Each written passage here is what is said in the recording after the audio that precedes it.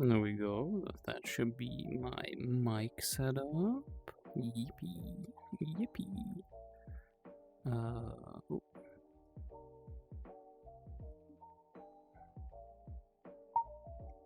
Anchor my camera to me.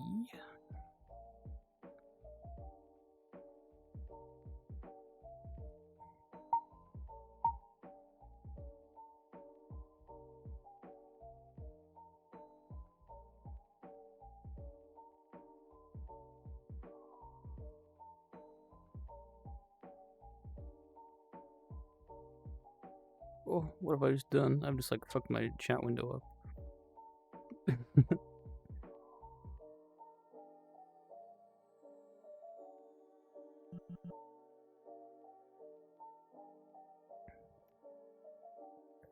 And wondrously, it seems I have reintroduced the bug of my hand flying away, so I'll have to ask Lethos what he did to fix that.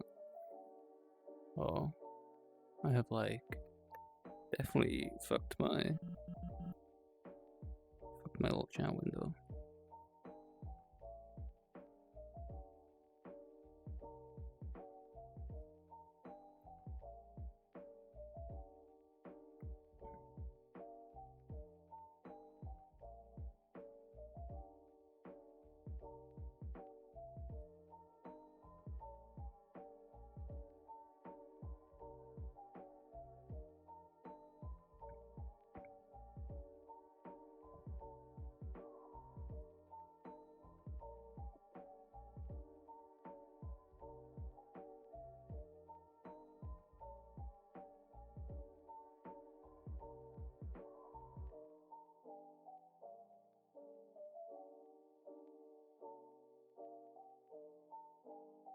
wonder if there's a way to, like, reset my...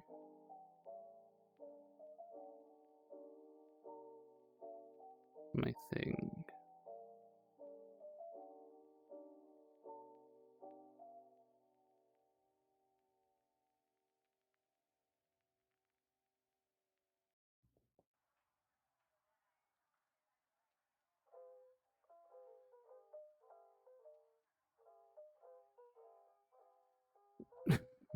Oh no.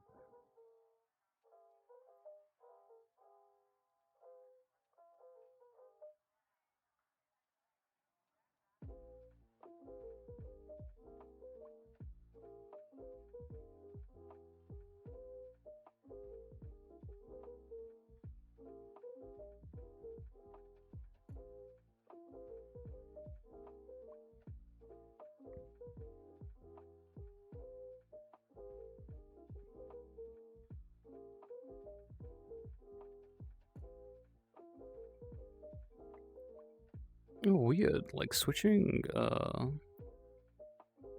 my hand for to the, what's it called? Like the OVR toolkit changes the hand that is like bugged and flies away.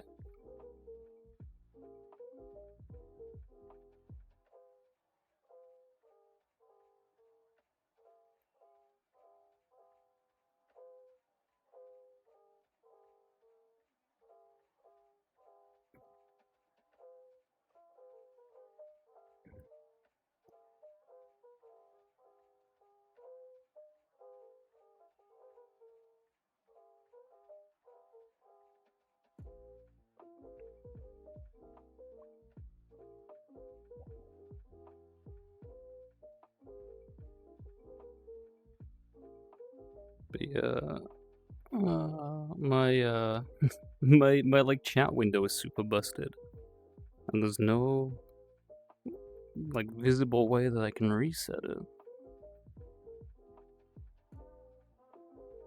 because all the options are like hidden themselves, and I don't see anything in like OVR toolkit that's just like a reset these windows to their default size. It like scaled out weirdly.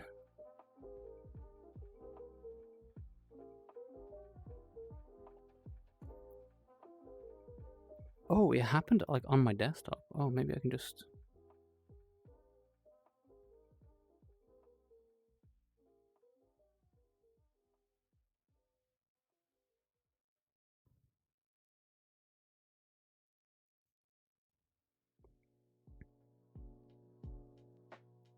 Ah, I did it. I fixed it. Wow.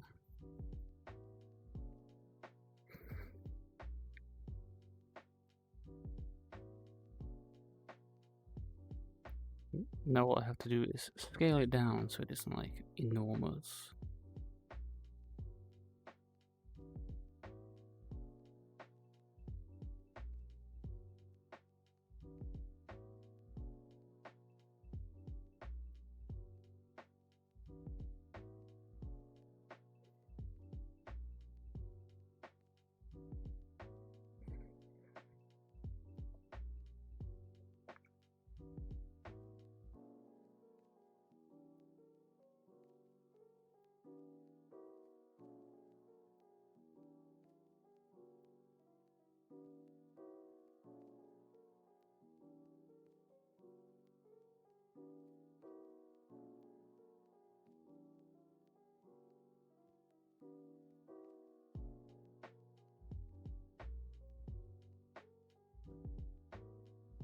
Now hopefully... Ah, here we go. Maybe things aren't super broken after all, and I managed to unfuck things. Hello. Yeah, I'm a little bit scrambled because like my smooth start to the stream where like everything should have been like good and everything was fixed and all my setup worked correctly has been actually completely fucked. And I have the bug where my arm doesn't move again and my chat window went all crazy, and you know, the usual like, oh great, Lethos isn't here to help me with any of my technical issues, so I have to suffer like the worm I am. I'm gonna have to oh no, both of my hands are actually messing up. That's like a new issue. Oh no. Maybe I have to actually cancel this if like I can't move my hands. Maybe I need to redo this and ask Lethos how to switch the antennas on the thing, or at least like pause maybe like do a delayed thing, because see, I could try swearing them like Quebec like talk as well, like tabernac, colis, that kind of thing. Maybe they'd understand me better. This is what you get for using like experimental hardware for your streaming setup. You get nothing but like misery, and I don't know how to like interact with it. It's just like a thing that I plugged into my stuff. See, like my arm's like completely fucked. You don't want me to? Yeah, all my Quebec friends also said the same thing. They're like, hey, the way you pronounce things is like the worst way I've ever heard anyone pronounce anything ever. But yeah, hello, Rianne and Crazy and Mackie. Hello, thank you for being here to watch like my super scuffed thing. Like, I'm actually maybe gonna go and send a DM to Lethos and be like, hey boss, what is this shit?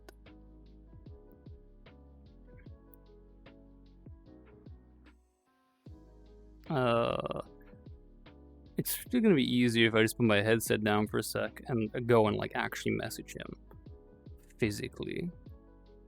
Because if I can fix this, way better. There we go.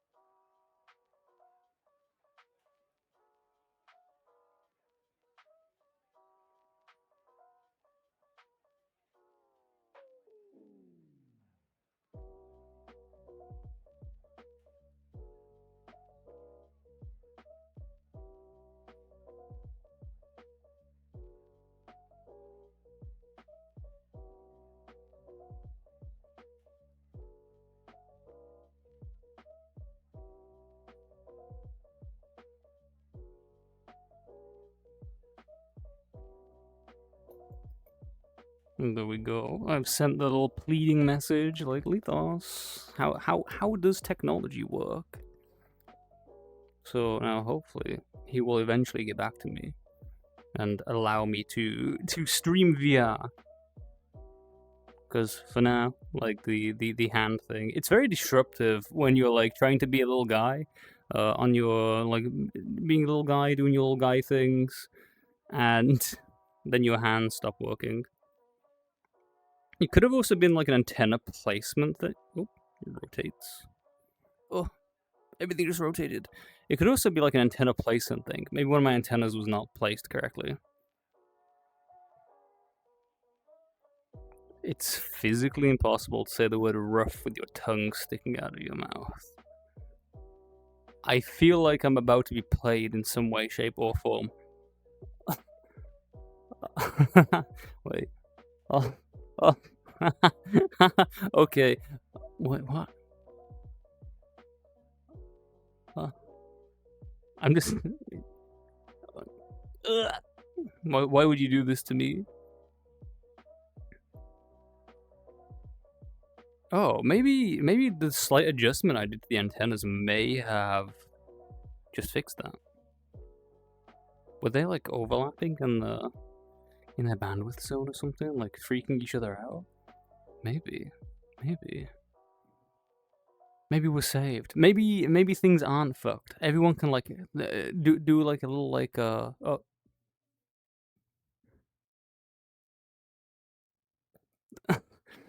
I'm so upset. I'm so upset. The puppy, the puppy thing. That's crazy. The thing is, you could just say bark for me, right? You could just say bark for me. You could just go, hey, Lilt, can you bark for me like a dog? You're a streamer, right? You exist to entertain us. You know, your life is entirely in our hands. You know, as we, the audience, if we are not entertained, we'll simply leave, and you'll be alone and desolate and just talking to yourself to an empty camera. If you don't bark like a dog for us, we're all going to leave. You could just like you fuck me up like that, right? I'm now I'm like so self conscious. I gotta be like, I sure hope that I give everyone a good time. If I have to bark like a dog for them, I guess that's what the people want. All right, that's. Chew toy? Oh, that's crazy. I'm gonna scream. Where's my notepad for all of these? Kind of sounds like yeah, I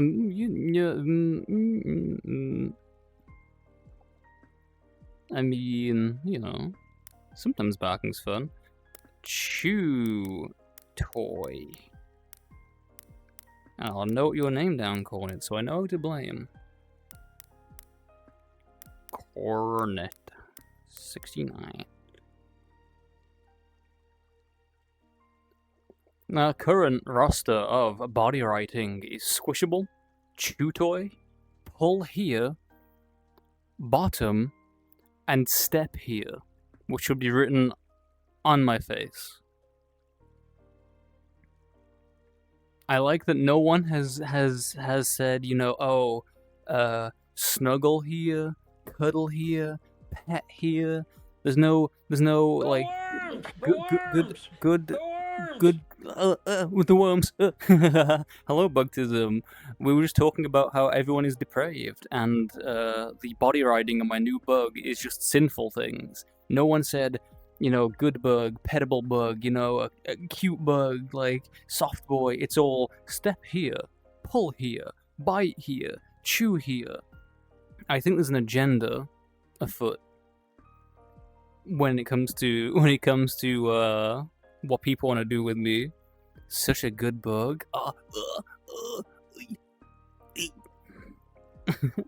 Let me do a cool thing. Behold. Look how fast I am at typing in VR now. Bugtism was like playing some kind of like demo game where you had like spells or something. I paid like a little bit of attention to it, and they were like stacking little guys and trying to climb them and then turning into goop and bouncing around. I can't remember what it was called. In fact, I don't even know if I know what it was called originally, because it was just like the games and demos thing. I don't know if I like read anywhere. Yeah, I didn't call you Bigtism, which also goes kind of hard in its own way, right? Like just standing there, like Chad stance, is covered in muscle. You know, the big chin and everything, just being like Bigtism. Rel, warped worlds and troubled times. You know, maybe I should put my chat by my camera so I don't like. Oh, that was a terrible mistake. It like flew away from me. You know what? I'm just gonna ignore the problem I've just caused to myself. I'm just gonna pretend I didn't do that.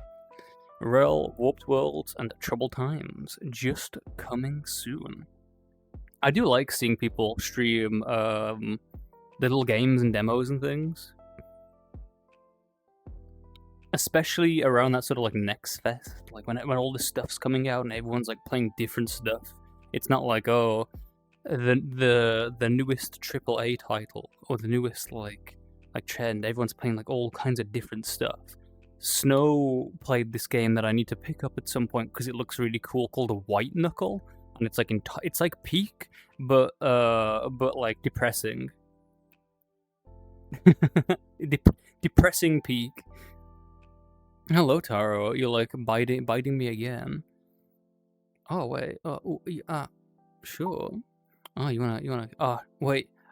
I can't kiss you. My camera. It's locked out of local into local.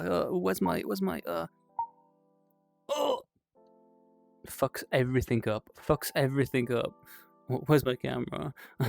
You know, there is actually a separate kiss routine. The extra attention is more like a you know, who's a good bug? Who's a very good bug? You know, you're such a good bug. I love it when you come and hang out with me. You know, you're very cool, very you know, interesting, very hot. You got the gym muscles, you know, and the big mantis arms, and you know, I'll still give you a though.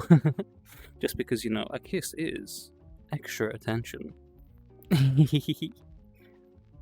think the kiss itself might actually be cheaper. Graphically describe the kiss. You bite everyone? Yeah, I'm gonna bite you back, Taro, but like with venom and fangs. So graphically describe the kiss. I wonder how like Twitch TOS safe that is, where it's like, you know, I look up into your eyes, and you know, I gently put my soft little uranium glow paw on your cheek, and I lean in like real close, so our breath mingles together, and I push my lips up against yours and give you like, at first it's like a sort of gentle, hesitant kind of you know, but as I get more into it, and the sort of blush starts spreading on my face, and and then my you know, I get my tongue out, you know, and my eyes glaze over a bit, and oh yeah. So I can't remember the exact scenario. I don't exactly. Oh, I can't put my tongue back in my mouth. Actually, it's because I'm like clicking things behind my stuff. I'm replying to it. Oh no. Something happened. It was an extra attention redeem, I think, where someone wanted. I think it was Rianne wanted me to call Cornet my crumb slut. Like, because Cornet's also a bug. And I was there very nervously and very apprehensively, like, is crumb slut against terms of service? Can I, on Twitch, purr in someone's ear, oh, you're my good little crumb slut, aren't you? You're such a good little crumb slut. Like, is that a thing? Oh, it's your buggy bedtime. True, British moment. My other friend was like, hey, tell me when you go live, and I went, okay, I'm going live now, and they're like, I'm going to bed, so stream earlier next time. Hello, Red the Rickor. That's a familiar name. Maybe it's just familiar because I know what a Rickor is. Those little guys. But I also know a bunch of people called Red, so maybe it's all psychologically blurring into one. It is you. Have we like met in VR maybe at some point? Maybe. But yeah, have a good night, Bugtism, and people should follow Bugtism because bugs are cool. I had the feeling it would be you, Red. Wow. Okay. So we have to be on our best behavior. I definitely know you've heard worse, because I know the kind of circles that I've been hanging out. You know, I wouldn't want people getting the wrong idea and the wrong impression of like the kind of people I hang out with, and you know, the kind of things we do with each other in virtual instances, and you know, the sort of yeah, people already know that I'm a you know, bit of a freak, bit of a gooner. I'll be doing a joystick stream at some point when my paws are definitely fixed, because you can't goon and have one of your hands like snap to your side. I don't know exactly what I'm gonna be doing for like joystick. I know there's the whole thing of, well, I can just stream with my junk out, which is kind of funny. I think it's very funny doing like a VR chat, just showing off all my not safe for work elements. But I also, another thing that I'm like unfortunately good at, like my actual probable primary skill, the thing I am best at in life, is probably writing pornography. So maybe I will like live write smut on joystick. That could be interesting. Allowing people to go, hey, I think we should include this and go this direction and introduce these characters. I was originally going to do like a chat choose your own adventure sort of like fan fiction thing. Maybe we can just make it smut. Yeah, I've been writing as like, I've enjoyed writing forever, basically. Ever since I was young, I would write things. So even though I've never really like made anything of it other than having a few accounts here and there with like a bunch of smut stories and doing some like writing commissions back in the day, and doing a lot of roleplay, like a lot of roleplay. Like I could fill Bibles with the amount of writing that I've done. There was like one roleplay where we like it was a single thing, like a single roleplay between me and one person, like one character, one arc, one story, doing this whole thing, and the text got so much that my side of it, because I would write it all in a Google document and I would send it over to him. It started to crash the Google document. It became so big that Google was like, we cannot open this document anymore. And when I totaled up all the text, it literally was like, I've basically written an entire book. Hello, Zanzi. And wow, follows. Thank you for following. It's validating me. It's making me feel like I'm doing something correct. And thank you for following too, Red. Yeah, Red's very cool. Red lives in Europe, in like the Netherlands. So you know, if you're in that zone, you know, they are looking for people to hang out with as well. I don't think I know anyone else from the Netherlands, right? So Shock Cheers on? No, they are not on. They are not on. I don't know if I'm gonna ever link my Twitch to a pie shock, because I've seen what you people do with my hydrate redeem. Oh yeah, well, you know, you're always looking out for someone, right? I thought, well, you know, maybe here is like as good a place as any. Though I'm pretty sure most people I know are Americans, the occasional Australian, and some people in like Germany and stuff. I don't know anyone who really lives like Netherlands or Scandinavia. Bug-themed shenanigans? Baby, everything with me is a bug-themed shenanigan. Ugh, where's my water?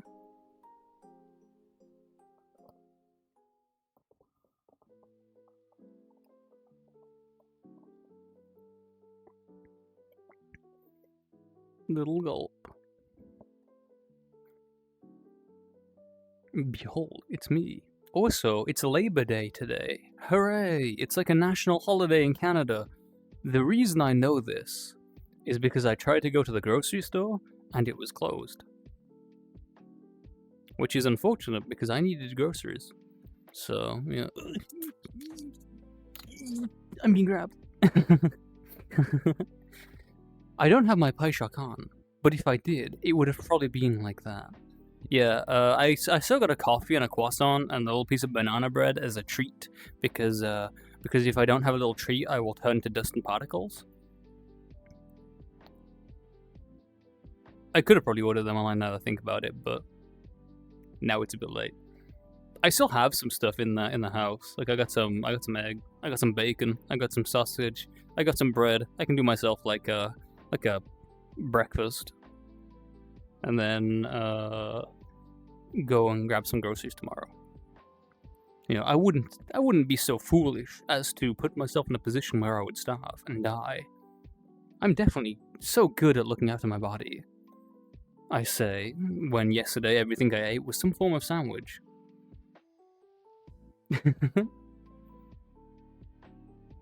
I mean, Red, that's kinda,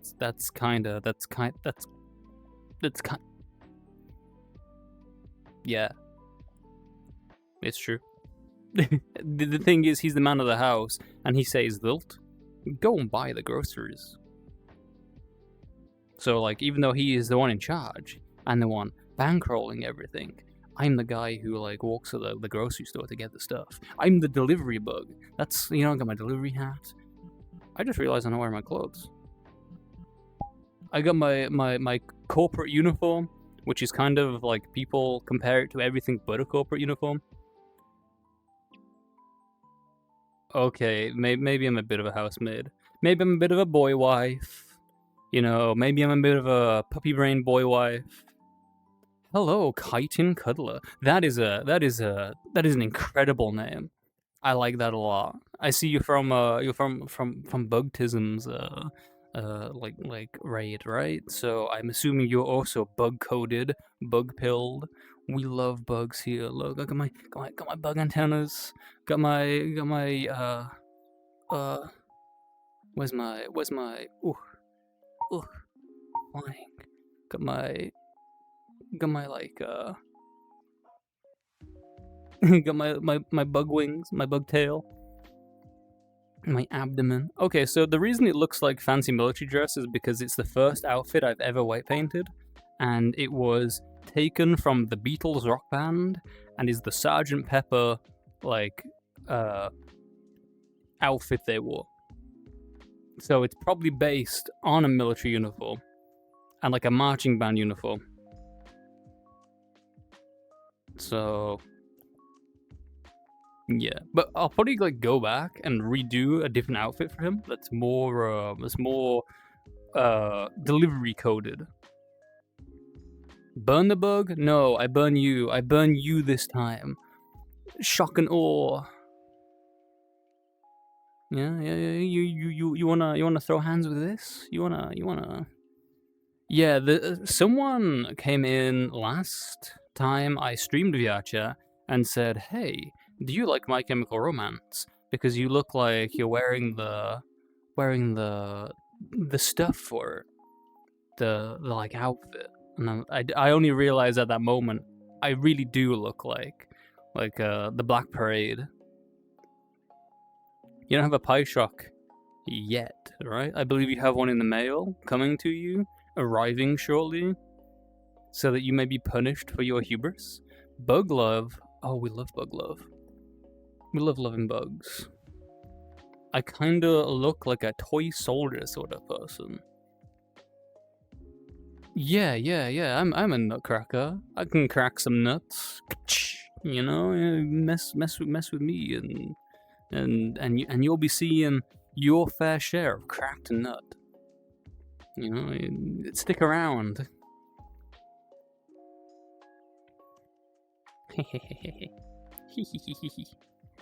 A week behind time? Oops. Oopsie. We love logistics. I would know nothing about logistics. I'm definitely not like a logistical nightmare or anything. And then beneath the coat we got the fluff.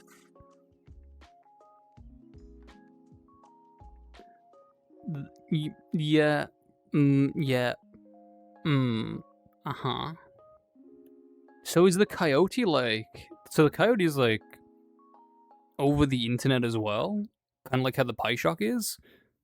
Or is it something that I'll add to my avatar and like it goes through OSC? So essentially, for people who don't know what I'm talking about, the coyote is kind of like a pie shock, but does things differently. It's like another electrical device, and Lethos has one. I don't know why he has one. I think he was just like checking it out. The moment Red found out that Lethos has one, they're like, "Oh, I want to use it on you, Lil." And I'm like, well, that's kind of silly because I'm a pie shock bug. A fish just like swam through the wall in front of me. Huh. I'm a PieShock bug, so using a competing product would be bad for optics. And then Lethos immediately goes, no, it's completely fine. Yeah, you can have access to Lilt's. I can put the coyote on him. You can do whatever you want with him. So, once again, I suffer. Once again, no one is on my side.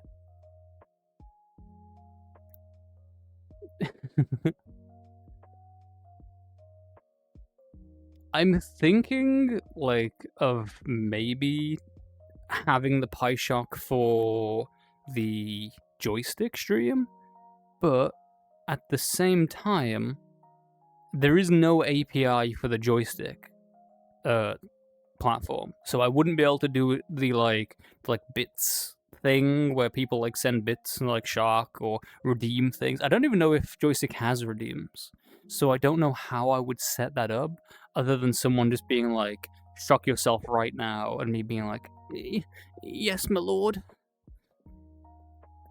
Joystick has API access. Like you can do stuff for joystick with like its API, but Multishock doesn't support joystick at the moment because joystick only really started rising to prominence, I think, when Fansly were like, no more furries. No furries. We're banning furries. If you want to kiss this bug, you want to kiss a bug in real life. That's our company policy. Furries are just animals. So if you have any attraction to me whatsoever, if you see a dragonfly out in the wild, you're going to kiss it, and that's illegal. So you know that's the whole can of worms with Fansly. Oh, nice. That could be cool. Though unfortunately for you, I'm streaming joystick sometime this week. So no, not simply won't be done in time. I will survive. I'll have to tragically go unshocked. What a woe. What misery.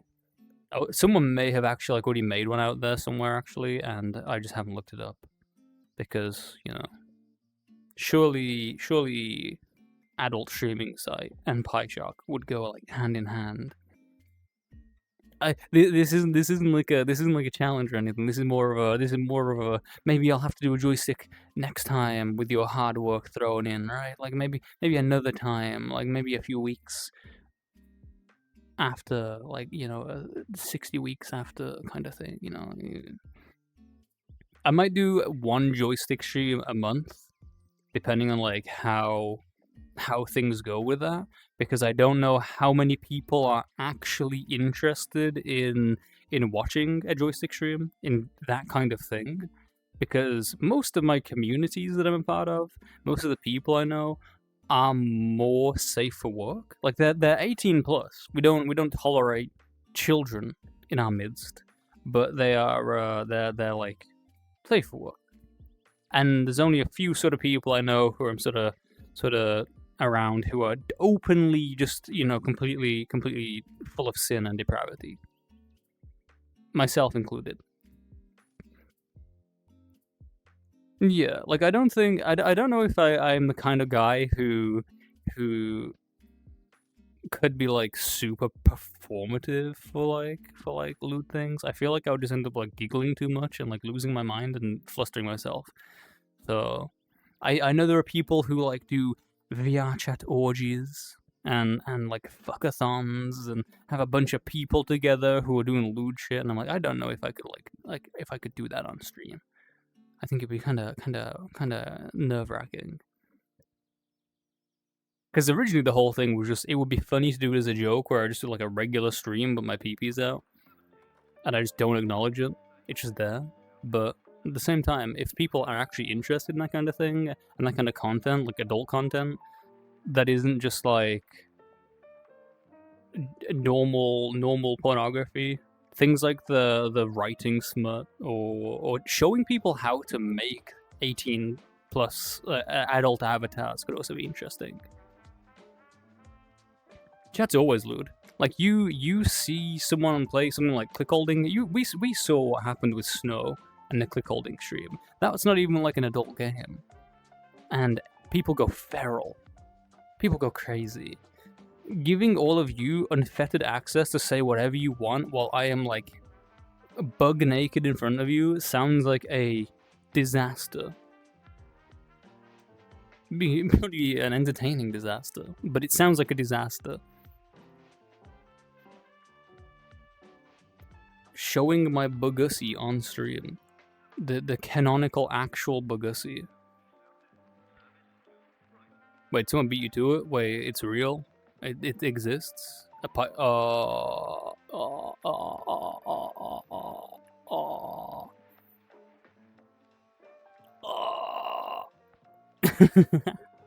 They're not connected because like I'd know why I would be wearing my Pie Shocks for a stream. But you know, a hypothetical simulation of if I were wearing a Pie Shock, you know.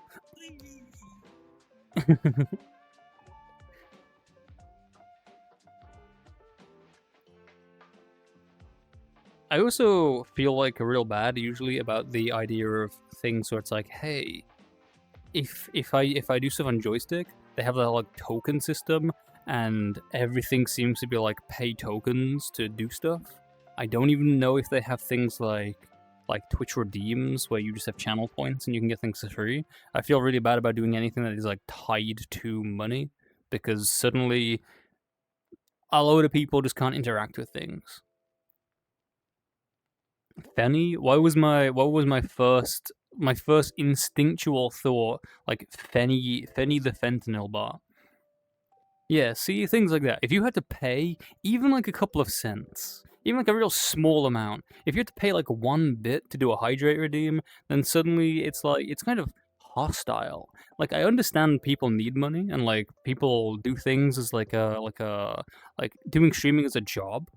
You need money, but I don't think I'm doing streaming as a job, so I don't want to tie anything to cash. It'd be nice to have like the extra stuff, the extra money, but I don't want to do that.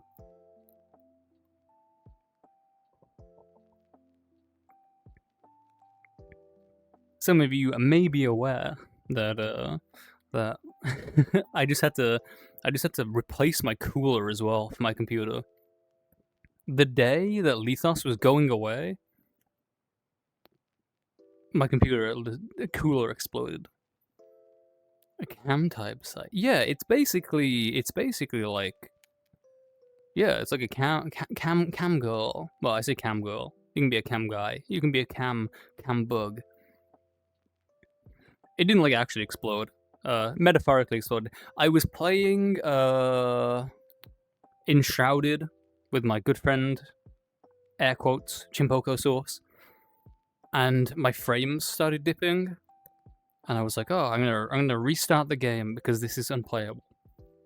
And then I close the game, and I'm still having a frame rate loss on my desktop, which is not normal.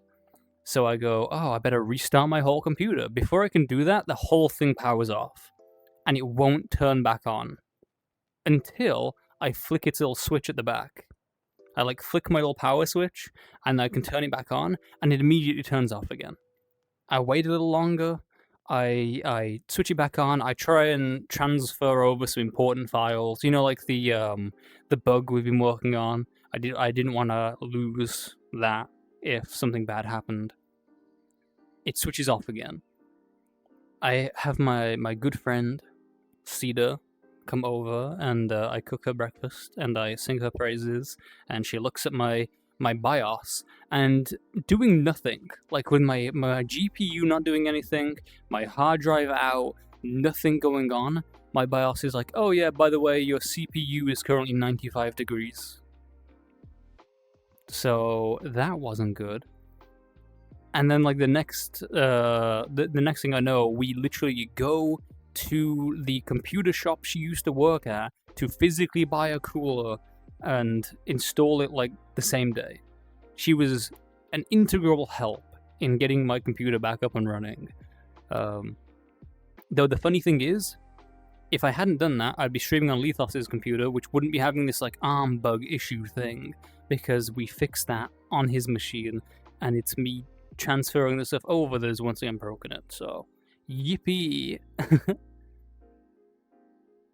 Oh wait, speaking of which, did Lethos reply to how I can fix my art? No, he didn't. Screams. Ugh.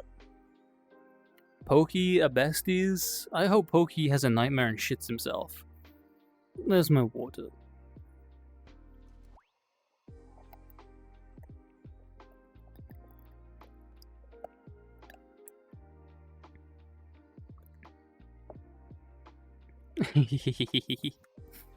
Breasties? What the fuck does breasties mean?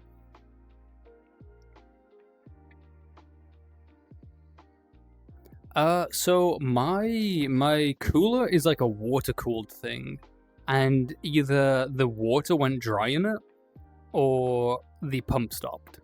We haven't like fully diagnosed the issue. We just replaced the cooler, and if she wants to, like, she can have the old cooler, refill it, rework it, do whatever she wants. This is my laughing face, crazy. This is my you've just told joke face.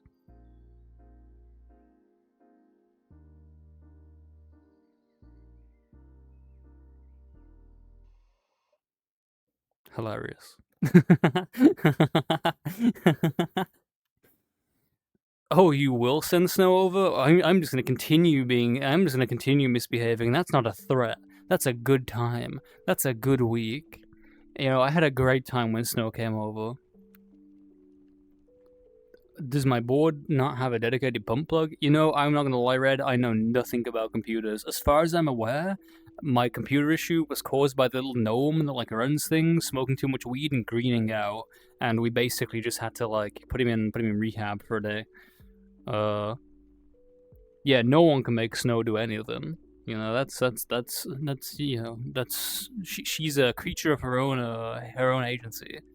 Was that another hydrate? Am I gonna have to kill someone? Am I gonna like have to pour that water directly into a certain AI?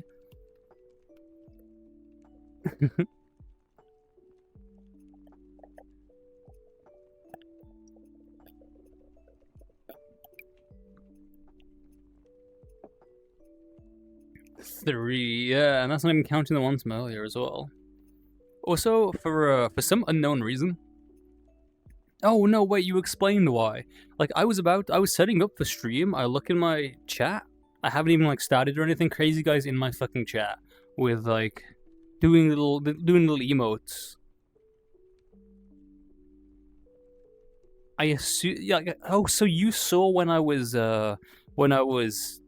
because I went to VR to set myself up to like synchronize all my tracking and everything. Again, I'm gonna have to get like one of those like water tubes that just like goes to my mouth and I just. Ugh.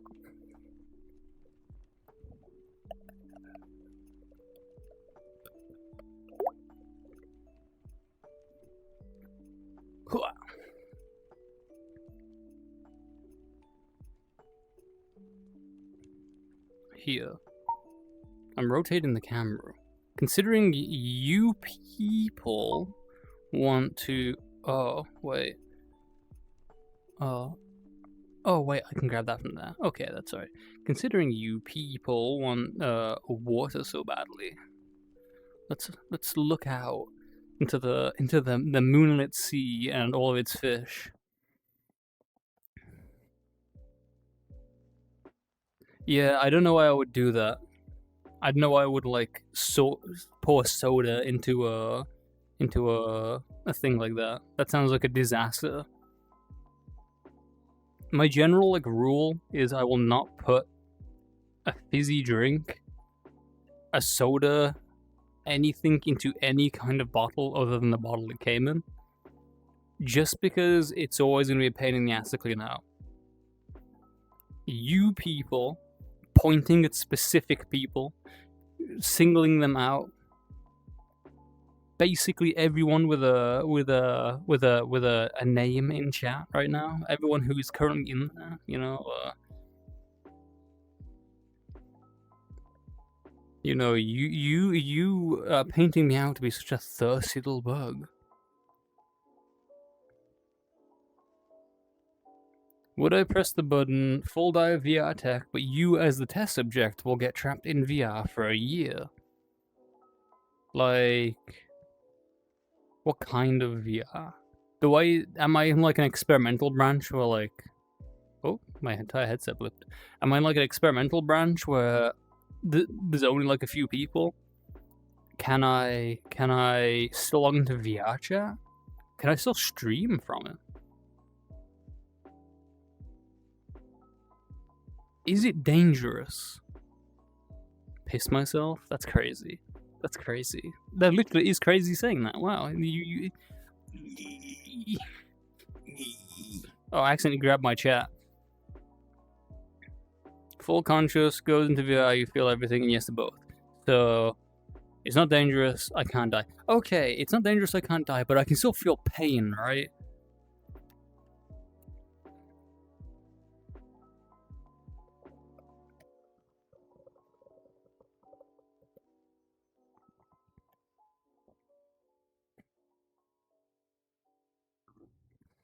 Public blackout and I can't leave a Switch world for a year? No, I wouldn't survive. Because this is the interesting thing about full dive VR. If I was in full dive right now, then the amount, like the way things can interact with me are very limited, right? Because if other people don't have full dive, then any weapon or something they use on me doesn't actually like cut me. There's no system in VR chat for that. So even if I could feel it, like I can't be physically harmed because we don't have the technology in VR chat for that. If it was a different game where you had like actual like realistic violence, then that would be like a big issue.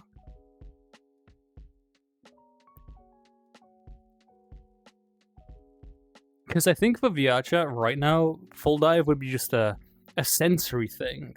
I wouldn't be able to feel the headset on my head. I wouldn't have to have controllers. My face tracking and everything could be super organic. Because it's literally just my face. It's like detecting my facial muscles and things. But then if I was in like Sword Art Online, then and like everything was like it's real. It's not just a game. Like for some reason we've programmed everything down to like the molecular level, and if someone like hits you with a sword, you're gonna lose your hand.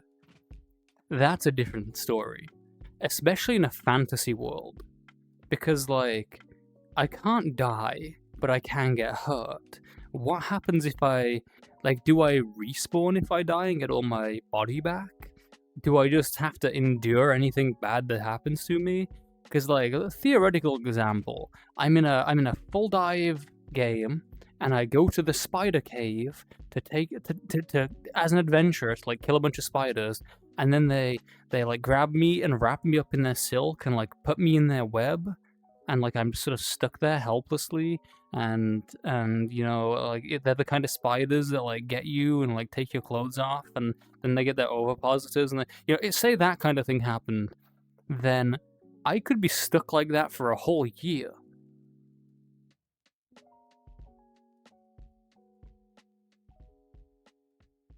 I mean that's just the first example that came to my mind. You know, it could happen to anyone. Yeah, you fucked. I see what you're doing. I see what you're doing. You're making it full dive. You're giving me the hypothetical drowning scenario where my spawn point is fucked, and then you're actually drowning me. You know what? Just for this insolence, instead of water, I'm getting my little can of cider, and I'm opening that, and I'm drinking booze instead.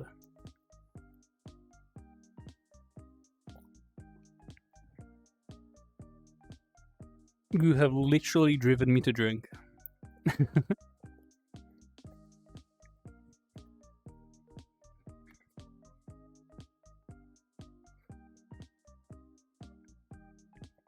Yeah, I love cider. I'm a real cider drinking bug. I don't like beer. I don't like anything that's kind of like the hops flavor. But I like cider. and I like most spirits. I don't like things that are orange. Not like the color, but like the flavor. Which is weird because I like oranges. Copperberg is very good. Unfortunately, Red, I don't think I can get that in Canada. I don't think Copperberg have an American or Canadian presence, but I used to drink their pear cider all the time in the UK. Copperberg and the other brand of which I cannot remember. I'm pretty sure actually maybe the pub that I used to go to outside my university, I think they used to do Copperberg, and I would drink that constantly because it was the cheapest booze. I can't believe it. I have to actually refill my water glass.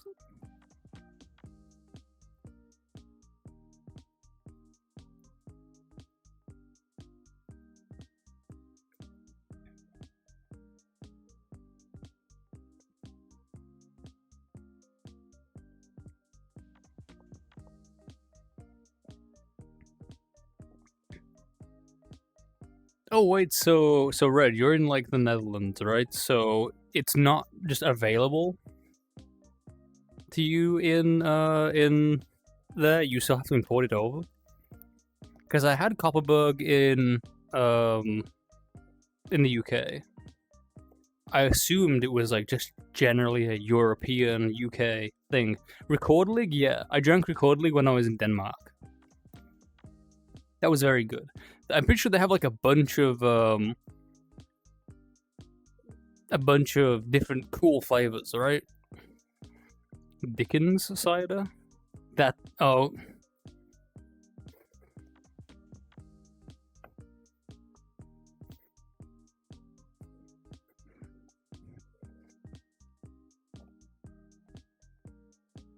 Is it legal for me to say that I'm gonna kill someone live on Twitch TV?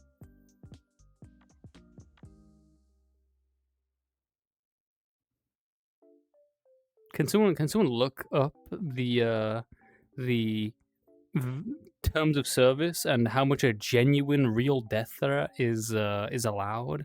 Whether there's like any valid sort of like clause for they deserved it? It had it coming. The fucking hydrate as well. I need to like increase the cooldown thing on that one. Yeah, I think Americans and Canadians also don't drink cider that much. I have a local brand called Milton. Milton Cidery. It's French. And I get their like 10% cans.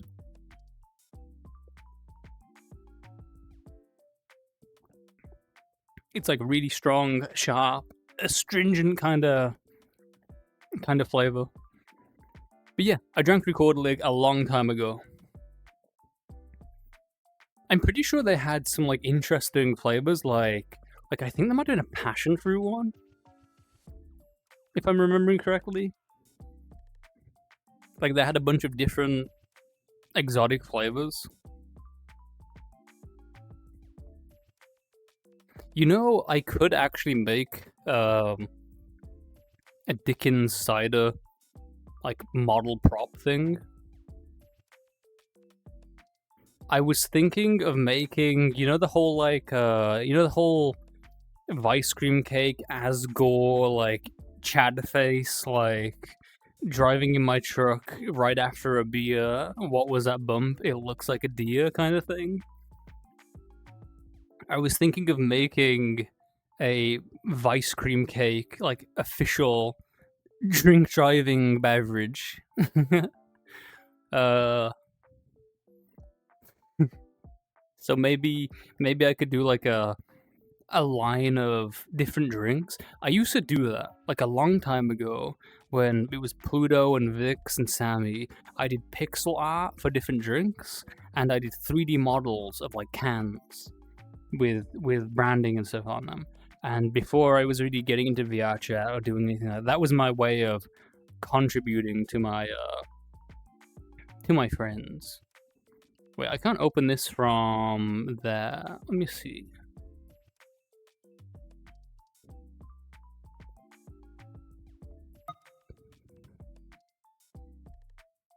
I decline. I will not use your cookie preferences. I will enter my birth date in this website. But I've entered it wrong and I don't care.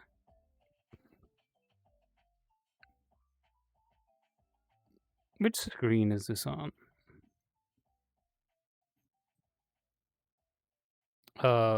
If I go to... Wait, make sure there's like nothing pornographic on anything.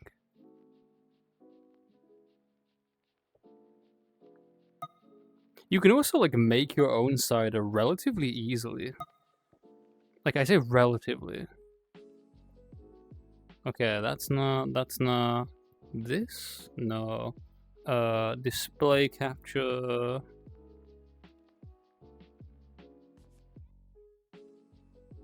This? I don't know if this is something people want to look at, but tough luck.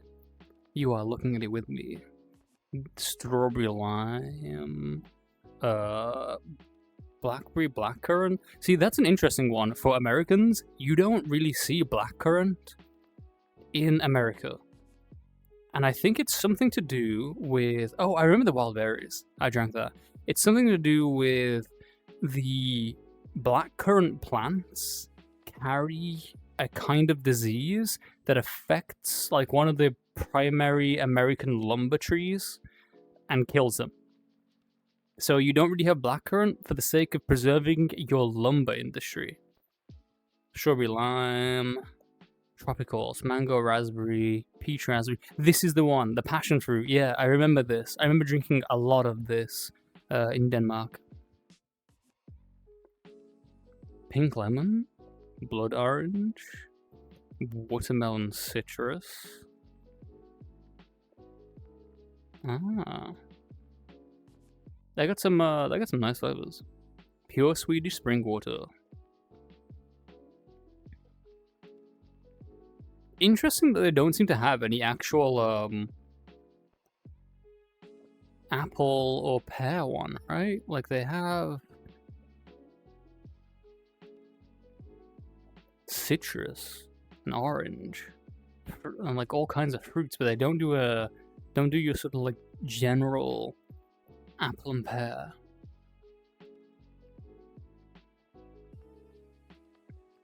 Oh, I like closed the thing, but I forgot to change it back to VR chat. Oops. Yeah. I suppose it's one of those things of like historically, depending on what was grown where, then that shapes your alcohol preference, right? Like your climate, the kind of things you grow, your sort of general industries. I don't know why cider is less popular in America. Maybe it's because of how difficult apples are to cultivate. Or more of maybe it's the way they're cultivating their apples. They don't do as much cider. Didn't do as much cider apple stuff. Which that's kind of funny though, because like there's the whole thing of like American like little Johnny Appleseed, whatever his name was, where he just went around planting like apple trees. And if you just go around planting apple trees, the apple trees you get are like shit ass apples because of the way things work. Sweet alcohol is considered girly. Well, put me in a mini skirt and call me your crumb slut because I love sweet alcohol. I also love really harsh alcohol as well. In fact, I like any alcohol for the most part. Rum default dark, similar to Caribbean.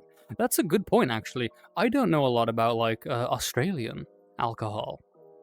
Like I know like you have your tequilas from like Mexico, and then you have like a lot of your European liqueurs that are generally like a lot of like different herbal distinct things. Like your curacao and your Jaegers. You got your gins and things from the UK. The sort of distribution of cider preferences and ales and mead and American bourbon, Irish whiskey, Scotch, the distributions, like all that kind of thing. I don't know many things about Australia, like whether you have a lot of sakes and the Chinese one that I cannot remember the name of off the top of my head. Whether you get a lot of like Asian import stuff, or whether you're doing your own thing, or whether you have a lot of import from Europe. Because like importing anything to Australia is enjoy paying more for everything. American beer tastes like piss. Wow. Cute bugs in my area. Is that the Pyro Jing? Pyro, do you have a social thing going on today? Like your movie night thing or something? I think it was a Monday, is that right?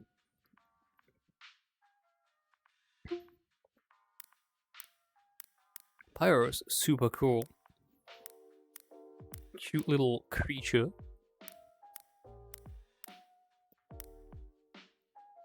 Behold.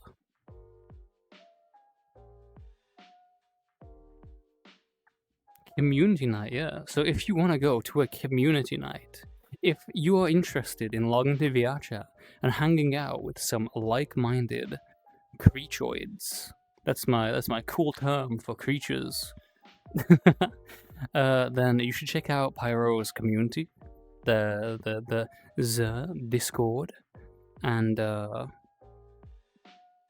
VRChat group, and go to the hangouts. And also watch the streams, because Pyro is cute, and potentially, possibly, maybe a little bit teasable. Maybe a little bit, good bunny kind of vibes, Just so you know. And yeah, enjoy restarting your computer, Red. I hate doing that, because it always, like, fucks things up for me. You like tasty drinks.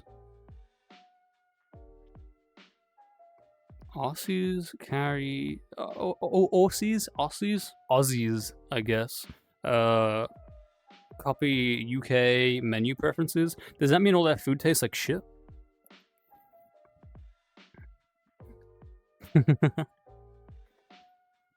I remember when the local the place is called the La Belle et la Bouffe. And at one point they did like fish and chips, like British like fish and chips, and I was like, oh wow, get me some of that, and I'm like, oh great, it's so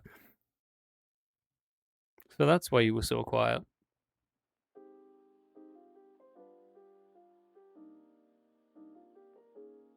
I see.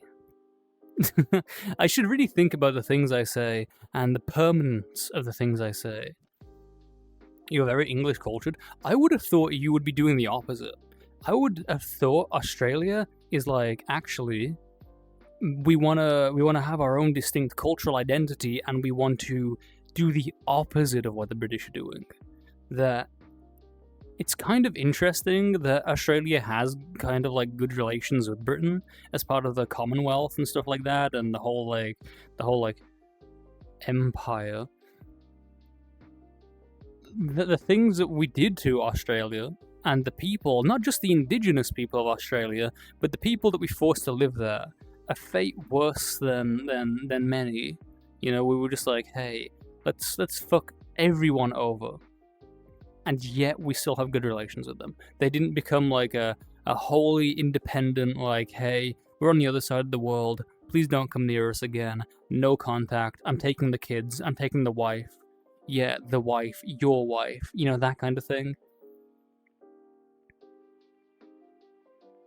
It's a bit of posh English culture that exists. Oh, wild. Is it one of those things where like all the bougie ass, like all the rich Australians are like, oh, we are so very British, and we are exactly like the landed gentry of the old country.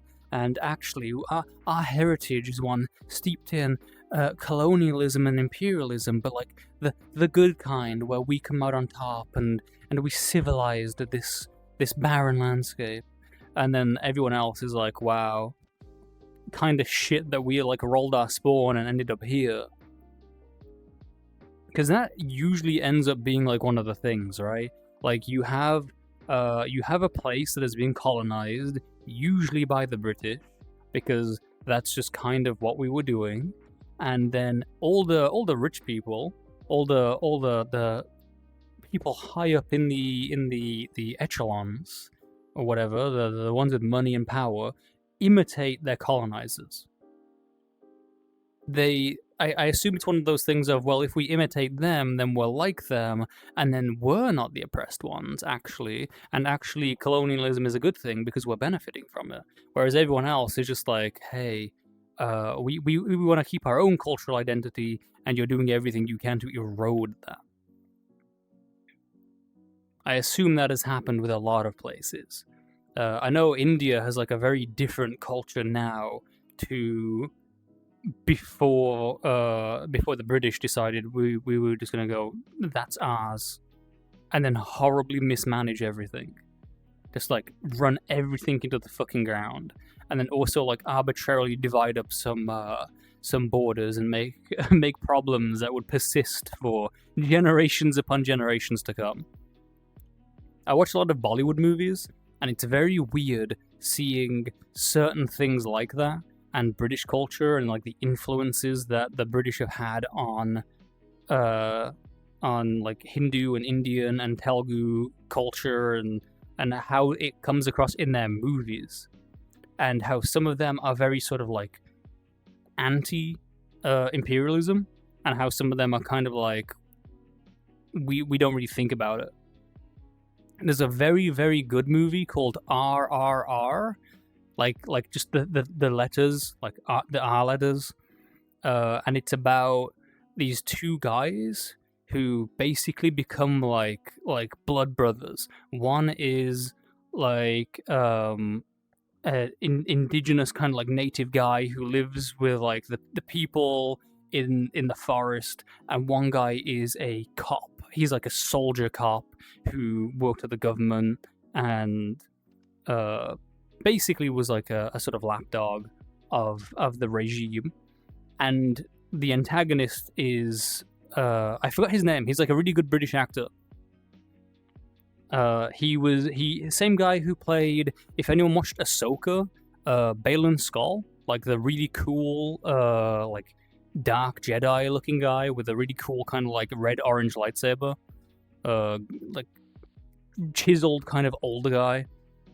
He plays the main antagonist, who's like a British colonialist guy responsible for all kinds of horrible crimes and things. And the plot is basically, so the guy who lives in the woods with like the people, this colonial guy's wife basically goes to the village, sees a child, and is like, oh, I want that as like a souvenir. This is mine now. Here, have like £2 British, and then she gets in the car with me, and his whole thing is like, I've got to get this girl back, because if you like steal from my flock of people, I am gonna like never ever stop, and I'm gonna bring her home safely. It's a really good movie. Maybe one day I will do a movie night or something where I force you to watch RRR. With my NA accent, I'm not NA. I'm British. I'm an Englishman, which is kind of funny because like a lot of people say I don't sound British. They don't like get my accent and go, oh yeah, he's obviously from England. Some people, like even my ex-girlfriend, she watched some of my stream stuff recently and was like, wow, you sound so different to when we were together like 13 years ago. If my maths is correct. It probably isn't.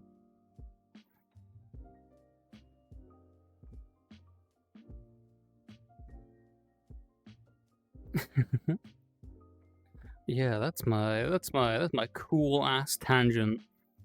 Your accent. You know, I don't think I've heard you speak enough and loudly enough to like fully comprehend your accent. Yeah, you're always so like quiet and shy. I need to like shine a spotlight directly on top of you and just force you to say things for my entertainment, so that I can like fully get a bead on your accent. British bug living in French Canada. Yep, that's me. And also, I come from a place called the Midlands. I come from a place called West Bromwich, and the accent there is one that I made when I was growing up. I made a deliberate attempt to distance myself from the accent, and in part it was because like my parents told me to do that, and in part because it was kind of like seen as like a lowbrow kind of unintelligent like uh like what the like redneck equivalent accent, like poor people, like industrial people accent.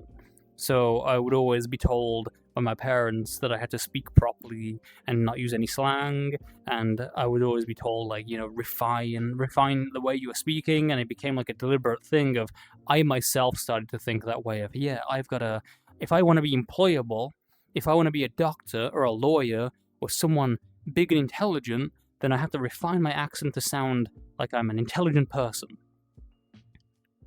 And now I'm a bug on the internet, so my career prospects, you know, I didn't become a doctor or a lawyer. Received pronunciation. Interesting. The funny thing is, my mom now speaks like very deeply in that accent. Like she used to think that way, and probably did think that way, and probably still does think this way. But she speaks a lot more like my grandparents do. Like she's absorbed it. I recently found a YouTube channel for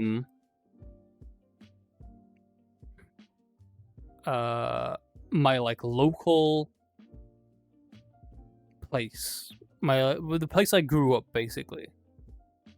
So if you want to get like an idea of what my accent should be like, I could probably, let's see.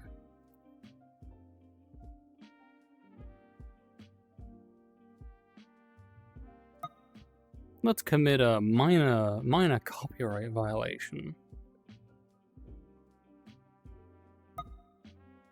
I don't know how good the... Welcome to another video, A Walk with Phil, and today I'm in West Bromwich, or should I say a fight with Phil. A bit of flack from the last video I did, that great fire of West Bromwich, where we got that very bolshy fireman ordering me out of a fenced off I don't know how good like the audio mixing a is. cordoned off area where stopping people from tripping over a hose as if there was no emergency at the time when the cordon was set up, because they have got legal powers, firemen, to legally enforce a cordon if they so wish. But on this occasion there's no emergency.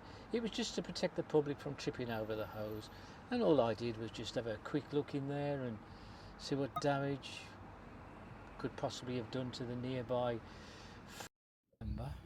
Yeah, like this is like, let's see, this building. Stuff. I used to go and like hang out here and watch a girl that I was into play her band practice. The cafe that used to be on the bottom floor. No, they turned it into a school. That was well acquainted, but didn't suit you.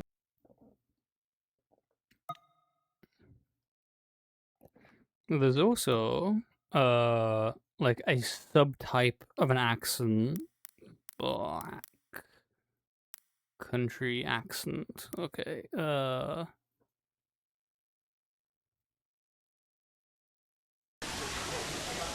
to that's outsiders, like the Black audio. Country speech is very distinctive, and in its strongest form, even to people from neighbouring Birmingham, can be difficult to understand.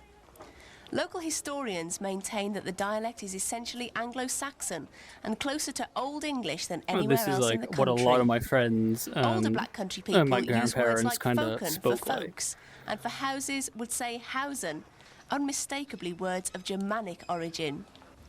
May Webb and Horace Can I get, like, Philwood a have lived good in and around example? Great Bridge all their lives, and their recollections are enhanced by Oh, their there we rich go. It's Black like Country that. tones. Well, where I lived, I had nothing on the water, on the canal. We used to go to bed with either a candle or a little Kelly lamp. Yeah, that's my Yeah, grandparents sounded All like. black round your mouth from the oils. Oh, you've got to go to bed with a candle. It's true. And if you're got to get out in the night, if you was wanting to go on the toilet, if it was 6 foot of snow, you've got to walk through it. Up the yard. The back of the house. And if there was 6 in the yard, your neighbours, they'd had to take the turn with the washing and cleaning the toilets. Oh. Light the light. I don't even know if I could do boil this water for your accent. washing. Oh, yes. After the First World War, and they walked all the way to Dudley to get some work, and when they got there, they turned the hose pipes on them. That's true. Yeah, that's basically. If I was like, I was pretty close to my grandparents growing up, but then when I became a teenager, I stopped going around there, and I sort of became more independent and do my own thing. And maybe there's another world where I stayed being really close to my grandparents, like always staying over and always doing things and always being there. Maybe my accent would have developed to be more like theirs in another world where I would sound like that and be kind of difficult to decipher for the American audience, I assume. It's a very, very kind of like it's still English that you still know what they're saying, but it's a very different accent to what people usually expect from Britain and what a British accent is supposed to be like. And what is that? New Zealand? New Zealand. The interesting thing is there's probably like a lot of oh my god, this is like 44 minutes. But like 5 minutes in it has some examples. Oh, okay. Oh, this guy's just like coughing at his TV. Hey, g'day. How you doing? Haven't seen you for a while. Just turned the telly on here, shouldn't take long to warm up. I dropped the new spark plug into the other night. She's going pretty good now. Sit down and watch this program, they reckon it's pretty good. Oh, Jesus Christ.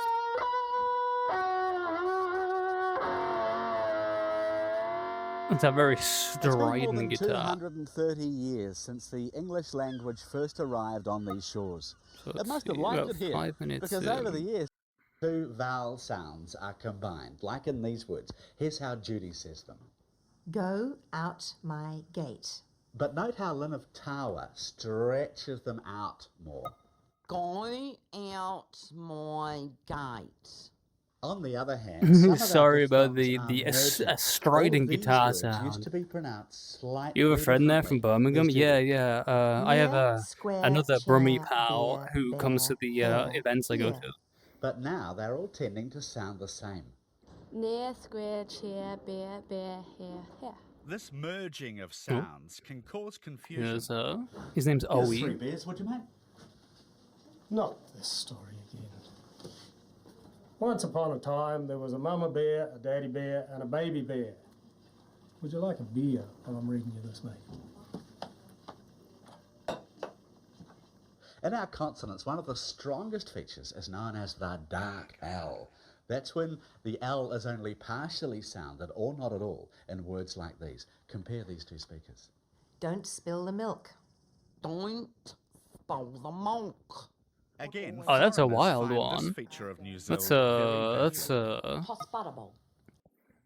see, that's even more like, in my opinion, even thicker than a lot of the Black Country accents I've seen. Like, Black Country is just it's kind of funny, like, saying that to people who may not know what it is.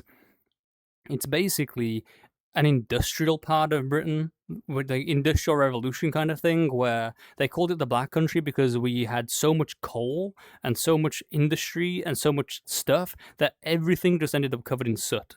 everything just became covered in coal dust. So it became a hellacious place to live.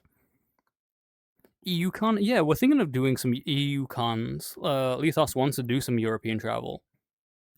See, the crosswalk is like one thing where it's like, painting a crosswalk probably isn't the most expensive thing in the world for the government to be spending their stuff on. The public, that like building, people called it the shoebox. It was kind of like a community art gallery thing, but in a place where people did not value art. Yukon, a province in Canada. Yukon these balls. We are probably gonna go. We're probably gonna go to Confuzzled at some point, and we're gonna see what Europe can offer us. Am I glad you don't sound like that? You would be a lot harder to understand if you said that. If you said words like that, like not to like shame any accents or anything, but you do get some people where you get with an accent where it's really hard to understand them. I worked with a guy. He was Jamaican, and like he spoke with like such a thick accent that even when he was speaking plain, clear English to me, I would be like, "Sorry, I have no idea what you're saying." And the other guy who was Jamaican, who I worked with, would have to translate.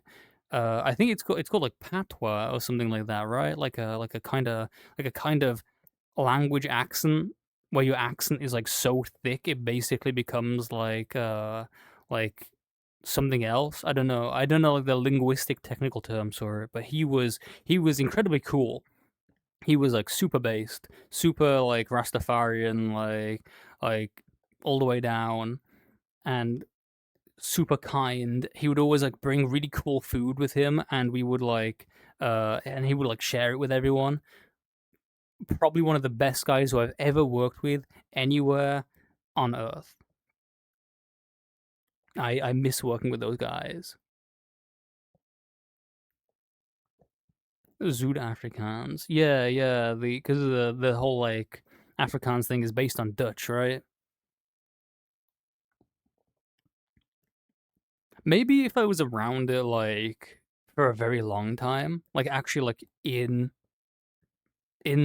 Cuba, in Jamaica, in places like that where you have like everyone talks like that, and if you can't understand it, then you are fucked. But I only worked with him for about a year. And even then, actually, it wasn't a solid year because I would rotate between different teams. So I only worked with him probably for like 6 months at the most, because I rotated between at least 3 different teams when I was working for that company. But it was like super thick. Like the 2 guys I worked with were both Jamaican, and one guy like I could understand perfectly fine. He had an accent, but the other guy was like, his accent was so thick. It was like another language. It was like really, really, really thick, and full of slang and like the way he would say things, and like the like verbal behaviors that I'm just like not familiar with. Kind of like how my accent and my verbal behaviors. Sometimes I go arf arf arf. I'm such a little puppy boy. Oof oof oof oof. And like someone for like he probably wouldn't understand like what I'm talking about when I start doing that. All right, like he's gonna be like, what does that mean? What does arf arf arf woof woof woof mean? What's a puppy boy? Oh fuck. The gayest one. That's crazy. I don't have any gay avatars, right? Well, I guess like technically, like my gayest one might be Oh wait, no. I was like fucking about to accidentally turn shield mode on. Would this be like my gayest one? Would this be like my gayest bug? Because he's kind of like, this is like this is because it's the old model. I don't know any of the expressions, and this is like 12 trillion of them. Like every single hand gesture is some kind of expression, and as much as it constantly makes my face like fluid and moving and doing things, I'm like doing expressions that I don't mean to do. So I need to not be this little guy. But yeah, the most actual like up to date. See, I'm doing a rework of this character, so at some point, hopefully soon, I will present to you a full rework. Sucks my tongue back in cutely. Ah, shit. I just turned my chat off. Oh, there we go. Turns it back on. Oh, no, I've, like, opened something and... Let me, Let me unfuck this. Ah, it's... My hubris. Me thinking I could do anything correctly. Oh, no. There we go. The Orchid Mantis is very deliberately femboy. Very, very, very deliberately femboy.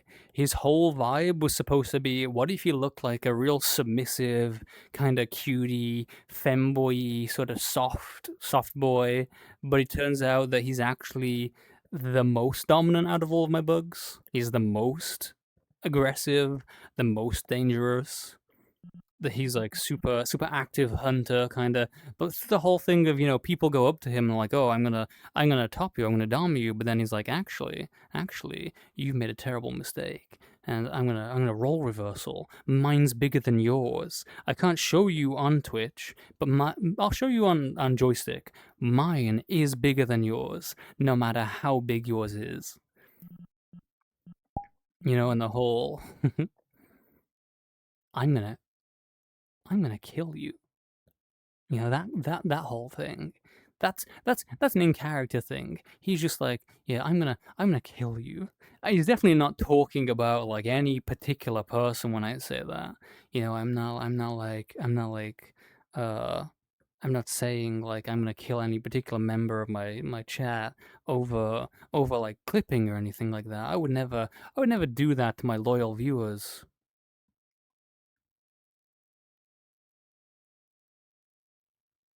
Yeah.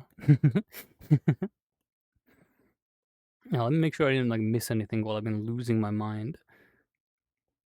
No, I don't think I missed anything. EAE is wild.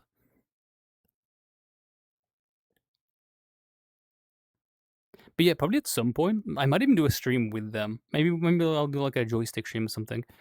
I need to do a stream where I get everyone together who I have convinced to become a bug and do like a bug hangout. Because Owie, Dewey, like other people, there's at least 5 people probably who I've convinced to become a bug. Hello, Duke. Who's a good puppy? Hello, Duke. Good puppy. Hello. Oh, hello, Bree. Gorgeous, sexy, beautiful bug with a lovely long antennas, stunning eyes you could lose yourself in, and hot mandibles. I don't actually have mandibles, but I'm still thrilled you would say such a thing. Stuckable paws is very interesting. Oh, let's no. Oh, I'm actually pulling the fizz bones. So the fizz bones in the oh, this was still a prototype. If I pull my like fizz bones for like some of these, it like does the same thing as pulling my antennas. What was I talking about again? I forgot. Oh, right. I remember what I was talking about. So I recently saw a video. I haven't watched it yet, but when I was doing the promotion stuff, when I was going around and like posting, "Hey, I'm going live," a creator who also makes bug things, like very scary hot bug things, posted a video about how to make the split jaw mandibles. How to take like a hyaenid or a nova beast and give them like the insect split jaw that like opens up. I might follow that tutorial with one of these bugs and have like a bug that like maybe even like one of my mantis characters have like a cute little mouth that can then split open and have like all the teeth and fangs and mandibles and all kinds of things and be like, yeah, I'm gonna eat you. Their name is Dumpling, but with like an X in it. I will post the video in my Discord server at some point, and in fact, what I should probably do is I should probably post a repository, of all of the bug assets that I get, like where I get them from, the sort of like creators, the people who make these things, so that anyone else who wants to make a bug can do that. Have a permanent link to the BittyB base, because this base is free. Like the original BittyB, completely free. I have some changes that I do to my own models with little paws and things, and I change my abdomens and I do my own textures and fluff swaps and hair swaps and all that kind of stuff, but he is totally free. Anyone can become a bug at any time. And I even have some free textures that I have made and distributed out for the original base. You know, if you didn't want to be a basic bug, if you wanted to be a blue bug or a green bug, you know, that kind of thing. Delightful wings. You know, the wings in this are actually not my favorite. I don't really like the way I did the wings of this, because really they're not finished. The new rework, I think, has much better wings, and I'm very excited to show them off at some point. The wings for that are like stained glass, like blue stained glass. You've seen me places? Yeah. You're gonna see me in those places again. You know, I'm gonna do my joystick stuff. Not just the mandibles, but the womanables and the childrenables. I'm gonna scream. My bugs are very good. You might even become one. Thank you. Yeah, I like putting a lot of effort into my bugs. It's like one of my biggest hobbies. People are like, "Hey, Lil, what kind of video games do you like to play?" And I'm like, "I like to play Blender. I like to play Substance Painter. I like to play Unity, and I like to make little bugs in them. Wow, I love little bugs. You're gonna become a bug for me, right? You're gonna become a bug for me, chat. I'm gonna pat you on your little head. I'm gonna stroke your little antennas. You're such a good little chat. You're gonna become a real nice little bug for me." Wings in general, I think so far the dragonfly wings are my best ones so far. At some point, I'm gonna go through with my new method of doing wings, and I'm going to update all my wings. Which actually brings me to another consideration, where we've been working on the I say we. I've been working on the Firefly, and you've been watching me do it, and then telling me salacious things to write upon my body. Blushes. Wait, I can just do that. This is a big blush on this one. Wow. Big. What's my... There we go. Big blush. Salacious things to write upon my body. I'm wondering, so would people generally prefer me to do every single element of that bug on stream and take a longer time doing everything because I can't work on it off stream? I can only work on it on stream. Or would people prefer I do things off stream and we cycle through bugs faster? Because when this bug's complete, we'll make a new bug, and a new bug, and a new bug, and potentially maybe some giveaway bugs at some point where I make a bug specifically to give away, or I weight paint clothing to the base and distribute that clothing edit so people can have BTB avatars that have clothes. So, that have clothes. Yeah, I really gotta fix the fizzbone thing at some point so I don't keep doing my little beady eye. You want to snap my carapace in half? Oh, wow. Holy shit. For real? For real? For real? Where's my water? I gotta hydrate. Corn, it's making me blush.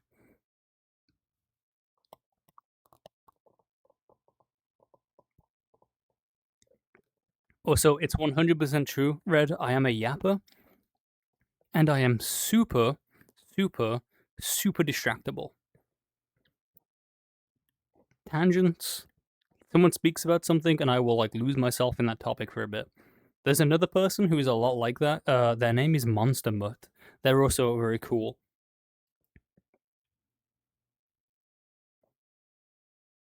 I sometimes hang out, talk with Monster Mutt.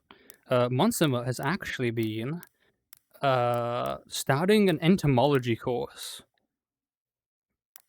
like an actual like course in insect pinning, and like Monster's big into taxidermy and stuff like that, and like getting skulls and the kind of thing where you can like take a skull and like grow crystals on it in like certain ways and use them artistically. Very interesting stuff. Very big into the sort of like odd and unusual things. Uh, so I would always recommend the cool Monster Mutt. Also, terrified of spiders. Monster was sending me images of like a spider in a jar, being like, "Hey, what is this? This thing was huge. I'm terrified of it. Thumb sized." Why does that surprise me? Which the being really distractible thing, the whole like being hyper tangential. Wow, from this angle, I really did not consider how big my tail is. Like, huge. Oh, Monster Mutt being in taxidermy? Like, yeah.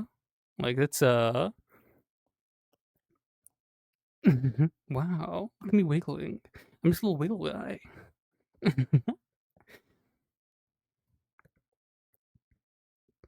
I'm like, usually this is just like a little dance thing, but I'm so distracted by, like, the flow of my tail that I'm literally just, like, turning around and showing you my ass. Consider that a benefit. Consider that like an additional perk of the redeem, that I'm like so distracted by my own flowy tail that I'm like, wow. Okay, there's a non-zero chance that like I violate Twitch terms of service for a moment. Let me just check something real quick. How can I do this? Okay, I'm just gonna quickly do that. And I need to check something on this avatar. Oh, my hand is being non-cooperative.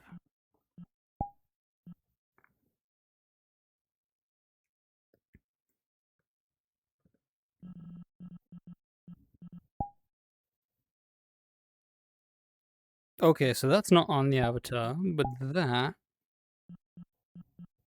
is okay. Interesting. Just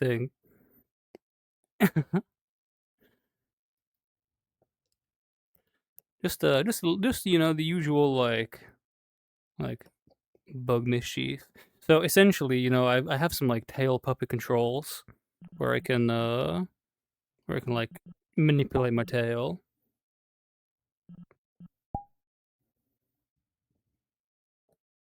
You don't need to know why I can do that, right? You don't need to think about why my tail can twist forwards like that, and also why I can't show you what happens when it curls forwards, because certain blend shapes activate. And I don't really know what Twitch's terms of service are regarding those blend shapes, because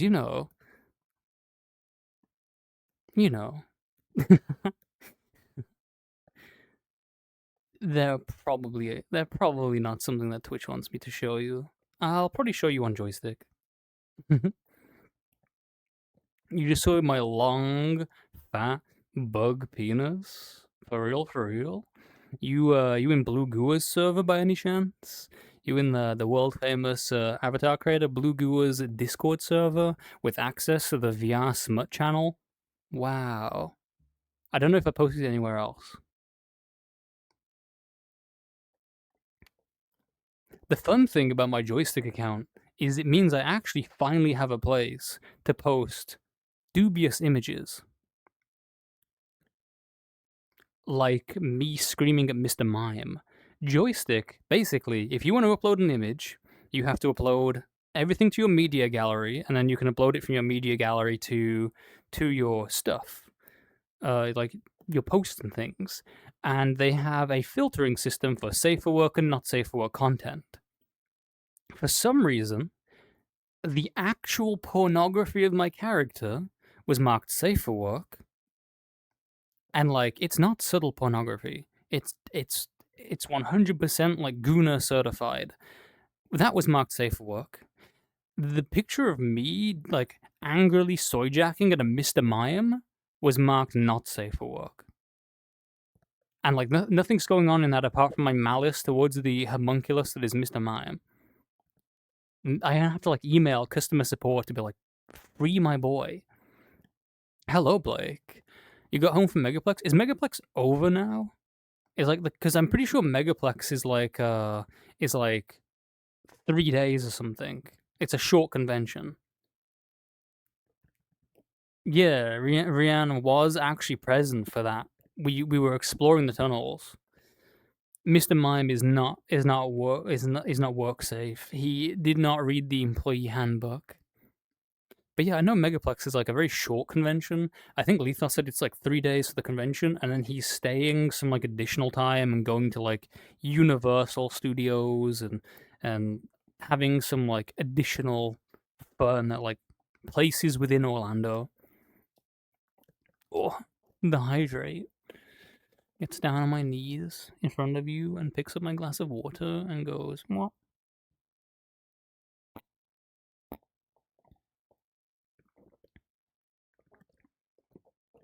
Oh, I see. Did you have a good time? I found out that there's like a Moonlight Festival thing, like an adult rave at Megaplex, and maybe I'll go next year. I had the opportunity to go this year, but I didn't. I was like, hey, I'm gonna do this like week of streaming instead. I've already hyped myself up to be able to devote myself to my favorite little guys online. You. And also my friends.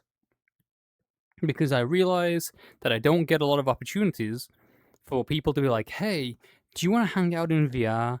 Do you want to play a video game? Do you want to do something together? And me being like, I have no plans. I have nothing. I am just doing things. So I think it'll be a fun week. In fact, like last night, Sunday, like no one was in the house. It's just me. I was actually kind of depressed because I'm like, oh, I was kind of lonely. Like I didn't have anything to do. I'd set up all my streaming things. I was like, there's a project I want to start, but I don't want to start it now because like the you know the week is gonna take me off it immediately. No one was like doing anything that I could see. And then Cal like messaged me with a screenshot of a Jackbox thing called the Lilt Cook Chair, and it turned out some people were playing Jackbox in Riderfluff's Discord, and I had a real good time hanging out there and being like, wow, I love my friends, everyone's so cool, wow. Oh, you have rabbit ears? That's nice. I don't have a fursuit partial at the moment, but I used to have a bunny, like a jackalope. I brought them at MFF, and I wore them for a bit, and I was like, "Wow, this is like super cool. I love the yeah. I'm just sorry, Cornet. I'm just too funny. I'm just so funny that I am impossible to beat because I'll create the caterpillar dick meme, and then everyone will play into it, and I will take advantage of that for points. Yeah, I used to have like a full jackalope, like partial, with the head, the hand paws, the tail. There was supposed to be feet paws, but the person who sold it to me scammed me on those, so I didn't get them. And I liked the suit, but it didn't feel like it was going to be like the perfect suit for me, so I gave it to someone. I was like, "Here, like you can have this because I can't wear multiple partials, and if I don't give this to you, it's just gonna stay at home." Because I'm not gonna like put two of them in a suitcase and like do that. So it's in someone else's hands now. And hopefully she has like a good time with it at conventions and things, and gets to be a creature. I was originally gonna buy a suit from Lethos called Marachino, like they're like a cat. That fell through because he fell in love with the character. And now he's just as much a cat boy, kitty boy, cat as he is a big scary lightning dog. but I commissioned a custom partial that will hopefully be done in time for MFF. Job, I fucking love Job. Job is great. It immediately dissolves into madness. Enjoy walking your dogs, crazy.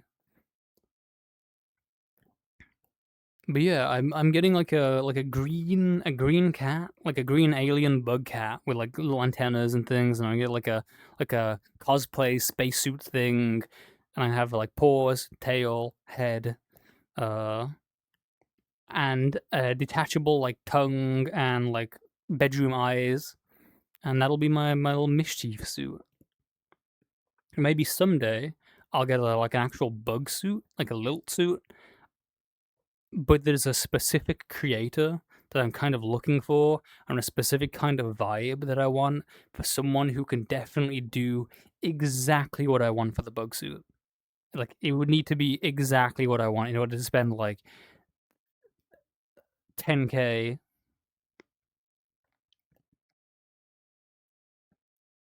Yeah, there was a lot of cursing. See, I think Job would probably work really well with a bunch of people who have different styles and vibes of approaching things. Some people who are like softer, some people who are harsher, some people who are balanced, and some people who are like just clinically insane. If everyone's crazy, then everything becomes crazy. Yeah, the thing is, you can write what the question's asked, but depending on how your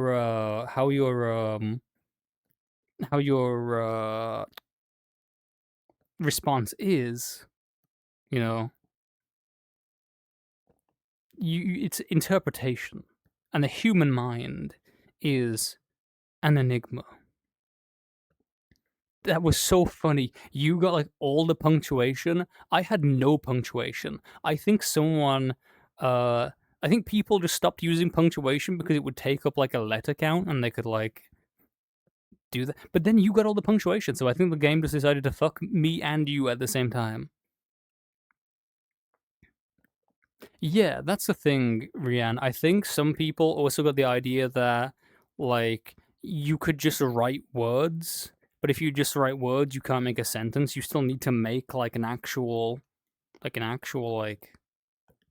sentence, or you miss all the cool things. No pronouns, no articles, no punctuation, and then suddenly it becomes a becomes a you know a minefield. But maybe that's a good idea, actually. Maybe doing it and not having swears is a good approach to it. Maybe at some point I'll do a community Jackbox thing, actually. Get that kind of thing, put stuff together, stream it maybe if people want to see that. Shit yourself. I did like some of the short, succinct, kind of single word ones, where like what was it, like the guy who wouldn't stop showing me cat videos, and I looked at everything, and I'm like, I'm just putting vor here because I don't have enough to make something that is long and funny.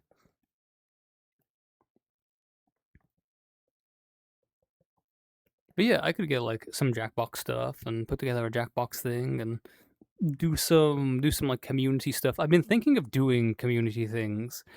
Maybe also potentially stuff that isn't streamed, where I'm just like, hey, do people want to hang out in VR?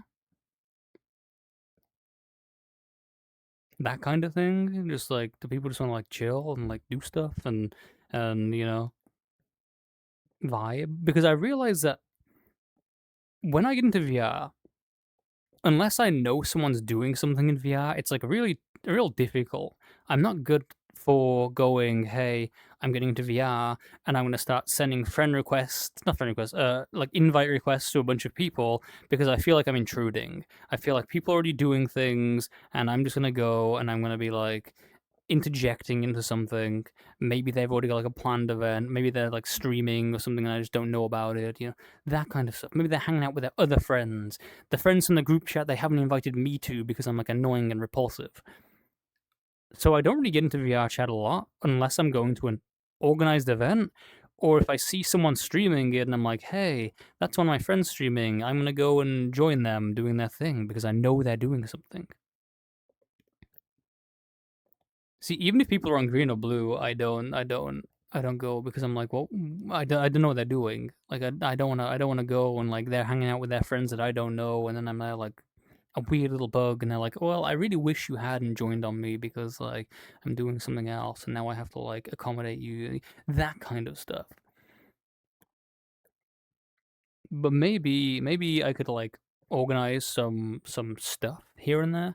Pyro's doing a community night today at some point. I don't know when the timing is for that.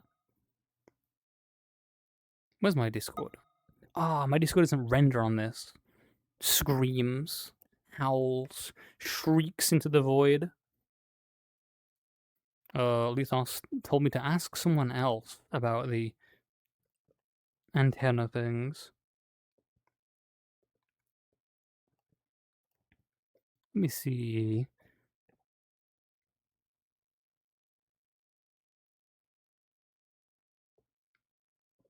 See, I can't really be on blue because my friends list is kind of exclusive, but also isn't.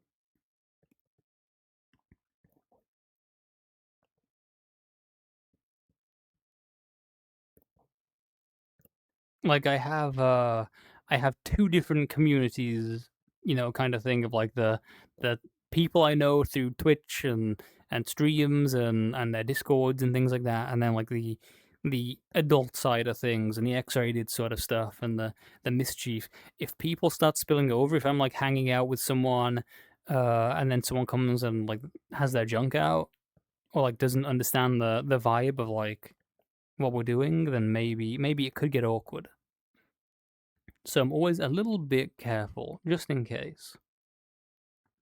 Okay, that's the... I'm trying to see when Pyro's community night stuff is. Because I'm pretty sure Pyro told me, and then I forgot.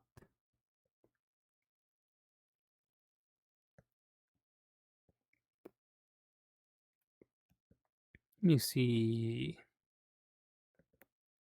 Is it like... Does anyone know? Does anyone who's like part of like Pyrojing's community know when the... when the...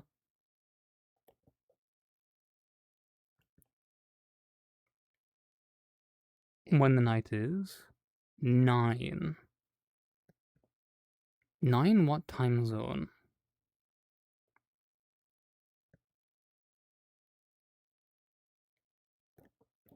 Maybe my time zone.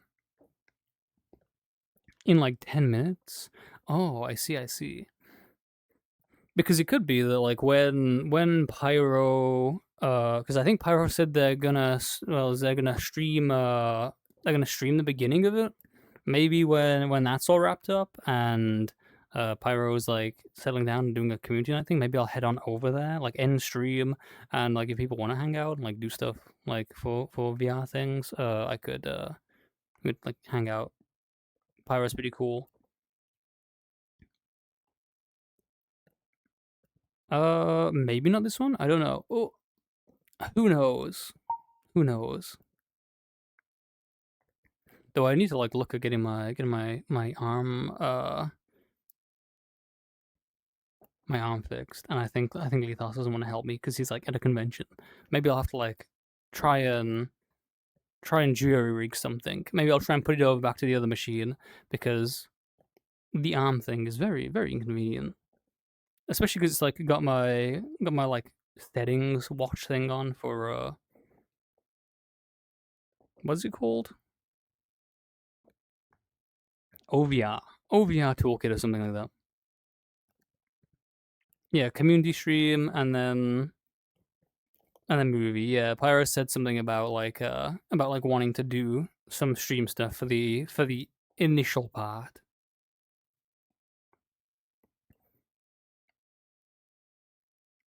Because that could be pretty cool. Because there's no point me being like, hey, do people want to like come and hang out and stuff after stream if there's already like a cool community thing going on with someone who wants to grow their community and have a bunch of like cool little goobers like yourselves hanging out with them. It could be a good vibe. Because I've been meaning to go to one of those. Sometimes I go to Rider Fluff's community night things on the Fridays, the movie night, where I watch Shrek movies. Because for some reason I've only ever been there for a Shrek movie. I went for the first Shrek, and I went for Shrek the Fourth, and then I haven't been to any other one between them or after. So I'll probably go to that on Friday this week because I don't have a reason not to go. I'm not busy. Usually one of my big things is like during the evenings where that kind of thing happens, Lethos is like, "Hey, I want you to come like watch anime with me, and we'll like wind down and get we'll chill." But like it's sometimes like 3 hours, so suddenly I'm like, I'm occupied for 3 hours. I'm busy watching like isekai slop. I mean, to be fair, some of the animes are like pretty good actually. I've been watching Dan the Dan. I've been watching the new one from the same people who I think did Mob Psycho, the same studio like anime did it. Gatuka or something like that. The trash anime, the one about the trash guy. That's been very good.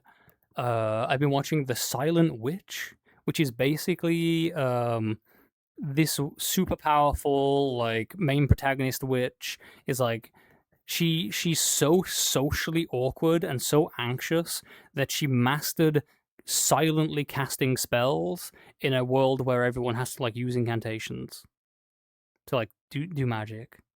And they essentially were like, hey, because you can do this, we are sending you to be the bodyguard of this guy in like a magic school, because your ability to silent cast means if anything happens, you can discreetly protect him and do things, and no one will know that we have sent you to sort of like keep an eye on him and do these things. So it's basically the world's most socially anxious person going through a magic school, because she has to like completely commit to the whole bit. She has to like do the courses, do the classes, interact with other students. It's a pretty good one. What else have I been watching? Oh, and we watched TV series as well. Alien Earth, very good. I spoke about that before. I shouldn't speak about it more because I'm gonna like dissolve into the whole thing of, hey, do you know what's really cool about Alien? It's the bit where they put like the thing in your mouth, and then like the thing that like does a little pumping thing, and then you have an alien in you. It'll just dissolve into that again. I was watching a video on why they changed the alien design for Alien 2. Well, Aliens. Because in Alien 1 and most Alien movies, the xenomorph has like a very smooth dome. Like it's completely sort of like covered over essentially with a translucent dome cover. But in Aliens, they don't have that. You have like the ridged thing on all the warrior aliens. So there's a whole thing of, why did they do that? Is it a different kind of alien? Are the warriors like a more mature thing, like a drone that has evolved further up? Because the only movies that you actually see the ridged carapace in are Aliens, and I think it's Alien versus Predator, where you have warriors, and everything else uses drone. Like Alien 3 has like the dog alien, which was originally actually supposed to be I keep like grabbing my stuff. It was originally supposed to be a cow or an ox or something, but they changed it to a dog. Where was I going with this? Oh right, yeah. One of the reasons that they changed the like carapace thing for Aliens 2 was they were worried that if the thing cracks during filming, and there's more aliens now, there's more suits, there's more things going on. It's a like more of an action production rather than the horror one. then they're gonna have to like replace the domes. That in the harsh lighting that they were going for, the dome thing would like not look as good. So they wanted something that had more shadows, more like shapes and things. There's like a bunch of like wild different reasons for they changing the alien design just for that movie, and like occasionally other movies and other media. It seems I was watching a video on that. It was pretty cool. I kind of like that Alien is coming back and really doing well now that they're not continuing on with the sort of like Prometheus and Alien Covenant ways of doing things, because the origin of the alien is interesting, but I don't think it's interesting for an alien movie. I think a movie where the whole thing is, what if we remove the mystery? What if we explain on a scientific level how these organisms work, where they're from, why they were made, how they were made, all of the different things? I think it removes kind of like something that makes it scary, right? It just becomes another animal. Whereas when you don't really know what you're dealing with and they're hitting you with surprises, like Alien was like the original one, like goes in the guy's mouth, explodes out. There's one alien, horrifying organism that is like a parasite inside of a person. Aliens, Alien 2 is like, oh, it also turns out these things have queens, and there can be a lot of them, and they will take over a facility and a planet and just fucking kill you. They will infest things. They are a real like societal threat as well as an individual threat. And then you have the whole queen system that is like introduced. Alien 3, they're like, hey, it's not just humans that these things can get into. They can get into anything. You can put this thing in a dog and it comes out as a completely new kind of xenomorph. Like it's faster. It's running around on all fours. It's a little creature scurrying. That was cool. Alien 4 was like, hey, you can also splice human DNA with an alien, and it makes abominations. Okay, they didn't handle the movie very well, and Ripley was a bit of a dead horse at that point. Pun intended. Then Alien Covenant is just like, well, we're going to try and explain things with the black goop and the engineers and like all these other things, and it's still like the same alien, but it's a different alien, and they were made like all the lore and stuff like that. It wasn't like as focused on like the new gimmick. It was kind of all over the place. If that's a sensible thing for me to say. But then Alien Romulus comes in and basically is like a homage to all of the original Alien movies. Like it kind of takes a bit of everything out of that and does it pretty well. And then Alien Earth is basically a good sci-fi story with some interesting questions and some interesting things going on. And it's like, also, by the way, there's a xenomorph. Much to the detriment of everyone here, you are trying to enjoy your sci-fi story about your cool little thing that you're doing, about your science and the way Earth is set up, but also the alien is there and it's causing a problem, which is an interesting way of telling things. Like making a good story and then implementing the xenomorph and being like, how does that change things? Catch up on them so you can watch the new one, but you only made it to the AVP ones. You don't have to watch AVP. AVP is not canon. The first and second Alien vs Predator movies are not canon to anything in the Alien timeline. There is Alien 1, 2, and 3. You can skip 4. You don't have to watch 4 because 4 is kind of like a regressive, recursive kind of thing and doesn't lead anywhere. There was no sequel to 4. You can wrap Aliens up at Alien 3. So you could watch 1, 2, and 3, and then you can watch Romulus, and you can watch Alien Earth, and that's all you have to watch. You don't have to worry about anything else. And also, Alien vs. Predator just isn't, like, I'm hydrating of my own free will. Oh no. Alien vs Predator also wasn't great.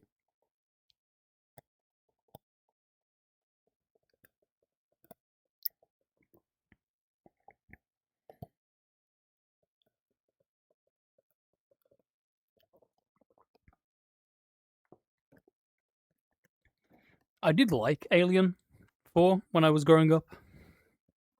I had it on DVD. I watched it a few times. I was I thought it was pretty cool. But it's also one of those things of I think Alien 4 probably doesn't get as much hate as it. Wait, no, I'm doing. I think maybe Alien 4 gets too much hate, but it's also a movie that just shouldn't have existed. So the hate is justified, but it's not as bad as it could have been. I think. Oh wow, my voice is like gnarping. What was I doing? What was I doing? Yeah, I think Alien 4 is a better Alien movie than Prometheus and Alien Covenant.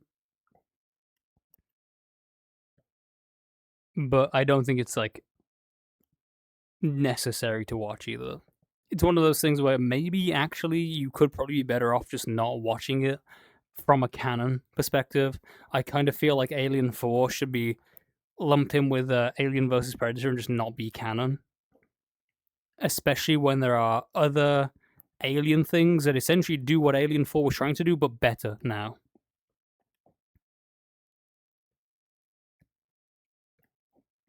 Oh yeah, I saw the little like thing pop up. I don't know if I want to like if I want to like, go in and be like, "Hey, I'm also streaming and this is your stream and we can collaborate," and sort of like it's like push myself onto them like I don't want to be like, "Hey, you know, like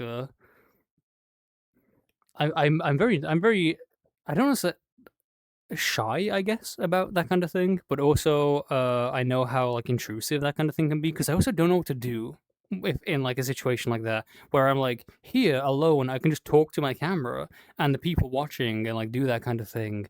But when I'm with someone else, I have to like talk to them and talk to the camera and juggling that can be a bit hard. And I don't want someone to be there where it feels like I'm streaming and not paying them attention, that I'm only there because of it's the collaboration, that I'm just using them in some way, shape, or form as like a prop maybe, or a thing to draw people in where it's like, oh, now it's a more active instance, and I don't know, I maybe I need to think more about it and figure out like how to do that kind of thing.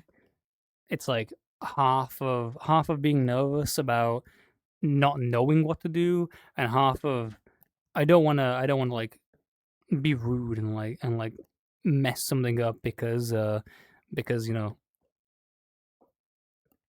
it's I think it could be very easy to do that. I did struggle a bit when Lethos did the thing on the Friday where I went and did the game show thing, because I had people there that were all streaming and talking to their chat stuff, and then Lethos was like, "Hey, you should probably like try and communicate like with each other as well." And I'm like, "Well, I'm talking to my chat, and they're talking to their chat, and I don't really know these people, so I don't know how to really hold a conversation there." And then also we're doing a game show thing, which my attention's supposed to be on the show, and my little brain exploded. Oh, I'm not saying that I think Pyro would ever be negative about that kind of thing. I don't think anyone would deliberately be negative. It's just I'm worried that I would be negative, that like I could like mess something up and like accidentally use someone. How dare I be this cute? Wow, what are you gonna do about it? Hmm. You gonna stop me? Chilled Fox 47. Hello, thank you for coming by and calling me cute. It will be the last thing you ever do.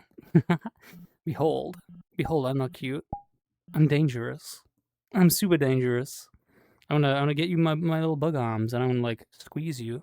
Oh, that's my fear expression. I'm floundering. Oh, where's my Wawa?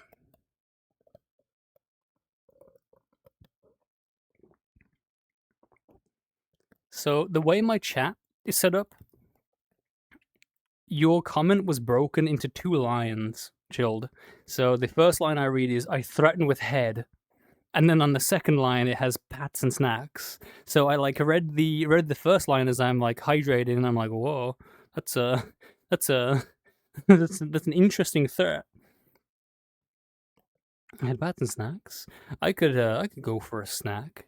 I had a croissant this morning. I had a almond milk latte with a croissant, and then I had some banana bread with walnuts in it as a little treat before I started. Because if I don't have a treat, I will die. That's how I live. That's how I live my life. Why can't I fold my arms back in? Wait, what's happening? Oh, my arms are like. Oh, there we go. Hee hee. But yeah, this character is called Blossom, and they are one of the characters actually that I've been reworking. So at some point they will be even cuter potentially.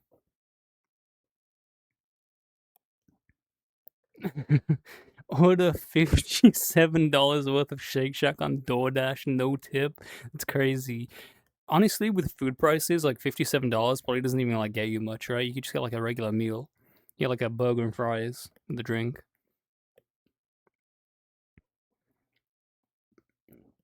Oh, you're gonna like make me hydrate every single time I speak French? Like croissant isn't like French, right? Like I mean it's French, but it's not like French French. It's just a word. I could call it a croissant if you really wanted, right? Like how can I like anglicize croissant? Like croissant. I had one of those croissant things from the bakery.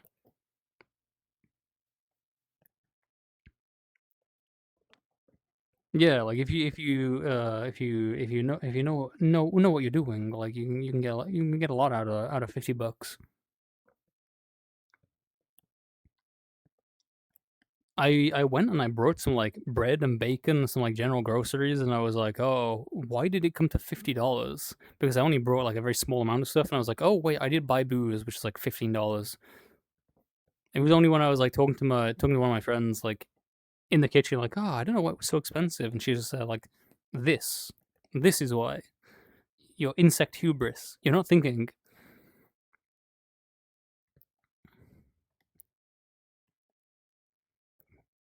Oh yeah, I have like the wing folding thing as well. I forgot that I had that. When I unfold my arms, my wings fold out. And when I fold them back in, they like lower down. Oh, I accidentally like scrolled my chat. Oops. Oh. Yeah, like buying any kind of fast food online is like crazy prices.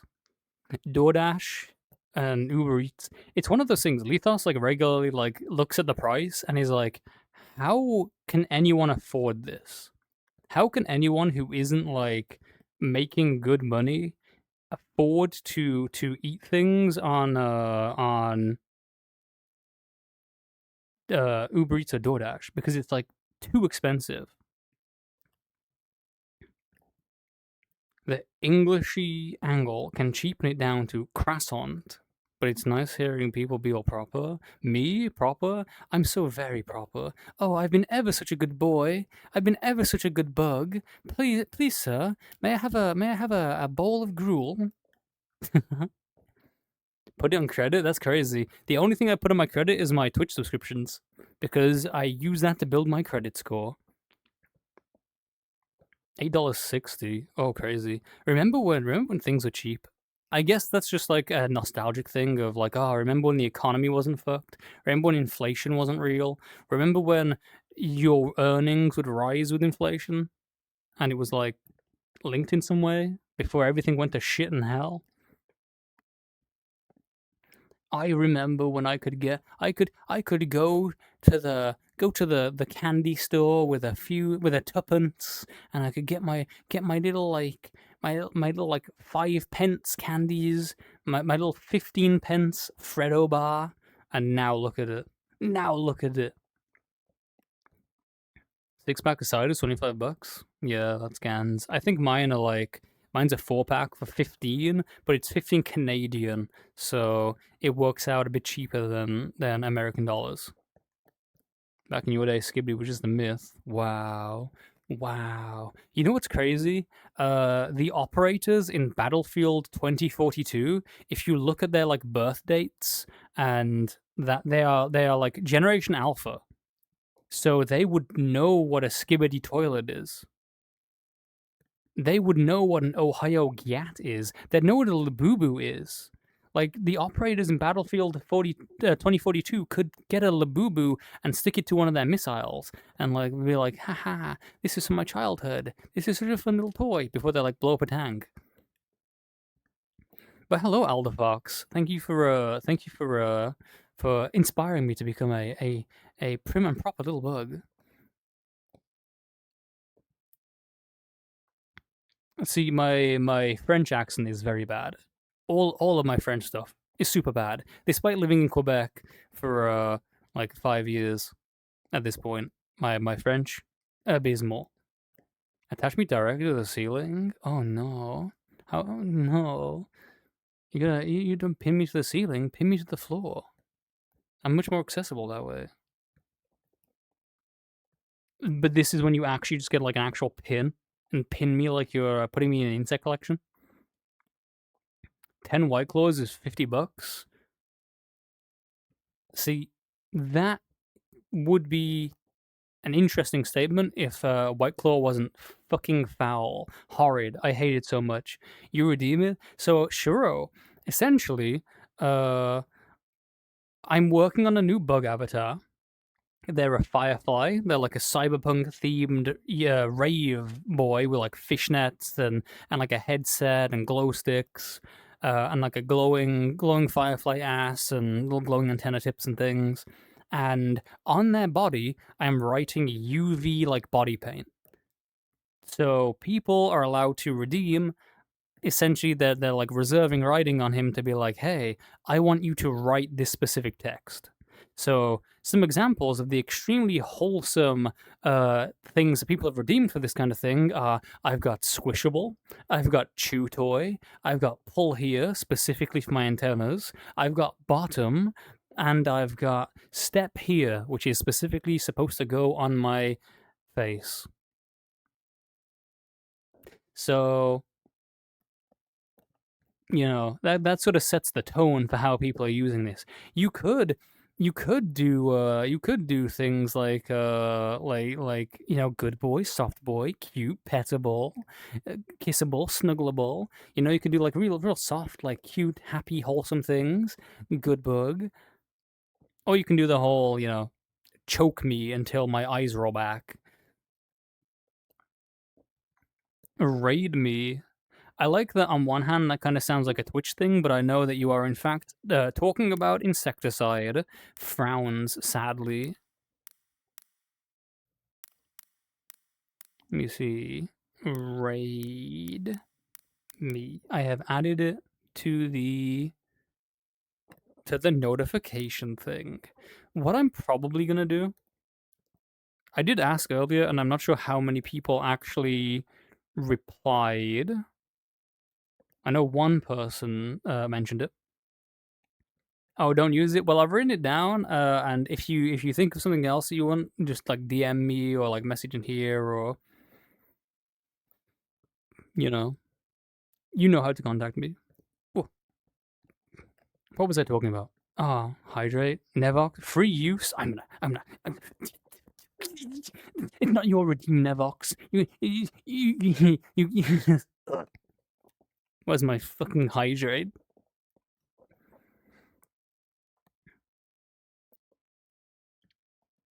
There it is. I gotta like refill my little water glass.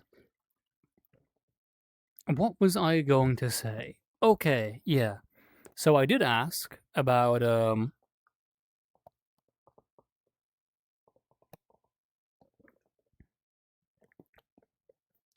whether people want me to do every single aspect of me making my bugs on stream, or if they'd like me to work on some stuff off stream, just to like speed up the process. Like I could finish the texture off stream.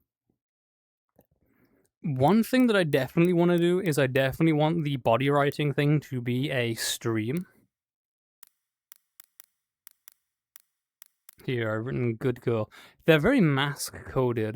They're very like masculine. So, wait, is that that's another fucking hydrate? I'm gonna lose my mind. Ugh.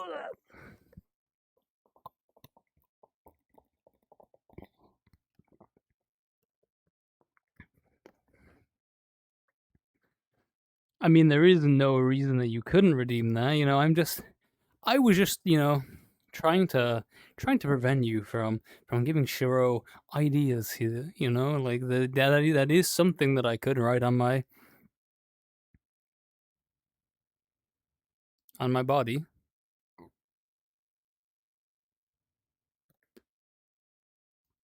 Okay, raid me. Okay, okay. So what was it? Yeah, I could finish the texture. Like I've got to do like the wings, and I've got to do like various like emissive maps and things that I got to like process out. But I want to do the body writing specifically on stream.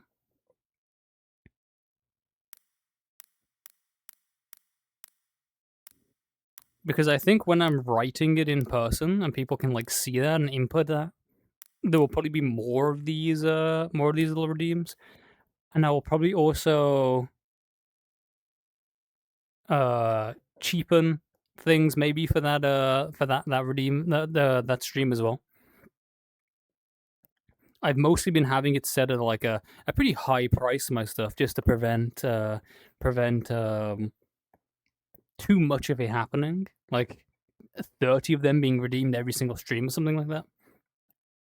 But I've also, because I'm a pretty new streamer and I tend to not be like super active, like a stream or two a week at the most. Sometimes I'll even like not stream for an entire week, like a naughty little bug. I also regularly just refund all the points that have been spent, so the economy like doesn't run out of cash. You know, one has two interpretations. Oh no, we're open to interpretation now. Uh-oh.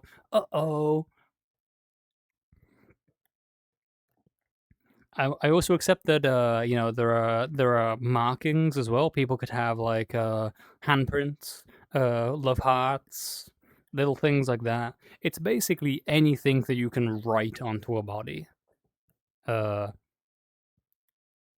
I guess like we could even if we really wanted to be sinful, we could have you know like bite marks and scratch marks and things like that. Pet slut. That is indeed has multiple interpretations. That is multiple things. Someone actually asked me the other day if I wanted to be their pet, and I had to be like, no, sorry, I'm already betrothed. I'm already spoken for. I've already been put inside a jar, so I don't have anything like that. And then another person the same day was like, hey, do you want to be my key holder?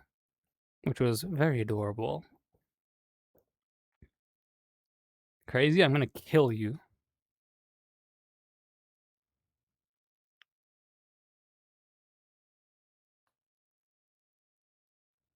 Oh, I like my hands hit my wall. You are lucky that there is like brick and mortar between me and your small puppy dog throat. Because otherwise, if this wall wasn't here, I would keep on reaching and reaching and reaching until I could feel the life being squeezed from your neck. Raid Me is unfortunately very funny. Because like it's the kind of thing where it's a very obviously talking about insecticide, but there's also the whole thing of me being on Twitch. It's like, hey, you want to raid my chat maybe? Bug, you have a very real question. Would I love chat if you weren't a worm?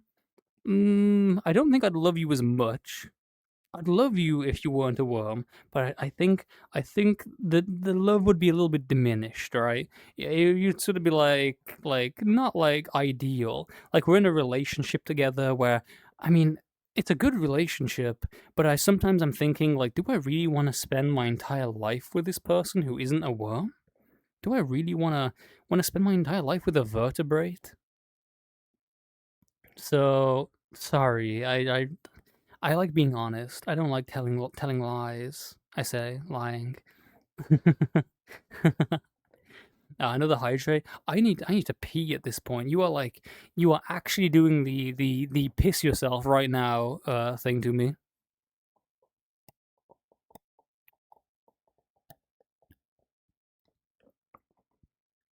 The funny thing is, I know someone who is a worm. I'm gonna scream. I'm gonna scream. Reaches for the drink again.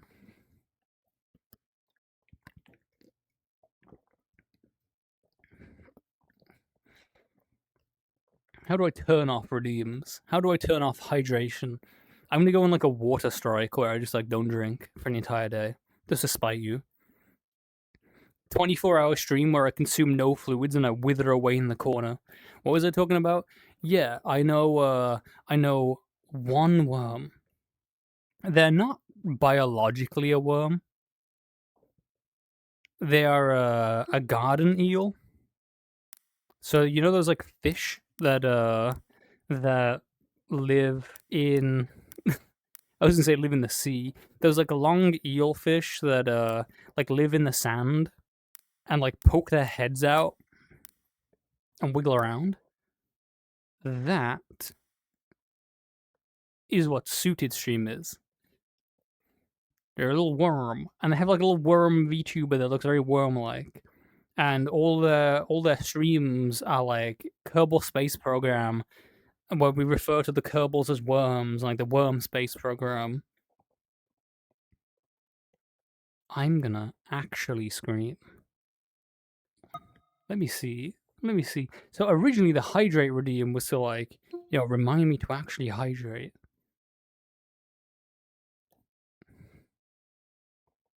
Where's my viewer reward?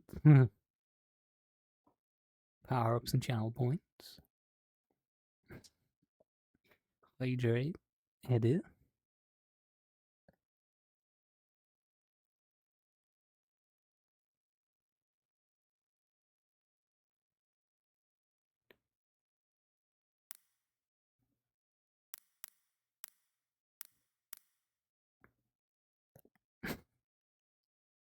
I've slightly increased the cooldown because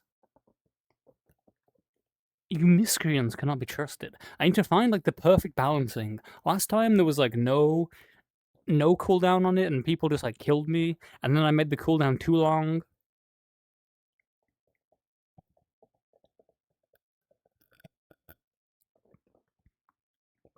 Hydrate me is insane body writing.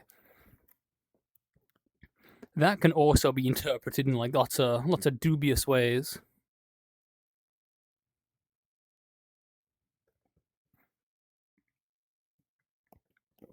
Lethos isn't here, Shiro. He's at Megaplex. So I can pee where I want, as often as I want. I can be as much of a little piss boy as I want. Like there's no one stopping me. I'm just a little piss guy.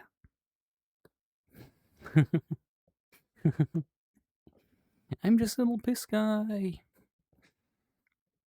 That's kind of like suited energy. Suited isn't a little piss guy, but suited is the kind of guy who's like, I'm a little piss guy. Woo. Little creature. How is he handling the heat? I don't know. I haven't asked him. I assume he's got like good AC,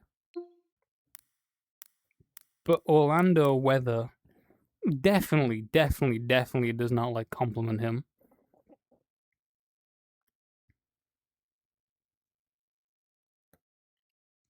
He's a cold weather creature. Seedbed. Insane. I need to, like, actually write these... Oh, shit. Oh, fuck. Oh. I need to actually, like, write these things down. AC is already over. I swear, what is it with you people and your puns in chat today? You have, like, puns, jokes, misconstruing things. Truly, truly up to mischief. Here, I'm, like, writing down these things that you're saying, Nevox. Just so I can remember that the con itself was cold, like, even when it was hot, you were cold. They got, like, good AC in the, like, con space. Hydrate. That's. I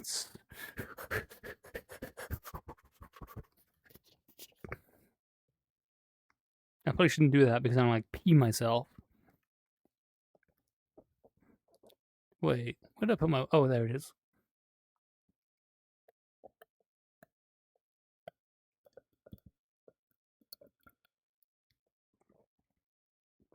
Latex partial is interesting.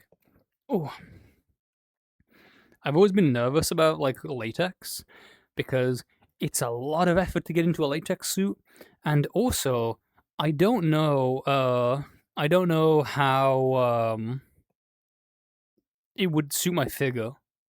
Like I'm kind of like a soft twink, a little bit of a tummy, bit of a pudge. So yeah, the latex suit. That's what I'm thinking of. Like I could try something like that, but like you have to like really lube yourself up. Yeah, I wouldn't use baby oil. I'd use like X lube. Yeah, a lot of people compliment me on my body stuff. I could actually post some of my IRL pictures on the joystick thing. That is a thing. I don't have many spaces where I can post IRL pictures. This is always the big concern with anywhere that allows you to post real human adult material is making sure that everyone within that is like 100% 18 plus. I wouldn't want to have like an IRL pics thing in my server where people can post their nudes and there's no like verification thing. I really need to consider how I'm going to do adult stuff in my server because I realize that I'm probably definitely going to open up an 18 plus space because I think people would like. But the whole thing is 18 plus. There are no children in the server. I will kill them with my bare hands. But you know, an X-rated, the Underhive, the dubious little brood chamber of the Discord server. People want to post porn. I think. I need to figure out who those people are. So I need to come up with a way that is like efficiently distributing the 18 plus role thing to people who I believe are indeed 18 plus. People who are like age verified. Like there are some people who I definitely know are 18 plus, like just from they're my friends, people I've interacted with. You know, Cornet is definitely not a child. You know, that's Cornet doesn't have child energy. All their youth and mirth has been drained away by the horrors of capitalism. I did know you were over 18, Shiro. And Disco Bug. Yeah, Cornet's fucking old is what I'm trying to say. And Crazy Guy is about to die young. You know, you are not gonna reach your 30s, Crazy Guy.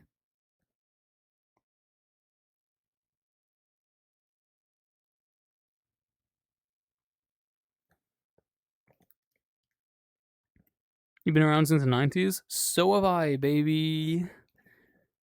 Like, specifically midway through the 90s. You know what? As punishment for your sins,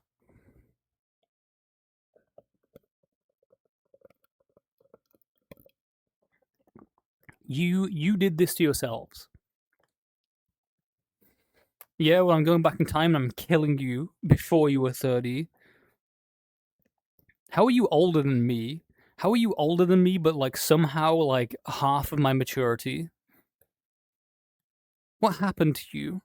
How did you become like this? What curse did you was laid upon you? My condolences, Crazy. I feel a pang of sympathy for you. You're like Peter Pan if he was a raving psychopath, which he probably was. Anyway, what was I doing? Oh, yeah, I was punishing you for your insolence. I'm gonna go and pee. So even though you're here to watch my little bug stream, you know, you could be watching me like shake my little bug ass or something like that. No, I'm gonna be away peeing, and you have to just like deal with that. You have to deal with my BRB screen while I pee. I didn't mean to blush there, by the way. I'm not blushing about peeing. You know what? Here's the BRB screen. I'll wiggle when I get back and my bladder isn't full.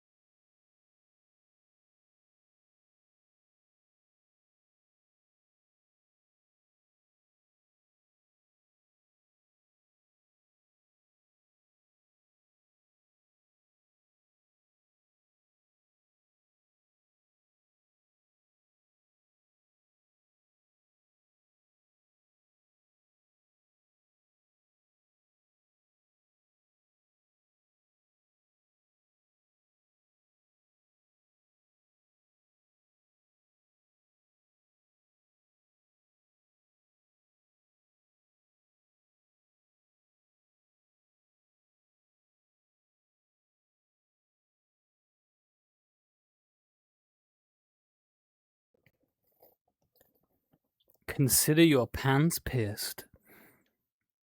Oh, hello, first time chat. Tiny cute bug. That's a. Oh wait, no, I'm still on my BRB screen. You couldn't see me like staring directly at you. Ah, the hydrating begins again. Oh, I need to ask everyone else I know who streams like, what's your hydrate cooldown set to prevent you from like pissing yourself? What have you been up to while I've gone? Oh, you did the wiggle, tiny cute bug. Maybe I'm a little cute. Maybe. I don't know. Will that like be good Twitch content? You know, would you stick around and like watch my cool Twitch channel if I was like, yeah, I'm so cute. I'm such a little cute guy, even if I'm like really deep down like super dangerous, super terrifying. You know, maybe I could like gaslight you into thinking I am actually just a cute little guy. You know, my little like wiggle things. Like, ooh, I'm just a cute little guy. I'm just a little gleeper, a little glorper. I'm full of mischief. The arms are too stiff. I gotta definitely like revisit the whole thing. And yeah, there's the hydrate again. I'm screaming. You've seen my face? My face? My human face?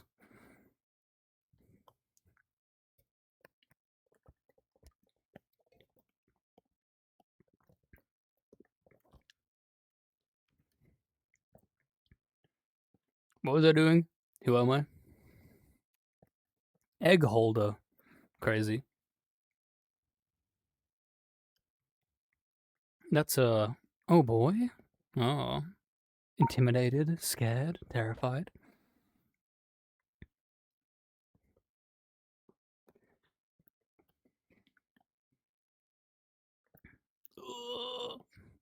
Oh, stretch. Reconstitute myself after peeing. Did I like hear a noise, or did I like hallucinate that? I think it was in my head. So what crazy? Have you seen my like actual like person face? My where, when, how? Did I see you at a convention? Was my opportunity to like squeeze the life from your eyes like right there? Wait, I did see you at a convention, or did you see like a photo somewhere? I was wearing shades. Oh shit! Yeah, I probably did post my face somewhere. Okay, it's those photos. Okay, okay. I just thought like maybe somewhere online someone had like posted some other photos, and I was like, wait, Okay, ginger of adorableness. Okay, okay. Now you're stepping out of line.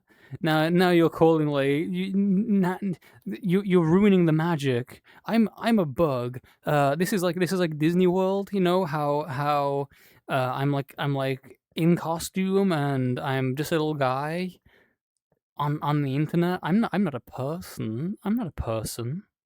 I'm not a I don't have personhood. What are you talking about? I'm legally distinct. I'm an insect. None of those person things apply to me. None of those rules, none of those regulations.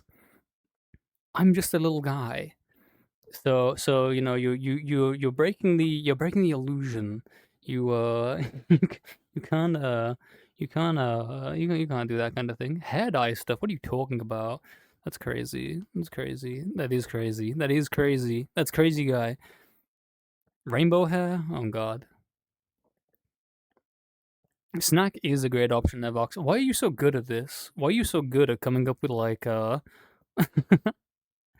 body writing ideas? Is this like your like hidden talent?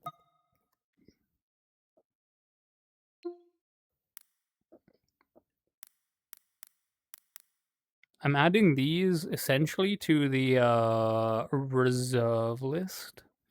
Things that are like noted down where it's like because depending on how much interactivity there is with the amount of redeems I get and how people want to do the body writing and stuff and how packed we can make my body, I may have some like reserve writing to just fill out certain areas. Especially with people picking areas that they want it to be written in. If everyone wants things on my face and my crotch and nowhere else, then I may have to like put reserve parts like elsewhere. Show up to a con, not introduce who you are, take a selfie with me, and then DM it to me. That'd be unsettling. This was like the time I went over to my date's house and she went to the bathroom and then like I peered inside her open closet and it was full of pictures of me sleeping in my bedroom and I was like, huh? A lot of practice being a smartass. Yeah, it hits you with my ray of stupidity. Bzzzt, bzzzt. Now you cannot be smartass. Forget so easy. I have a great memory. My memory's like really good. Name one thing I've ever forgotten. It's Lethos that has like the bad memory. Like out of the two of us, I like remember all kinds of things. I remember exactly where every single item is in the house. So when he loses shit, I'm like, it's there, it's there, it's there. I'm sharp as a tack.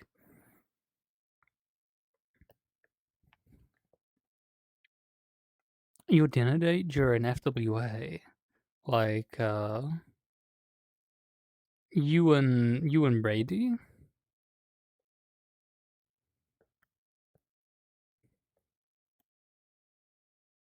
Because I'm the wife. I prefer the term boy wife.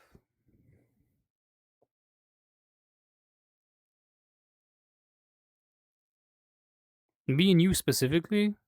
Did we have anything like that? I remember us crossing the road together. I remember us like coming like back from something together. but I don't remember a dinner date. Oh no. So Shiro was with me when we were at FWA, and Shiro like we're walking back to the hotel, and Shiro says, "Hey, Lilt, I'm gonna do something really bad. I'm gonna be a naughty puppy. I'm gonna run across the road while the lights are green for the cars." And I immediately sort of panic, and I'm like, "What are you doing? You can't do this. This is jaywalking. This is illegal, and it's dangerous." And we get across the road, and Shiro's like, "Actually, what I did was perfectly fine because that's a one-way street, so traffic will not come down that street. It's completely safe." The moment Shiro says this, I turn, look, and a car pulls down that street. So I'm like, "You are obviously a moron. You have misjudged the situation. You're full of shit. Look, example A, car just turned, and you're just there like, no, I'm not lying to you. That's a one-way street." And we just watch as this car goes down the street, and there's like 3 lanes. And in the distance, I see a set of headlights in lane 1, a set of headlights in lane 2, and then a set of headlights in lane 3. And suddenly there's this realization of, oh, this is a one-way street. You're correct. And we hear like the honking of a horn, the screeching of tires, and we just watch this car veer off the fucking road because they just drove the wrong way down this one-way street and almost like head-on collided with these other cars. If Shiro had not said that this was a one-way street, that wouldn't have happened. This was like the magic of the funniest possible thing happening, where like the universe is just like, yeah, let's fuck this guy up because it's gonna be real funny watching this dipshit. It was indeed a one-way street, and then I was like, what was it? I was like, oh, this is why Foxon doesn't like driving in Atlanta because everyone drives like a psychopath. What was I? So what did I miss while I was doing my big rant, my big story? Remember when I barked like a dog on stream? No, I don't remember doing that. Where's the clip? Can I like delete that? Can I like delete the bark? You're definitely the forgetty type about passing details and never quite made it to the forefront of your thoughts, like what someone's face looked like or their IRL name. Yeah, I'm real bad with names, especially in VR chat because I have nameplates off. So if someone changes their avatar, I'm like, oh, who's this new person? It's like actually the person I've been talking to for the past 3 hours. First time in 3 years you've done FWA that has happened. That's pretty funny. You usually get homeless people asking you for a lighter. See, I used to keep a lighter around with me like all the time, just literally for lighting other people's cigarettes. And I'd always be like, "Hey, I'll lend you my lighter if you lend me a cigarette." That was how I got through university. But now I don't really carry one around. I have like a Zippo, like the metal like Zippo thing, and it's just a pain in the ass to keep the thing filled because it gases off fuel just passively. I would never smoke a kid. Yeah, I don't smoke, like not now. I never smoked a lot. I would like only ever smoke when I was clubbing and like socially smoking, where it's like, hey, we're going outside for a cigarette. It's like getting the fresh air, but you're actually doing the opposite of fresh air because you're having a cigarette.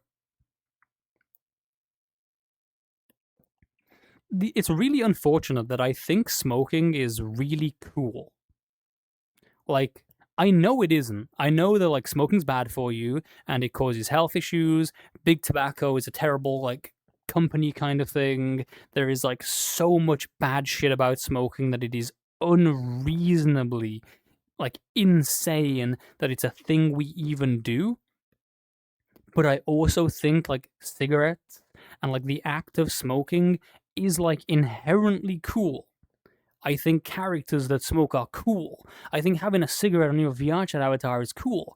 I think when a hot girl or a hot guy puts his cigarette out on my arm, I think that's cool and hot.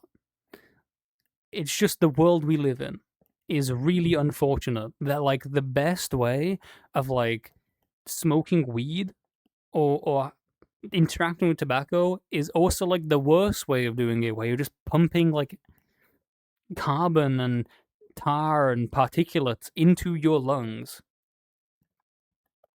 The smell of cheap cigs reminds me of university.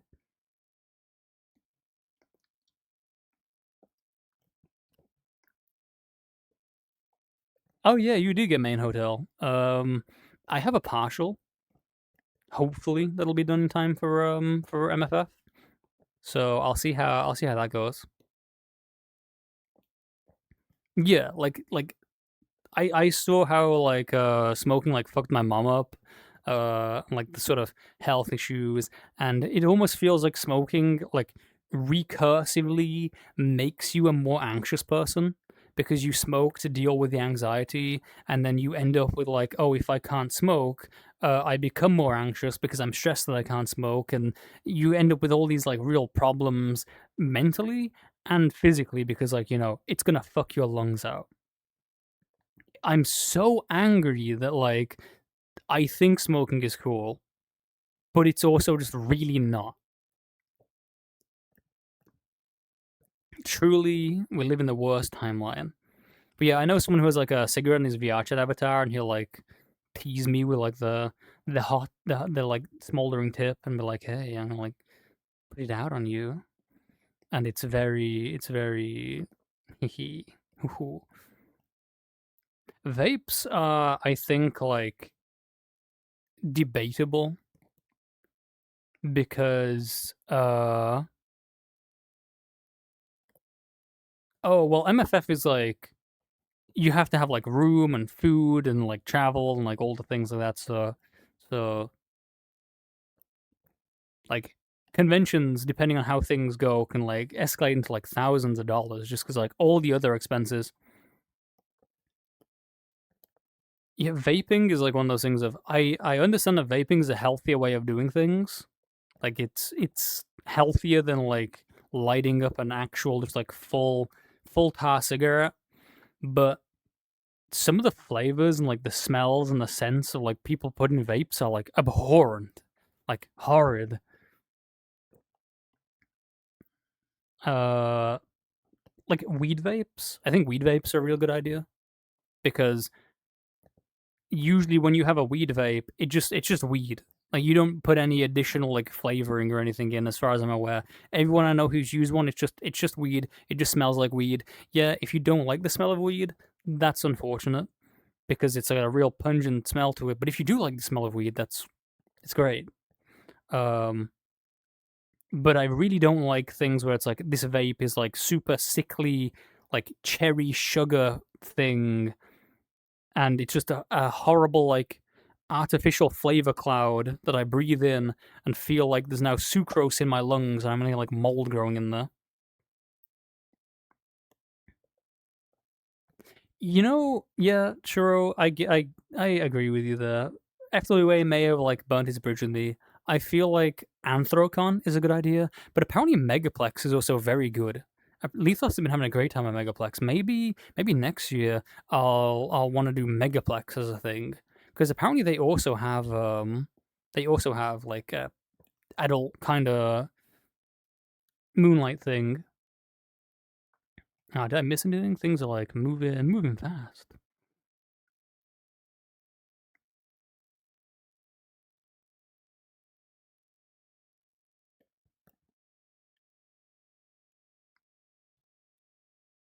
Oh yeah, I know exactly what you mean, Shiro. I love the taste of like edible gummies. That sort of like funny little weed taste.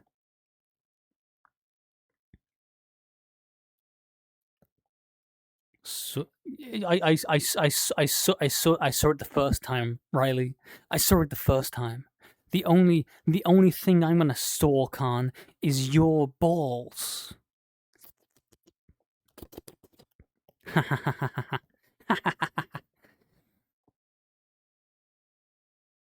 I should have like said something more pertinent to like an AI, right? Like stuck on your like aux cable or something. Your like HDMI cable. BlueCon. Yeah, I don't know if Blue's gonna be doing like FWA next year unless she can get like a group together to room with and do things. That's like up to her own devices. See, Blue is like a very like well known and very like connected little creature, so I don't put it past her to be able to like organize something. But she definitely is the one where she need a lot of support. Oh, has she already said that she's oh true, yeah, she's doing a roller coaster thing, right, or something like that. She's doing a like a roller coaster tour. I'd forgotten about that.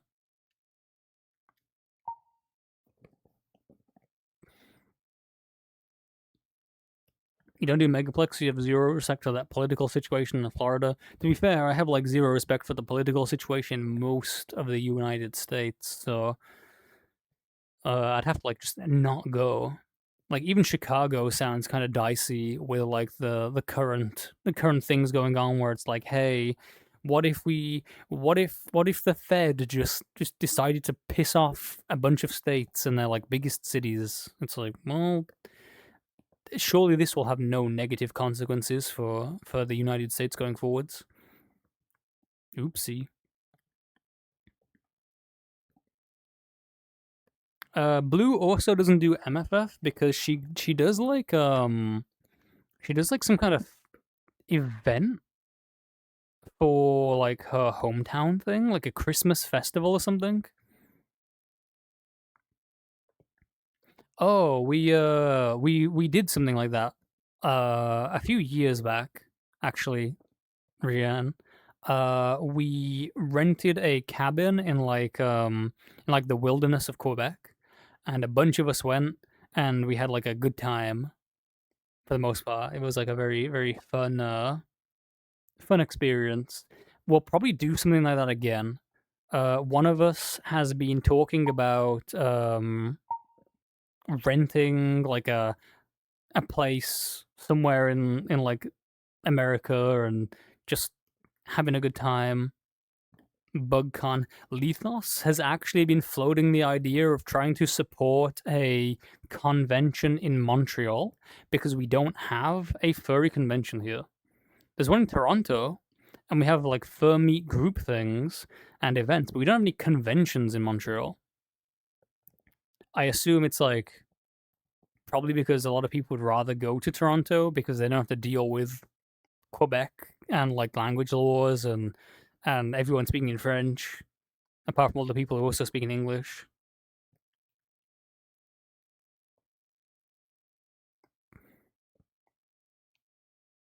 Cabin trip to the northern parts of Minnesota. Yeah. Like I know you also have like something going on where you guys are like meeting up and maybe Snow's gonna go there maybe or something or unless that's like something different. Yellow and Argyle. Argyle is Yellow Canadian?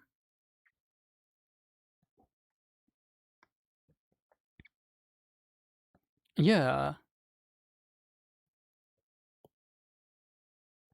Wait, Argyle's in the West Coast? Yeah. Argyle's like is it like British Columbia?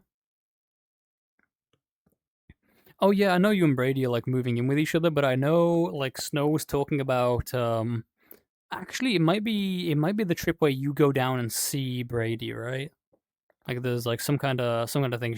When she was like over here, she was talking about like potentially another like meetup trip thing. Utah's shit. It's got the best like raptor. It's got a real cool raptor. 2 weeks now. Oh, nice. Yeah, Snow is an absolute pleasure to be around, and she made my birthday a very good time. Yeah, there's also West Coast. Argyle is Alberta. I don't know. I don't know if Argyle's Alberta. I thought Argyle was BC. Spanked the bug. I don't think she spanked the bug. I'm not getting into that. I'm not getting into that. What? What am I talking about? Oh, right. Where people live. I know someone who does live in Alberta, like an Albertan furry. Albertosaurus is also a very good like dinosaur named after a place.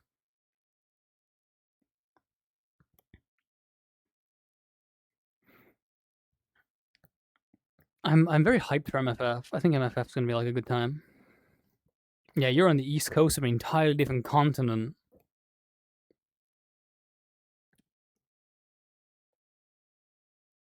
Yeah, Snow is a pleasure to meet IRL. Crazy. I do hope you get to meet her. She will hopefully be at MFF this year.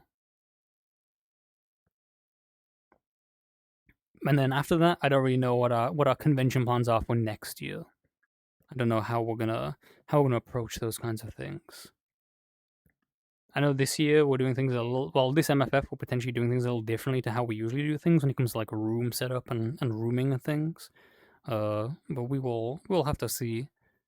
Because usually I go to MFF in the winter and I go to a like summer convention, which has usually been either FWA or it's been Anthrocon.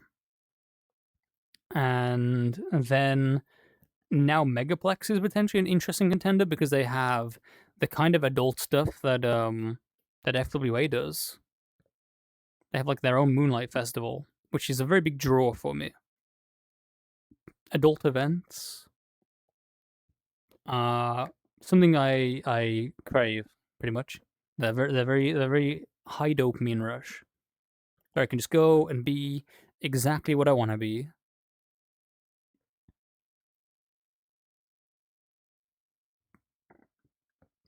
Well, I think Blue has like recovered now from the kidney stones as well. Oh yeah, you were talking about trying to get MFF to do a Moonlight Festival. Have you tried killing the higher up that shut you down? Have you tried just like discreetly pushing them off like a main hotel like balcony and just being like, oopsie, oopsie, oh no, what a shame, oh no, what a shame, they fold, oh no. Oh, it was a new concha. Oh, maybe he did fall. Look what that's about. So Al, essentially at Furry Weekend Atlanta, there's a thing called the Moonlight Festival where they put together a space with like a DJ thing, like a dance floor. There was a pup play pen where people in like their puppy gear could go and like arf arf bark bark woof woof woof and like play with the ball and stuff like that and like real like puppy time. They had like a dealer's den things for harnesses and adult gear and shibari ropes and like people would like tie you up and do stuff. Like do stuff like as in tie you up, not like do stuff, not like do stuff. It was very much a sort of like keep it in your pants kind of event, but definitely a wholly adult. Your pants can be very skimpy. The were a lot of titties that I saw. People would just tits out, which I think is very based. And there's definitely some mischief here and there, but it's very much one of those, what happens what happens when no one's paying attention and in the dark is, no one's business. You're only in trouble when you get caught. That's my philosophy of anything like that. If you're not hurting anyone else, then, you should be allowed to do that kind of thing. But alas, I'm not the one in charge. It's kind of like that thing. And apparently, Megaplex has something like that as well. Because I was sent a picture of someone in like their partial where their titties out, and I was like, "Wowee, that's incredible! I wish I was there." Yeah, I'm hoping that like the next time I go to like a Moonlight Festival thing, I can have some like dark corner kind of things. I'm a lot more open to that sort of stuff now. Oh yeah, that is what room parties are for, crazy. But there's something crazy about a packed room full of people doing that. With like strobe lighting and loud music and like leashes and chains and harnesses and pup hoods and partials and fursuits, and everyone is like looking for some kind of fun of some sort, be it with like the people they brought with them, or like they're trying to hook up with people. Like the sort of vibe of like everyone is there for the same thing. That kind of stuff. I think that's fun. I like to make sure I have my paperwork to be like, hey, I'm completely clean. Here's my receipts. Where's your receipts? And then if someone's like, my type, then I had some fun like that at Funnel Equinox, but it was like someone we met at a room party, and then we brought back to our room.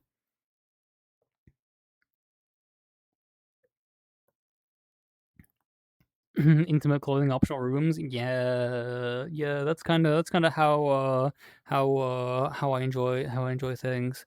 You had a girl grind on you in high school. In college, like college is kind of different for England. Like college, in the sense of you've just left high school and now you're doing a degree. You're doing a qualification before you go to university. It's like a gap between university and that.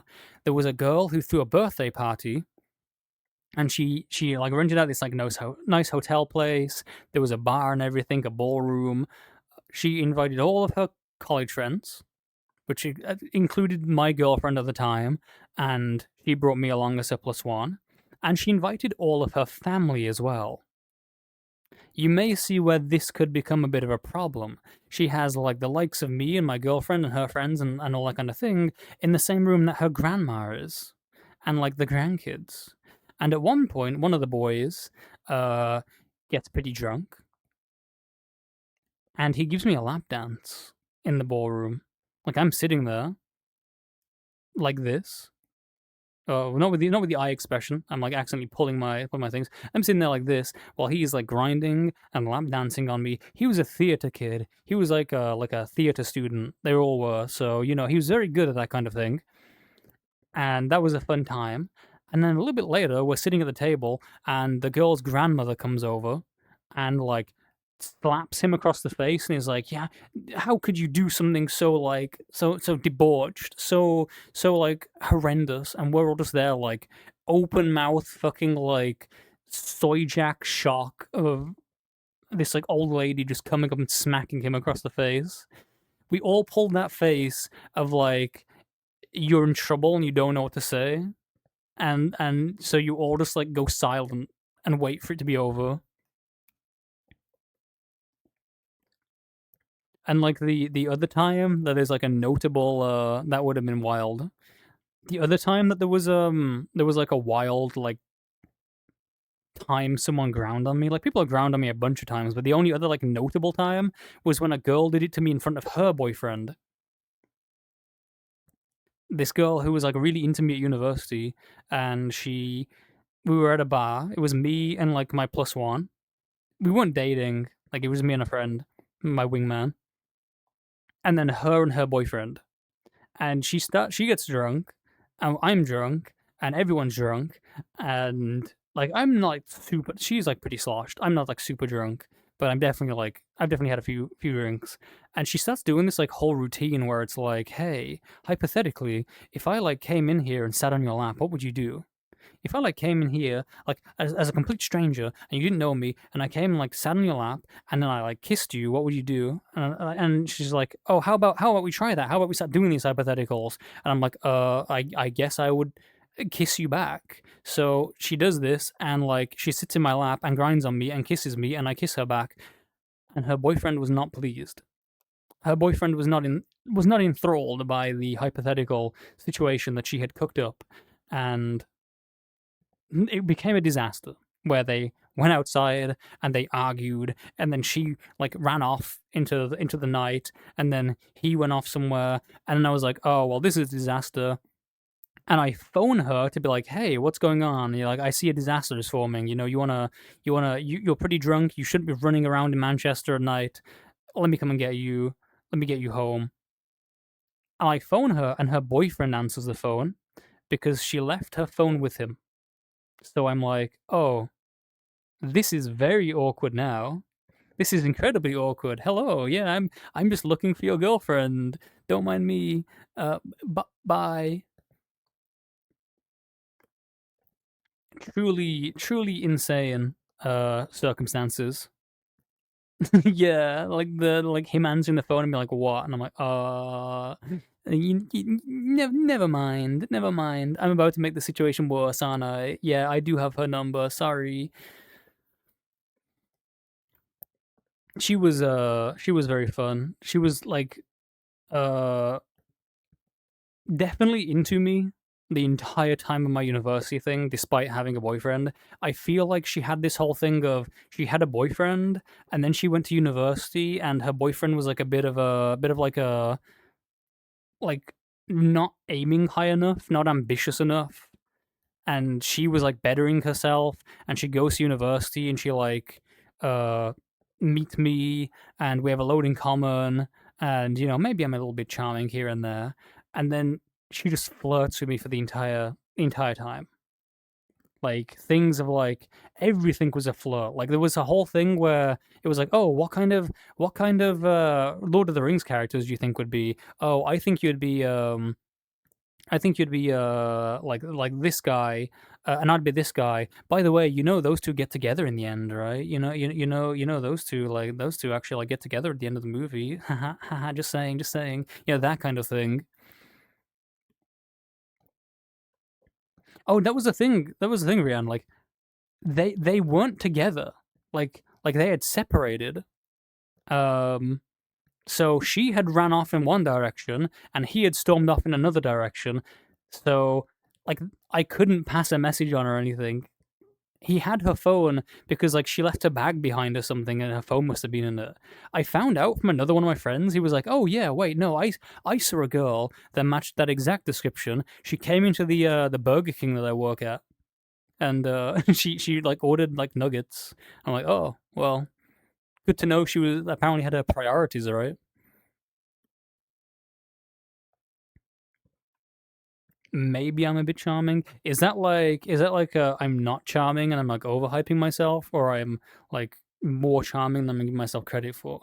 Because like I don't really know which way that's going, and like I don't know what kind of anxiety I should be feeling right now.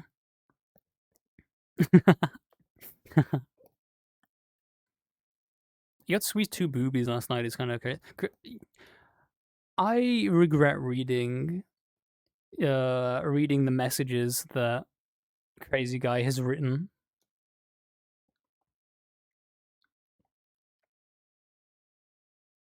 First time at a bar, they're all in the friend group we were in. Oh wow, crazy! Just like pulling.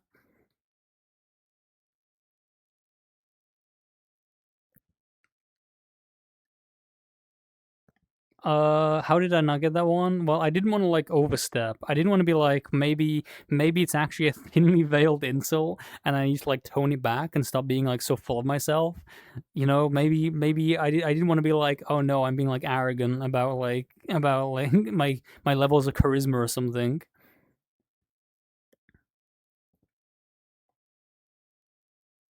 I'm not slow. I'm just anxious. Ugh. Dog returns, getting high. That's very based. That's very cool. Here, just for you, just for you. Oh, alcohol. Wow.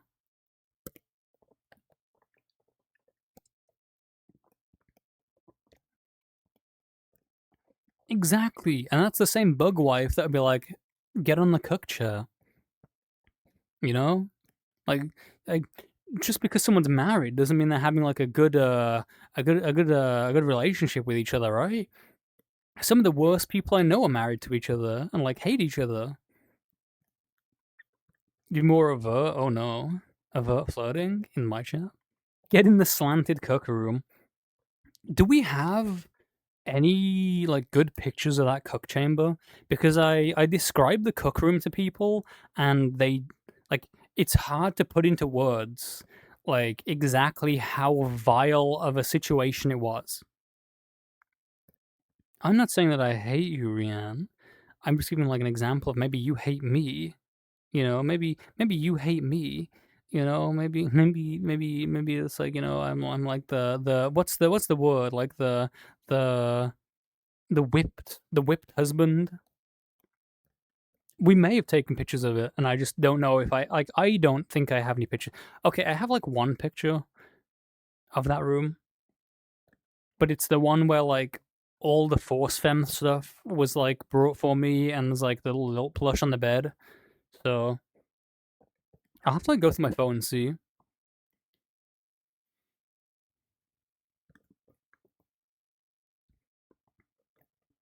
We may have pictures of it somewhere. I need to go and like interrogate and ask and see who had what.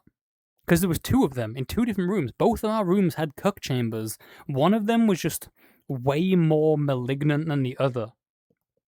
It had like a sloping tiled floor towards a window that was like illegally so like wide open when it should have like had like safety locks on there with a little sticker saying "You are beautiful" to like stop you from jumping out of it, and like a single bed with a glass wall looking at another bedroom that had a double bed, and then like a hook in the ceiling, like a suspension hook where you could like theoretically like chain someone with like their hands above their head.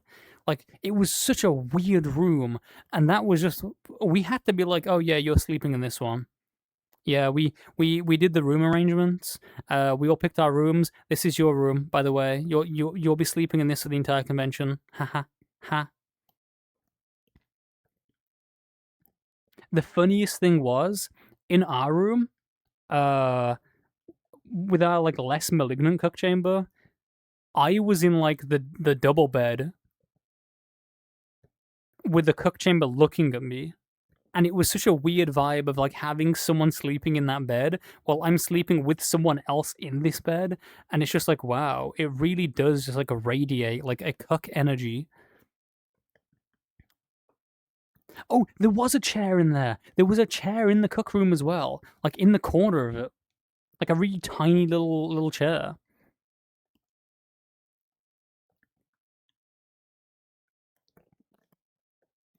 Oh God, what a world we live in. You just use it for restraints, but it's for swing. I don't think that was a. I don't think that was for a swing. Yeah, I like think back to the first room we had in that apartment complex and how well that was like laid out.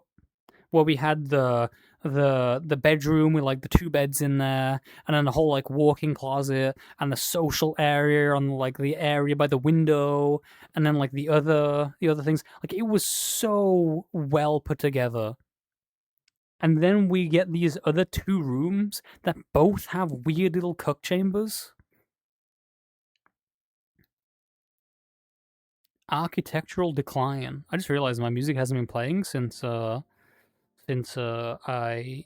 watched the accent videos.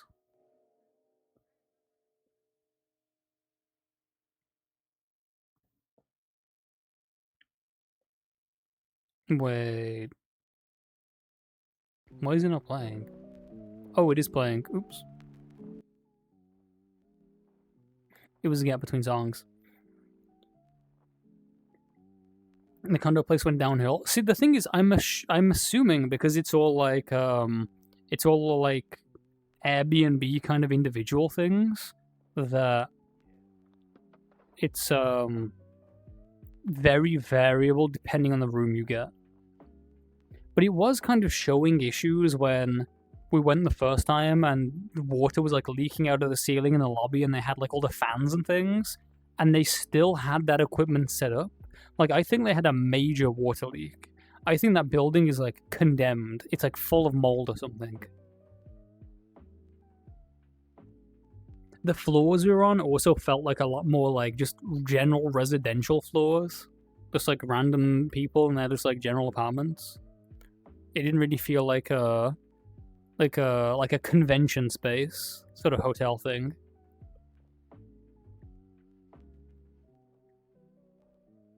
It's kind of wild when you stay at a place like that, because I had all of my partial stuff with me. I had like my no wait, this was at Fernal Equinox. Never mind.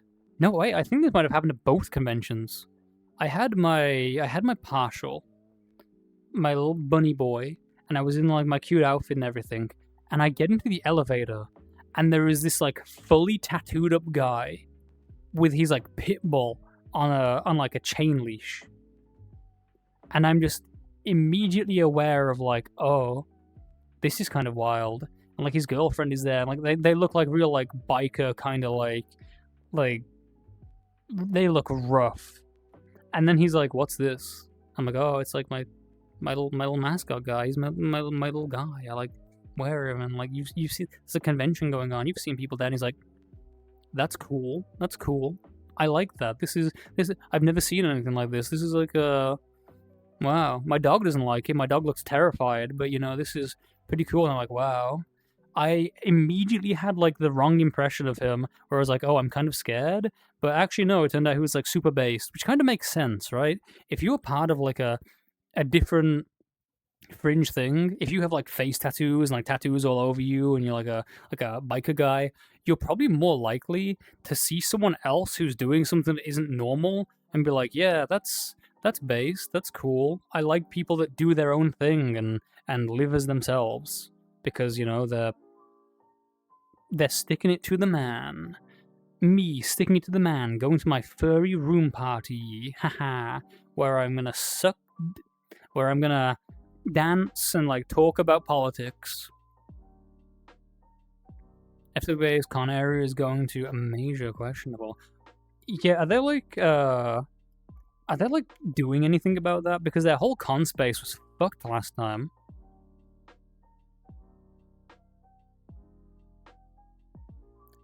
Like, trying to get to the dealer's den was such a mess of like lions and places you couldn't go down and like unclear routes. Like, I am very, very, very surprised that anything around the dealer's den passed like a fire marshal inspection thing, because it's very unclear where you're supposed to be going.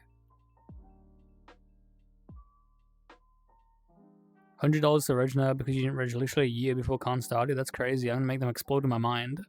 I said suck? Maybe.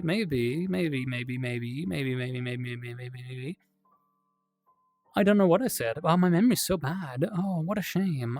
True. See, like, I'm just forgetting everything. I don't know what I said. Oopsie.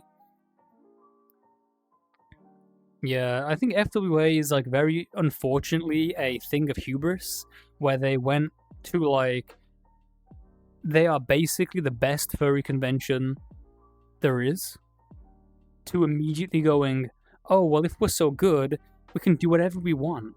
Because we're so good. We're so much better than Anthrocon because, you know, everyone loves our vibe.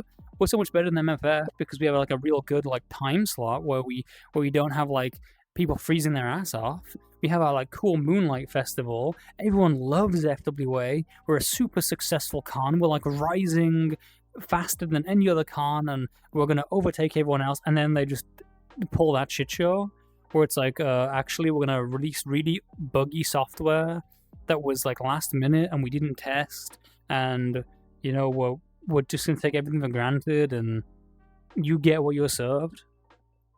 Very unfortunate. I'm hoping that they learn from it and they pivot and they go back to what they were trying to do, or they find some other way of like adapting their convention to the amount of people who are going without the queue system, or they just make the queue system not dog shit. They just make the app work. They make it so that you can actually cancel your time slots rather than it just bugging out and not allowing you to do that.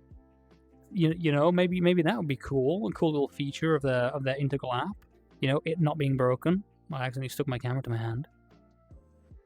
Utah Con? Wait, is there a Utah Con? Is that like real crazy, or are you just like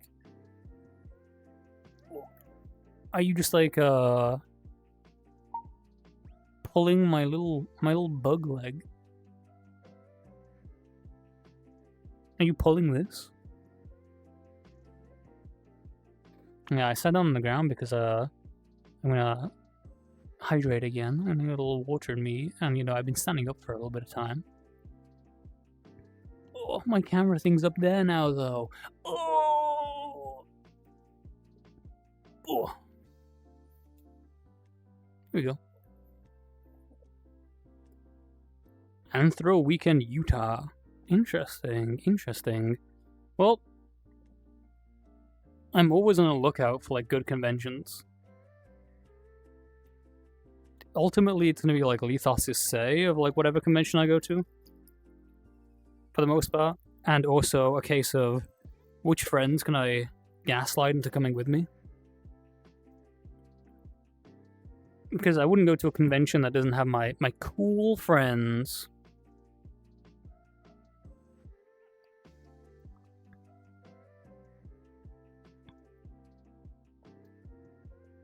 Wait, wiggling? I wasn't wiggling, right? I was just doing like that, right?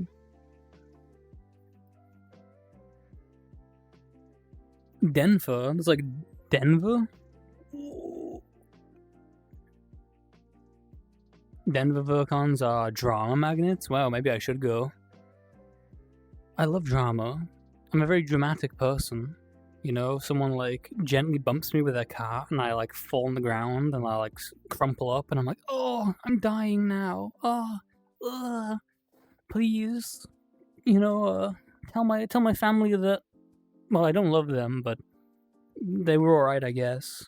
You know, just to really make it a I'm gonna kill.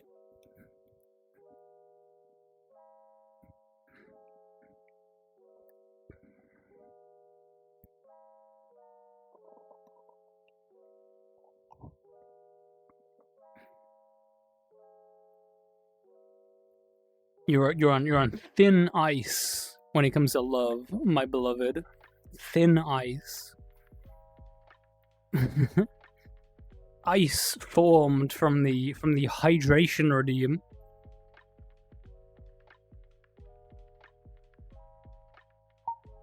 What am I gonna do? It's kind of funny that I accidentally did my little blush expression the moment you asked that. Oh no. Oh no. Soccer moms, literal Nazis. The biggest drama? That's crazy. Literal Nazis? Insane. Furry Nazis are like crazy. Like, there is absolutely no way any furry Nazis can like convince me that they are like to be taken seriously. There's no way you can be like, arf arf, I'm a little puppy boy, but also like I'm a fascist, because it's like, huh? Like, in what like horrible fascist system, you know, in what 1940s situation are they gonna look at you and not be like, actually, you're part of the problem. We're trying to avoid people being like little pagan animal guys howling at the thigh highs. You know, actually, maybe puppy boy supremacy does have some. Yeah, I guess you can have your own kind of supremacy there, right? Like puppy boy, woof woof woof, and we're gonna like turn everyone to puppy boys or puppy girls if they're, you know, or puppies, right? Non-binary puppies, just puppies. We can be inclusive. We can have like inclusive fascism? Question mark. You look at redeems? Oh no. Chef's kiss. Every single thought in your head will get you instantly banned. Like through puppy boy supremacy, are you like worried that Twitch is gonna see some like reprehensible comment of yours and be like, oh, this person's clearly you know, not to be allowed on our platform. DM you the first instinct? Oh, let me see if I can spawn a new window. Select contents. Display one. It's the wrong display.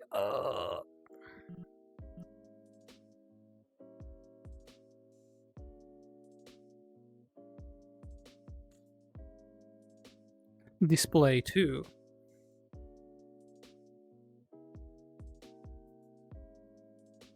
Discord doesn't render on this either. I'm gonna scream. I'm gonna have to use my phone.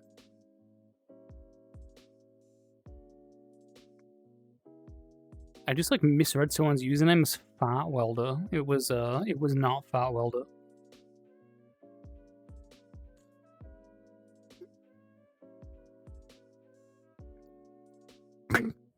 That's crazy. That's insane.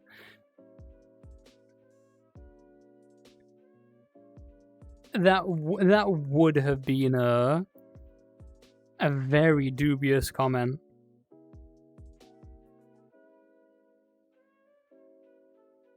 Yeah, I think Twitch would have like not liked that.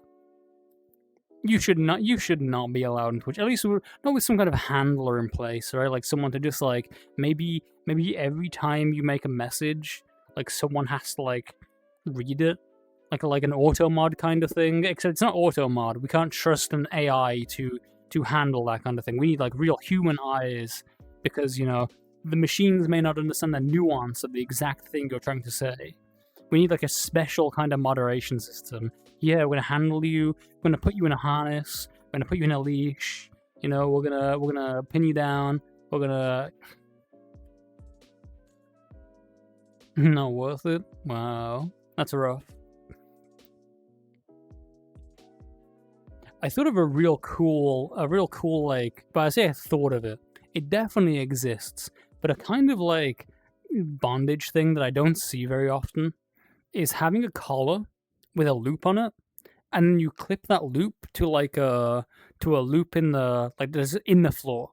So like someone is stuck with their like head like against the ground, like they have full motion in their body, but they cannot move their head and neck, and they're just like stuck down like that. Harness on you and you flop and you say, like when you put your like cat in a leash for the first time and they just don't know what to do. You put the cat in a Santa outfit and they're like, ugh.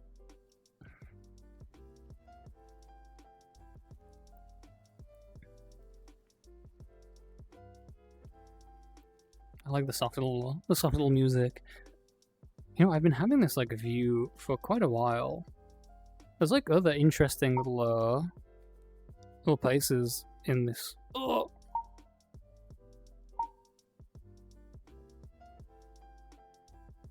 You prefer the harness? A harness is like definitely better for your general creature's health, right?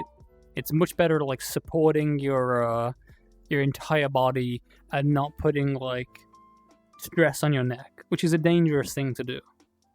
Anything that restrains a neck is dangerous inherently. Or are you talking about me like putting you in a harness, cornet, and then clipping the harness to the ground? Because that would be very funny, right? Like you have like instead of the whole like my neck is like pinned to the ground, I can like still move the rest of my body, but like it's in the middle of your chest, so all you can do is like rotate. Prevents them pulling. You can clip on the front, and if they try and pull, it just sends their body. Yeah. Oh, a chat kiss? Wow. Were you there earlier when I was like intimately and deeply describing a kiss in a horny harness of whores? Well, let me pre-order. Or I was like very intimately describing a kiss. I was like, what's the worst thing that I could do here? What's the worst way I could like describe this soft and intimate moment? It gets my tongue out. This one doesn't have the tongue control, so it just has a tongue. And I'm full of like the same nebulous orange goop that Lilt's full of. I don't have a suggestive stroking animation to my tongue. Do the kiss, but ASMR, just the sounds, like that. I bet that was like horrible to listen to. I didn't really think about it until I started doing it. Like my little insect brain just went,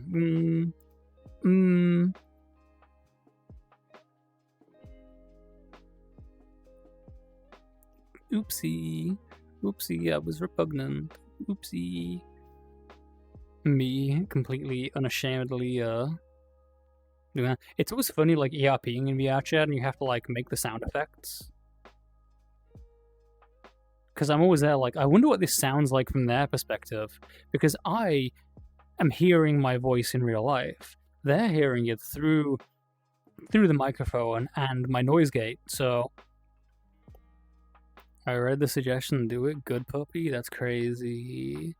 No. Ah.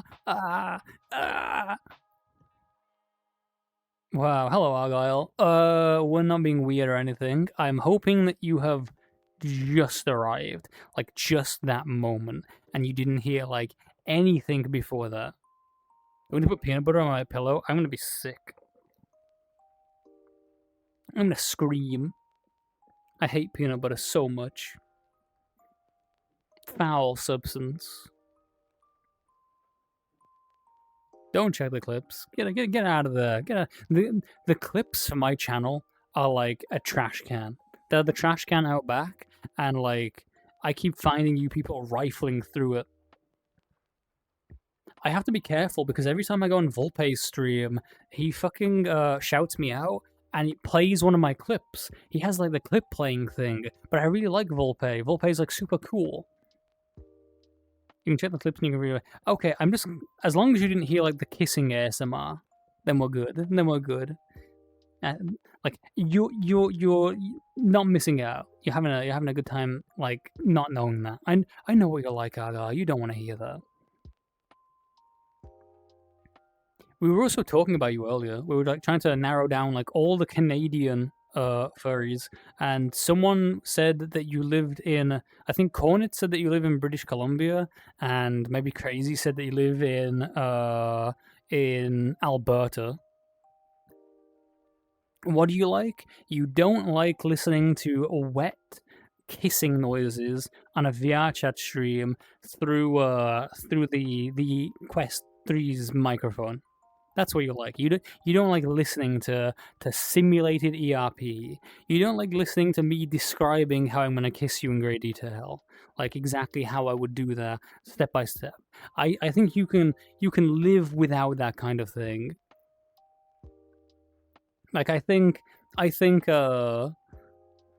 got you like well placed there, right? Like. Another alpha crazy. Oopsie. Oopsie. And they're out walking their dog, so they can't see their own failures. They can't see that their hubris has finally brought them to heel.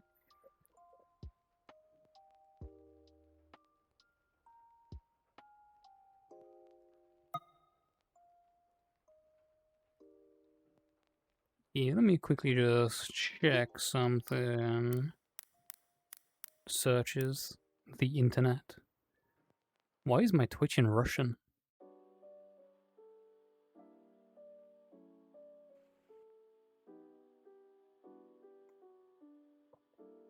Very mysterious.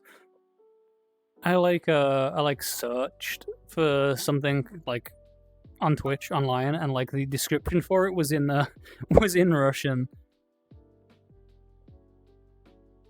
Psycho. Psych. Haha. Why do I have a Telegram ping? Oh, it's an artwork thing. Interesting.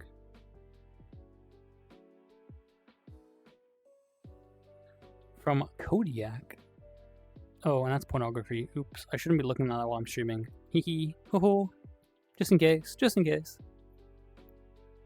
You never know. You never know what could like happen.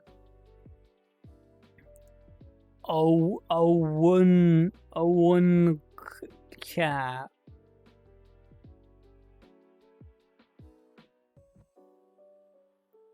That's definitely not how that's pronounced, but I tried. I tried very slightly. You got an O, like an O, and then a W, and then like a backwards N, and then like a 6, and then K. So Onsikka. There we go. I'm fluent in Russian now. Hehe.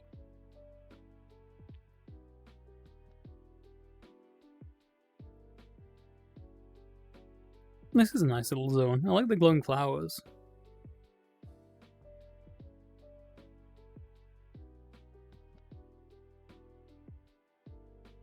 I like the little jellyfish.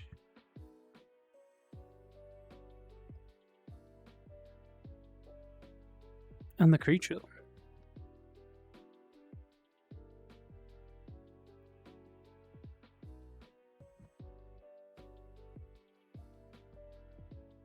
Oshibka?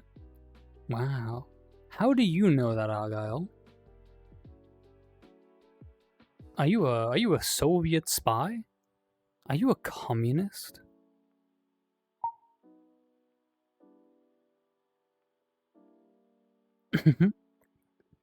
It's Exik, which is definitely also not how that's pronounced. A lot of straight lines in that wood.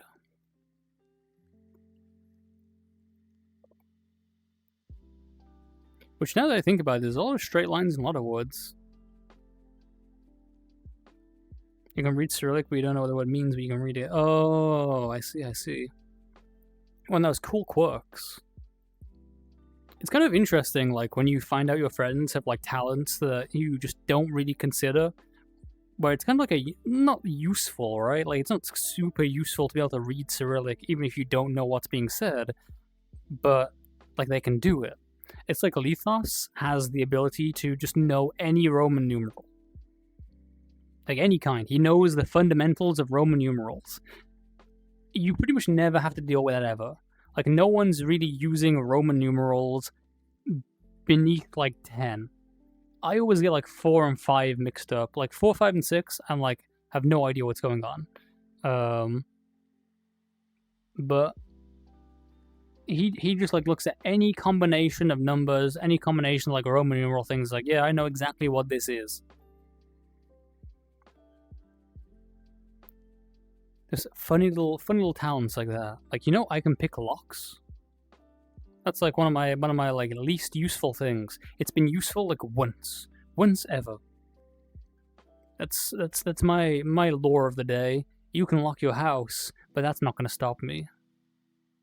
Unless you have like a really good lock, I might not be able to pick that one because I'm not like the lock picking lawyer.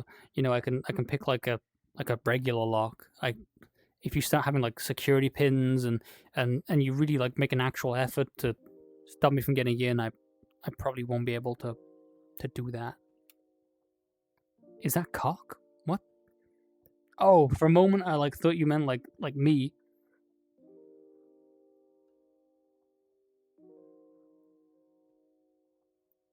Yeah, you can also pick locks. That's pretty cool. One of my like local friends can also pick locks.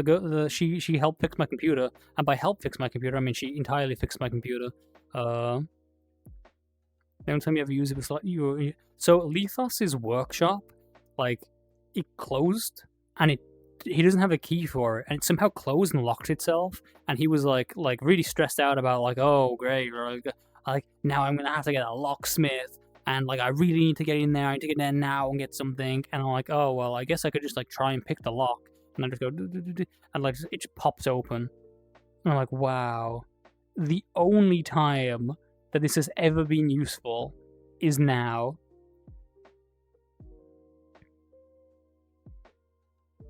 Tried to pick the lock on the door, left away, and we found the weakness cycling the lock. Oh, yeah. Like, you'd locked me in. So we had a room where you could essentially like lock someone in because there's like a bedroom and the lock was on the outside or something, or like it was on both sides. I can't remember what it was. There was some kind of like weird locking mechanism, and I'm like, oh, okay, idiot. If you're gonna lock me in, I'm just gonna lockpick my way out. And then in response, Shiro was like, oh yeah, idiot. Locks and unlocks, locks and unlocks, locks and unlocks, and just cycles the lock constantly so that every time I get like a pin, it's suddenly all reset. I was thoroughly humiliated. Womp womp. It was the only time I've ever been thoroughly humiliated, and it will be the last time I'm ever thoroughly humiliated.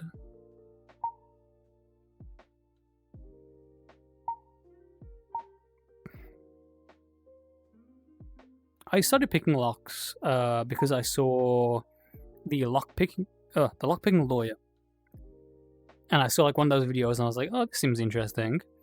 And then I saw some other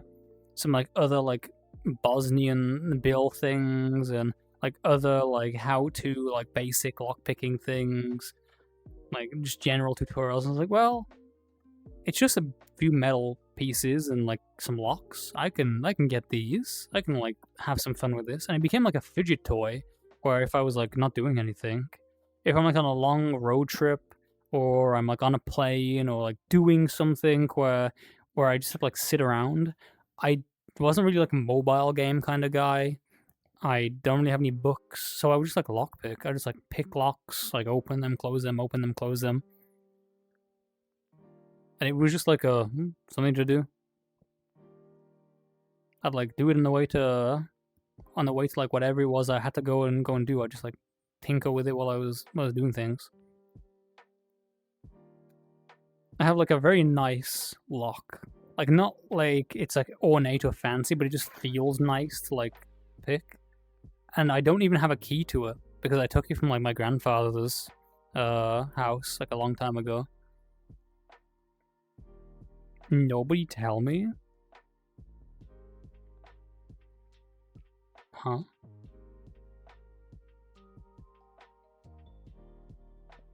Huh?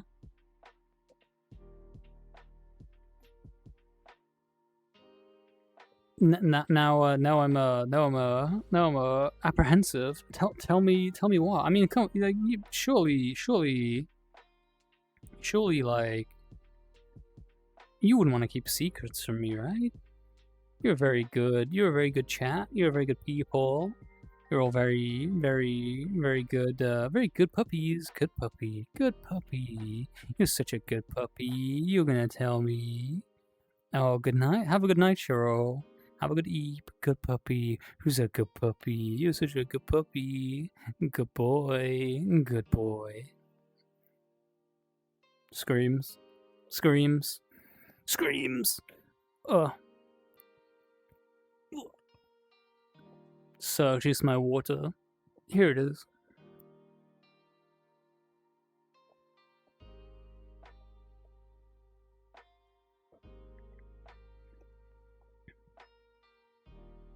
Who dare bites?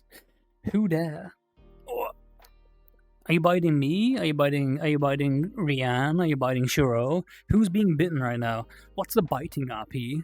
Am I supposed to go, oof, ow, ow, oh no? Who up biting that RP? I need to get more like bite things on my avatars. I think there's one on like my older ones, but I haven't updated them. Is it this one?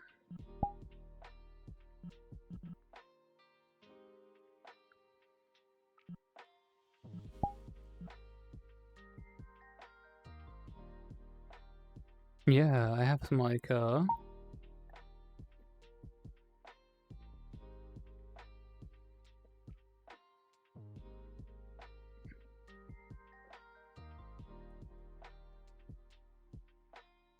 some like little chew marks here and there on this one, like scuffs on my knees.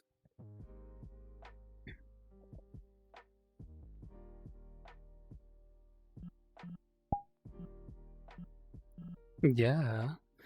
Violence. People are so mean to me. Wow. They're chewing me, they're biting me. Oh no. Oh no. How could they do this to me? I'm just a little guy. I'm just a little guy. How does that work with an exoskeleton? Well, we just don't ask the question. I'm like a very soft bug. Like, it's an exoskeleton, but I'm very like soft. I've not made a bug with armor plates yet. I did some experimental like texture work. I've never shown it off in like my server. I should probably show off more of the projects and things that I work on, like tinker with. But I have one that has like belly plates and like leg plates and stuff. Yeah, well, I'm all bug. I'm just a soft bug, like a caterpillar.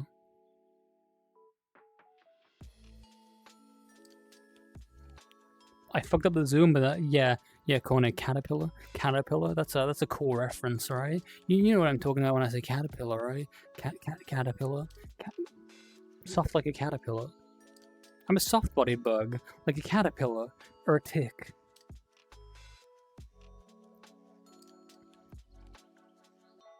Especially as my angel.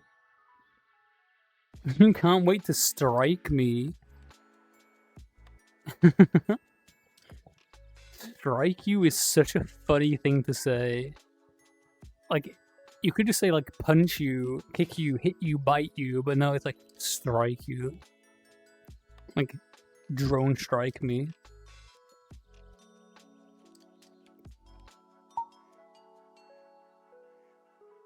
What is that? Oh, it's a bonk emote. Oh no, I, like, opened the information tab, and now I can't turn it off.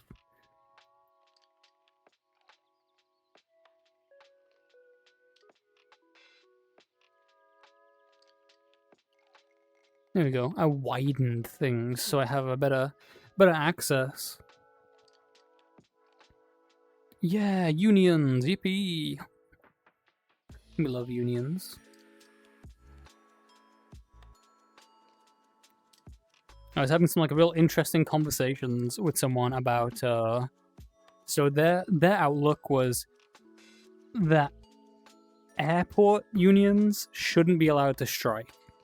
That like if you are an essential infrastructure, like if you are the biggest air carrier of your country, then you shouldn't be allowed to strike because it disrupts things to everyone. It ruins everything. But then the whole thing is, well, if you can't strike, then what's to stop the airline, which is a private entity, from just treating all their staff like shit because they legally wouldn't be able to strike? So then it comes down to, well, so if it's an essential service, then why doesn't the government own it? And then he's like, well, it's too expensive, so it has to be like a private entity because the government would have to spend billions of dollars to buy the airline. But if it's an essential service, why does the government have to buy the airline? Surely they can just go in the nature of like in the interests of the people, this now belongs to the government. And he's like, oh well, that's tyranny because you know whoever owns the airline, like they have invested all their money and their time and they have spent millions and millions of dollars on it. But then you have the whole thing of if someone has millions of dollars, are they self-made? Did they start with a 9 to 5 and like make millions of dollars? Or did they get given millions of dollars from someone else? Are they in fact just inheriting wealth? Where did the millions of dollars come from? Do they own an emerald mine in Africa, and actually the millions of dollars come from the unfair wages of the people working there, and actually, theoretically, the airports should belong to the people because it was, you know, founded off the money of, you know, unfair labor. And like the really sort of deep philosophical thing of like how do you run a country effectively? Like what's the best way to do that? Yeah, too expensive to run but necessary. It's like that's not how that works. You just like that's why you have taxes. Like that's the entire point. You just take a bit of money from everyone and everyone gets something. And you don't have to tax everything for the airline because you would still pay to take a plane. Like, it's surely possible.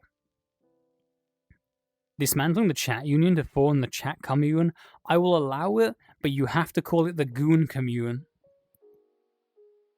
That's what we're legally recognizing you on the map as, the goon commune.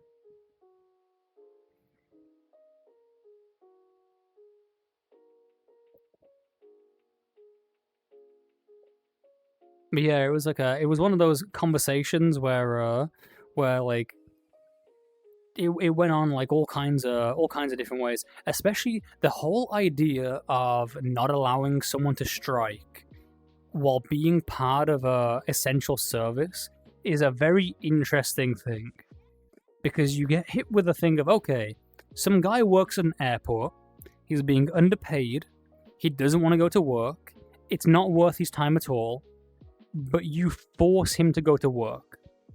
And he works on an essential service, an airport, with big, dangerous planes, big, expensive pieces of machinery. Do you really want, like, all the people who run your very dangerous essential service to not want to be there, and to hate their job, and to hate their boss, and to hate the very sort of thing they're involved in?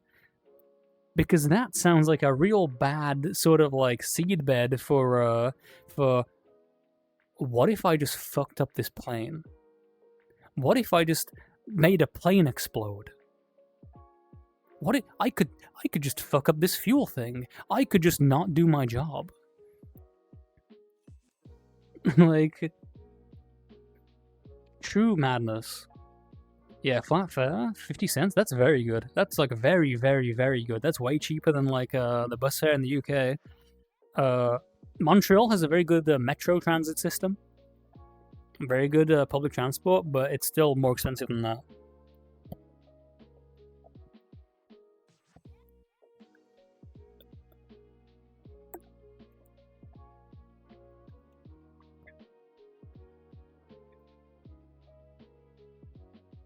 Yeah, like, it's the whole thing of balancing things between the people who are like, I want to be able to get my plane to go to a thing on time and not be fucked over by like union action, like preventing me from being able to live my life. And then the whole thing of, well, protest is to preserve society. If you live in a society where people are not allowed to legally protest, be it like about politics or about their work or about something like that, then when people do protest, they do it illegally. And if you're breaking the law, if you're already breaking the law, if you're already going to go to jail for it, why not protest in some like a really terrible and awful way that is a danger to society, but like really gets your point across? You know, if they, what's the airport going to do when it's like, oh yeah, they've taken one of our planes, or they've taken the engines off the planes, and then no one will put them back on again. Yeah, that's exactly what he was sort of saying, that like a government should come in and arbitrate and force an arbitration. But then you have to be really careful of like, who is your government? Because if you have a very like currently capitalist government, they might come in and immediately just side with the airline and be like, hey, like you are in the right, don't change anything, everyone who's striking, stop doing that. If you have like a very like pro the people, then they may come in and side with the people striking, because then suddenly it becomes like a government issue. But then I guess you should really be electing the people who have everyone's best interests at heart. But then you get the whole rabbit hole of, that's politics, baby. It's politics all the way down. Everything's politics. You return, you're confused. So Crazy, I'm really sad to inform that we have taken your balls. You no longer have balls. Sorry.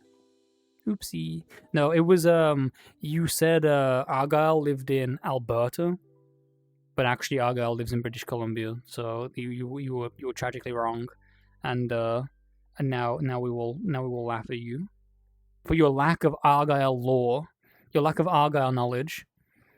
We have taken your balls. Yeah. When we were like trying to speculate on like who lives where doing what. Yeah, unfortunately, I live like really far away from most people. Like the local like furries in Montreal, I know them because they're in Montreal. I met them here. Dandadan, very good anime. I respect it.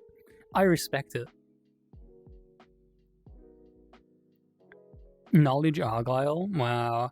Yeah, I'm like passing in Argyle lore. I know like a little bit here and there, but I'm not truly in the deep dive.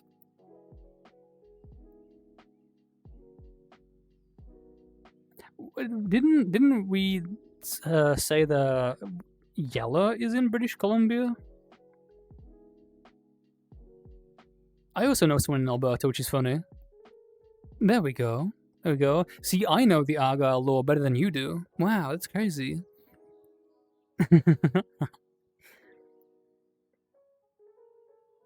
I might know someone else who lives in British Columbia. I think there is definitely like another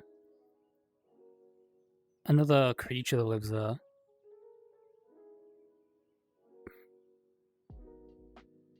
Oh, cool. Like in Canada, like in person, or did you see Yellow at a convention? Did you see him at like MFF?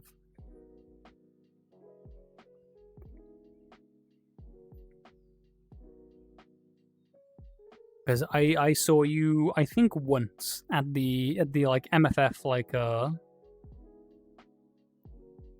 the MFF pizza dinner we did where we were a little bit unhinged. I think I was only there drinking, and then Pokey gave me like one slice of pizza. I'm pretty sure we were being weird. I remember there like being some kind of weird conversation happening.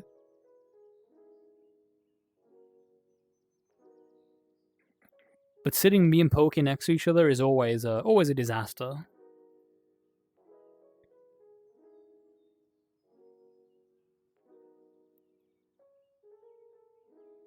Well, I'm assuming crazy that they met up on purpose, and it wasn't a case of just randomly saw Yella, because you need to know their face, right? You need to because they're not going to look like a little yellow garnish gremlin in real life. Bug stream. We're streaming. We're wiggling. Where's my hydration? Oh. Falls down, finds my Wawa, sips my Wawa.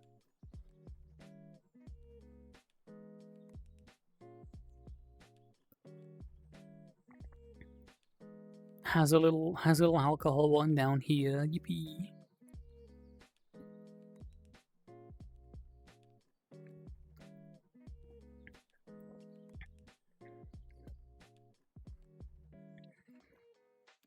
See Argyle. Oh. See Argyle. Just because someone isn't a dog in real life doesn't mean that we can't support them and love them and try and, really give them what they would need as a dog. Like, we don't have to let that hold us back. We can still go, who's a good dog? Who's a good boy?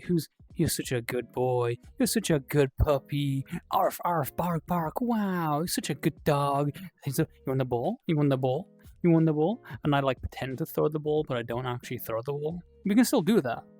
Like next time I see you in MFF, we can do that if you want. You've seen part of Snowface and Blues? Maybe Snow Soulface and that pick Blue and of Lilt in a cute outfit? That's crazy.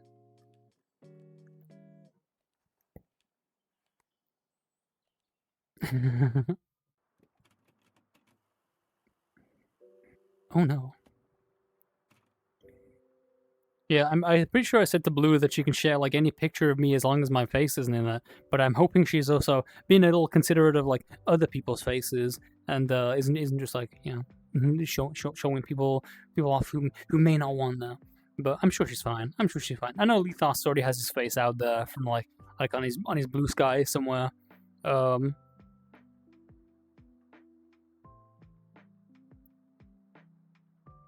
think I was in a fursuit for that photo.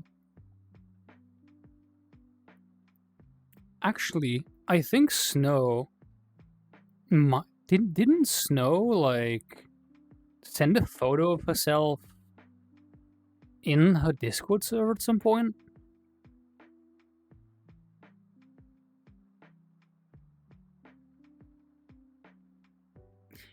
See, Riley, there's no pressure to do that kind of thing. Like, if you know, you don't have to if you don't want to.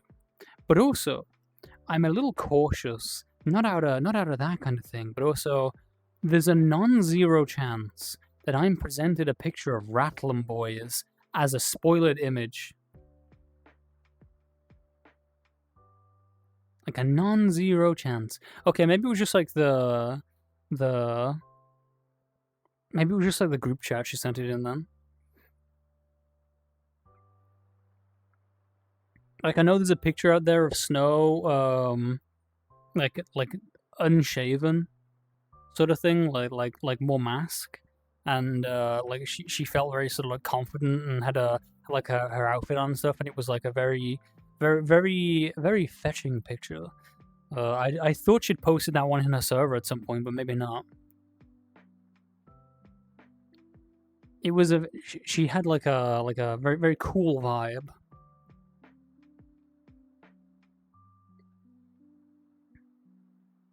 Yeah, I'm very shy about my appearance still. Like I'm a bit of a shy guy. So most of the time, if I'm like doing anything with a photo, I'll have like a pup hood or a fursuit or something on. That is potentially possible. Potentially.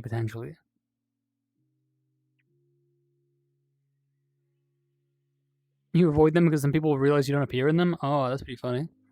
That's actually a good point, Aga. I don't remember what you look like. Like, I remember meeting you, but I don't remember what you look like at all. Like, it didn't sink in. Probably didn't help that I was like 5 drinks in. I was like I'd been drinking all day, and then I went to the pizza thing and I had like 2 more cocktails. So you are an enigma to me. If we meet again, I will not recognize you. Yeah, I've seen Vice's face. I've seen Vice at a convention. I don't know about Doopy.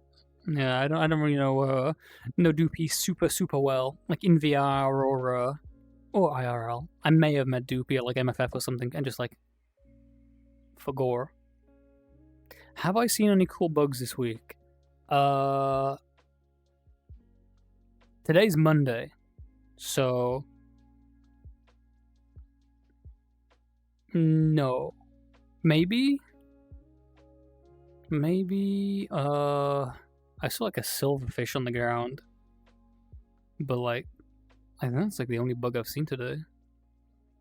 But I saw some cool bugs last week, like online and in real life. There was this huge ass spider in the basement that was like very cool, very scary. And I found out recently about a new kind of bug I didn't even know existed, and they're called like here, let me. Oh, that's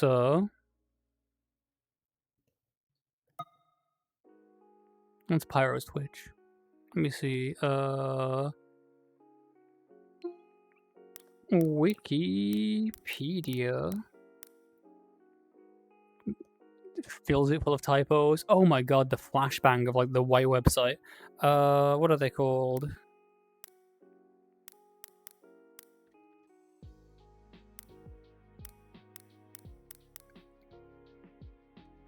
Oh, what are they called? I've forgotten already. It's at the tip of my tongue. Mantophasmids? Yes.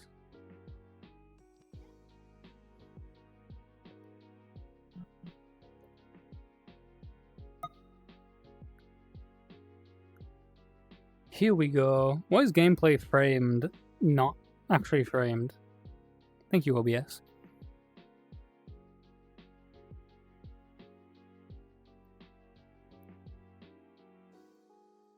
You have an incredibly recognizable giant scar over your face. Oh, you're lying? Oh, wild. Scars are cool. Yeah, here. Like, the Mantophasmidae.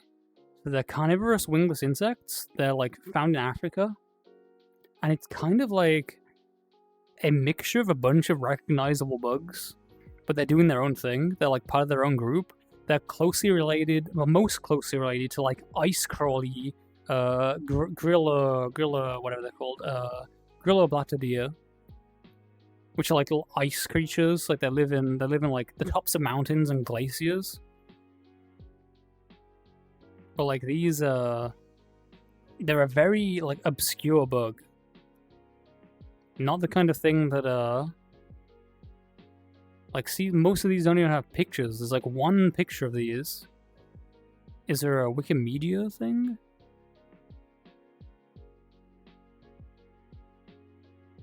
Strange little guys. Yeah, I was learning about these guys last week.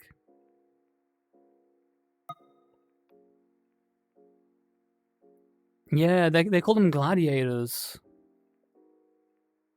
And like a few other like common names.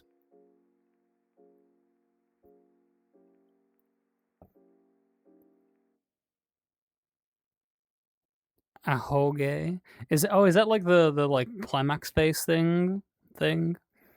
Gladiator bug. 2 cool bugs? Wow. Is that a wait, where's my, there we go. Is that a compliment? Wow. Yeah. Ah. Yeah, there we go. Oh, that little like hair thing. Is that what that's called? Little like piece of grass that like sticks up in people's heads? Yeah, Vice's Kigu is pretty cool as well. Very, very cool. Maybe I should get a bug Kigu. Maybe I should get like a little like bug outfit. I'm gonna have like my space outfit, my little alien partial. Looks like a cucumber. The funny thing is, Kiki, like reading that after I've like taken the thing away, is like, oh, there's a real cool bug moving around on screen that looks like a cucumber with legs, and I'm like looking down at myself, I'm like, I hope I don't look like a cucumber with legs. Yeah, Ahiego. Yeah, the gooch hole. Yeah, Vice showed me the hole. I really like people who have the Ahiego like hoodies and then like wear them out in public. So then I'm like, interesting fashion choice. I know what you are. Yeah, I think Vice got the hole fixed. The vented Kigu. Yeah, you gotta let the airflow. Wouldn't want to be a musky wusky, you know. Even though Vice is not a musky, they are a chimera. The Kigu is very nice. I'm hoping that now that I have a sewing machine, and I'm gonna potentially have the ability to print onto fabric, that I might be able to make my own stuff like that. Various moth pictures over the summer? That's very cool. Are you like doing like moth trapping kind of thing? Well, I say trapping. Are you like putting up a sheet and like bringing them in and like doing the recording kind of thing, or are you just like taking pictures when you see them out and about?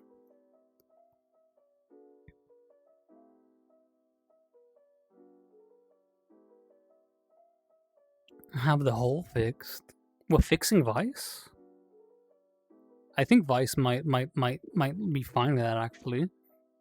You check outside your house a lot? That's cool. I really like this kind of like type of weather that I'm having, like this time of the year where I go outside my house and it's not just like the moths and things, but like you can hear all the crickets and the grasshoppers and the bugs, and you hear like 4 different calls for like different bugs in the vicinity. Yeah, I had the feeling.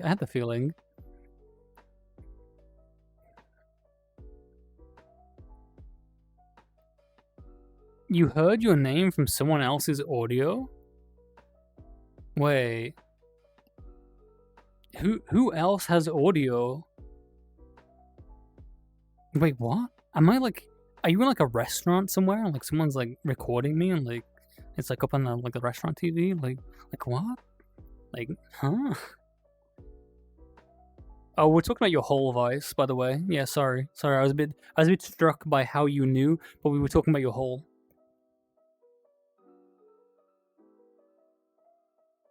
Just that you should be aware.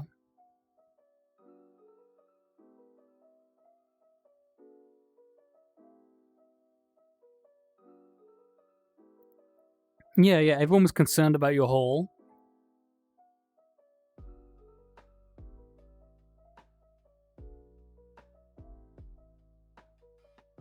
It's in the core of the branch. Fluff has my stream open. The world famous writer Fluff is watching me. Holy shit!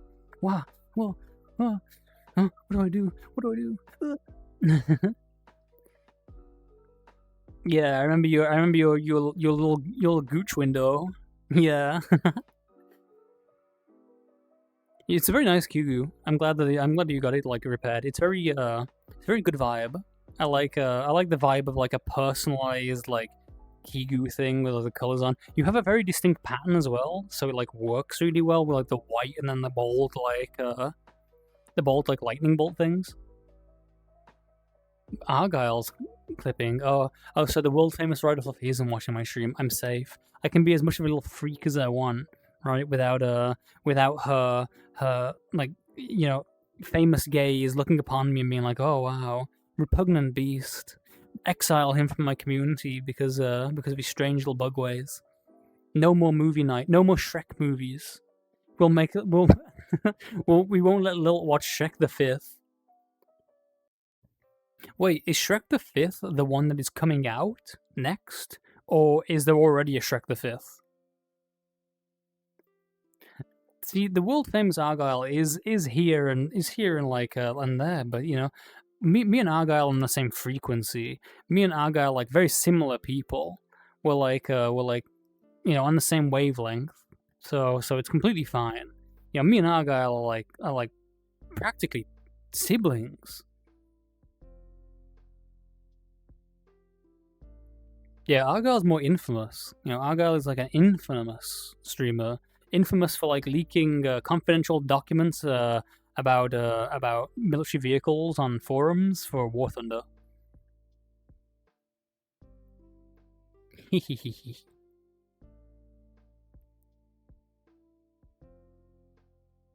Now that I think about it, Argyle might be the only one of my friends that plays War Thunder. I don't know if I know anyone else who plays War Thunder. I say my friends. Maybe someone plays War Thunder and I'm just not aware of it. It doesn't mean they're not my friend if that person does play War Thunder. You know what I mean? Like if you know what I mean. You know what I mean.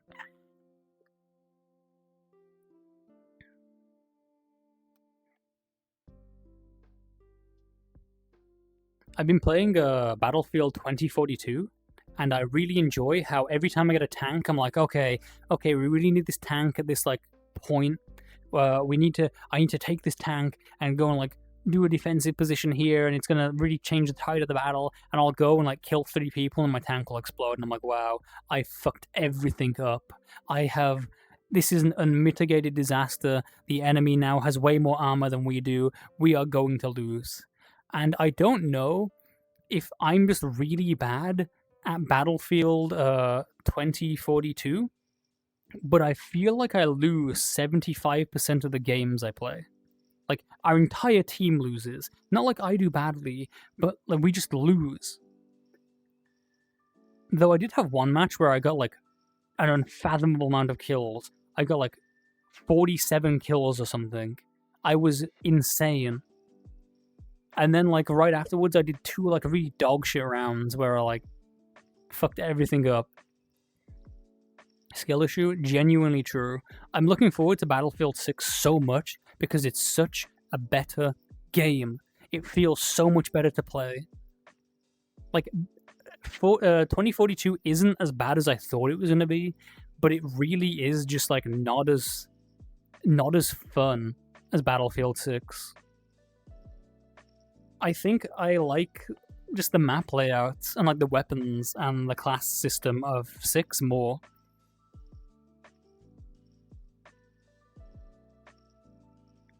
People haven't talked about your gooch in a while. Can we go back to that instead of this EA bullshit? That's crazy. That's crazy. Okay. Let's all say something nice about Vice's gooch. Let's just praise the gooch, I guess. This bug has murdered 47 people. Beware. It's possible. It's possible. I wouldn't put it past him.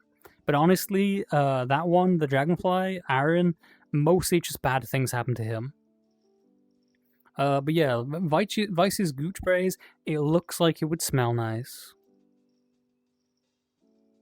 Vice looks like they have a sniffable gooch. How's that? Is that good? Is that pleasing?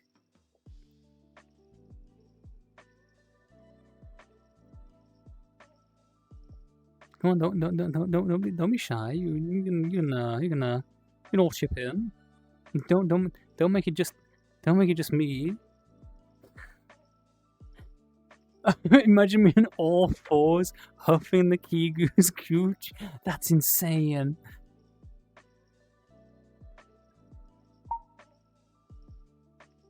I gotta hydrate. Is my water empty? No, there's a little bit of water in there.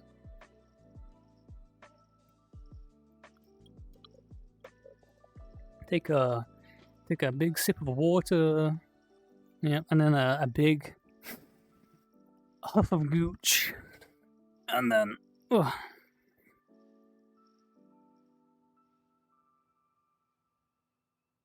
hee hee.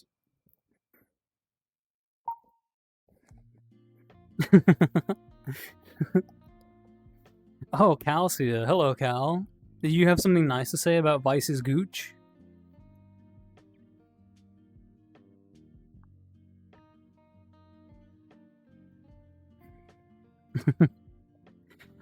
Putting people on the spot. How could we do this?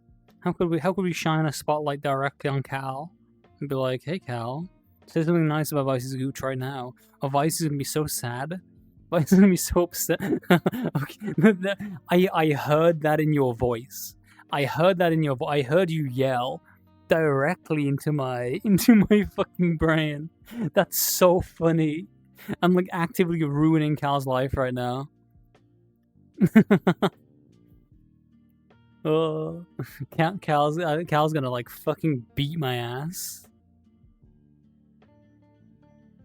I mean, Cal wouldn't like actually like kill me, right?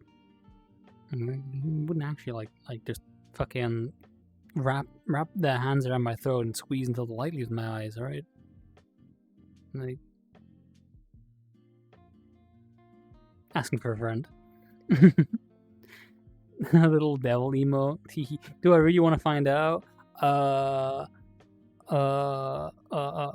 Hit me up after stream. Hit me up after stream.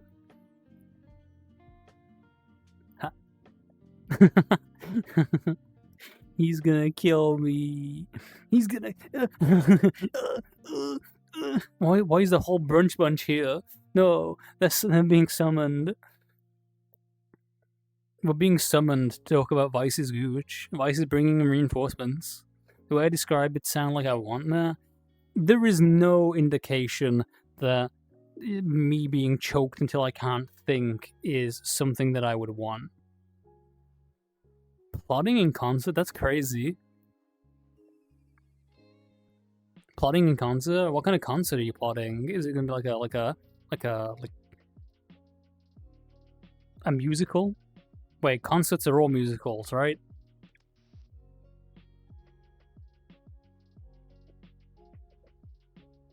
There's every indication that's something I want. I'm a lying bitch. Did you're rating with 3? What are you doing? What is this? Oh, that's crazy, Vice. Oh no, I can't believe it. The brunch bunch stream is over already. I missed it.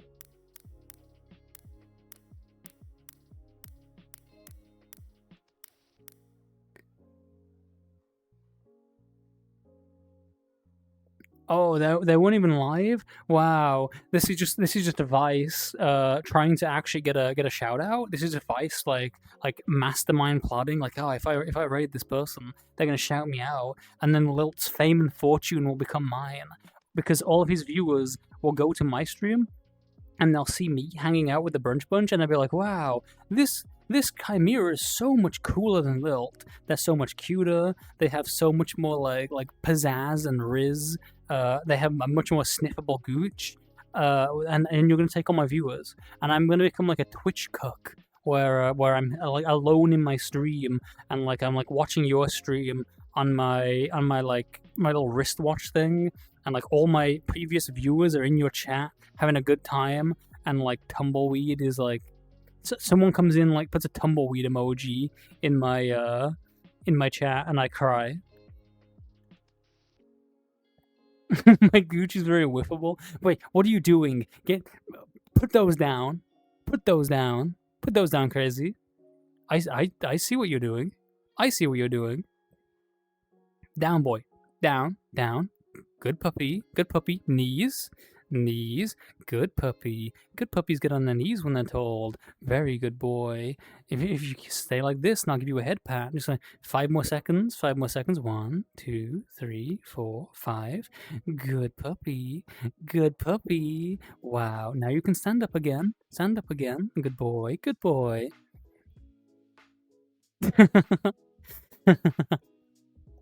I'm losing my mind. I'm going insane. You like to confiscate people's knees. Is that because you're like super short, Argyle? You like don't want people to be like above you, so you're like, and they flop down. You're gonna remove my vocal cords? Shit. Cal. That might be a kink that no one's done with me before. Nova Desert Fire, thank you for following. I'm also sorry that you're like going through this right now. That this is the situation of my stream. That we're all just going a little crazy. Especially Cal. Cal's going very crazy. Yeah, and hey, let everyone know how much of a good That's fucked. That's fucked, Snow. I am such a good puppy. I'm a good puppy. I'm your good puppy. Thank you for being here, everyone. Thank you for like I was a little nervous, so like it's been a while since I've done any VR chat stuff, and like maybe no one would turn up, maybe no one would like hang out, and maybe I've fallen off, but you know, I really enjoyed being like here and having you make me be a good puppy, and like making me get down on my knees when I like hydrate like a good boy. When Rianne made me bark earlier, you know, that was a very good time. I like being made to bark. I'm such a good puppy. I like being on my best behavior for you. I like it when when Cal defenestrates me. I feel like such a good boy.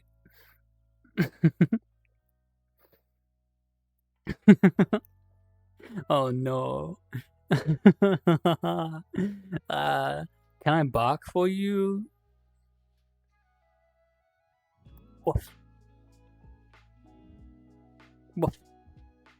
Bark. Arf. Arf. Woof. Arf. Woof. Is that good enough? Is that good enough?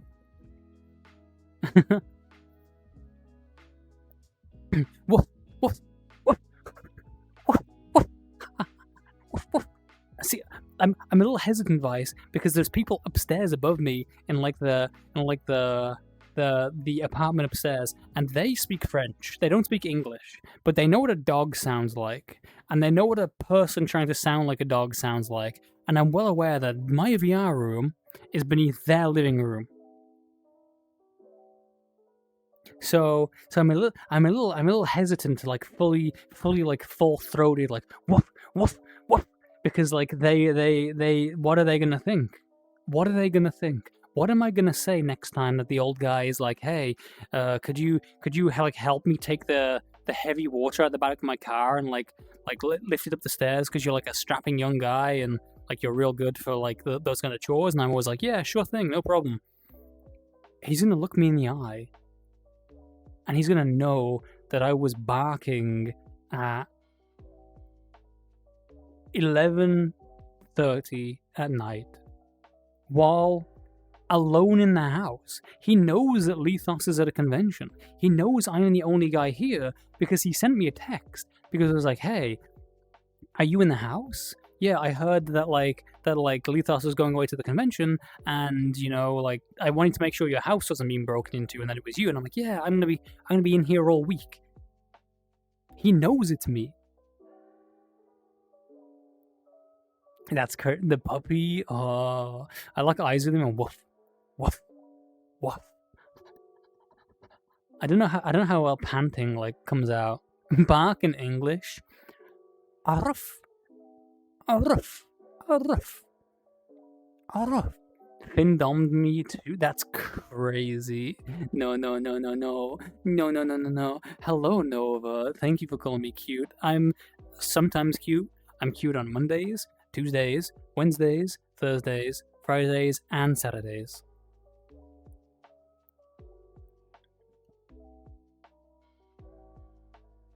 You hope you get to meet me soon in a mutual server event that we share.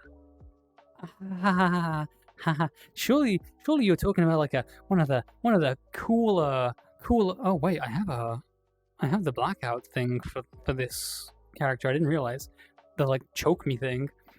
Surely we're gonna be like talking about like a stream event, right? Like all my cool like Twitch friends who have their own like community nights. You're talking about one of those wholesome like movie night things, right? We're not talking about any other kind of like like a mutual server event.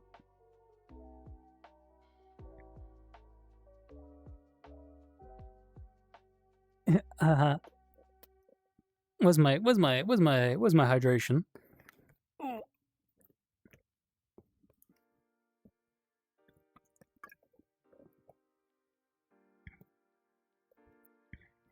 Hee hee. Oh. Oh no, they're using the emotes. They're using the emotes. She's gripping me. I can't believe it. I can't believe I was like puppy conversion therapy on my own stream through my own redeem system. Vibe check. I imagine you punch me in the face when you say that. The vibe check. The vibes are in shambles, Malice. Complete shambles.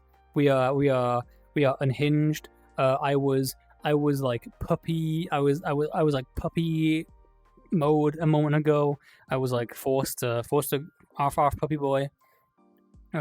Cal has been threatening to kick me out of a window, which is kind of just like a usual Monday actually. I was talking about Vice's gooch.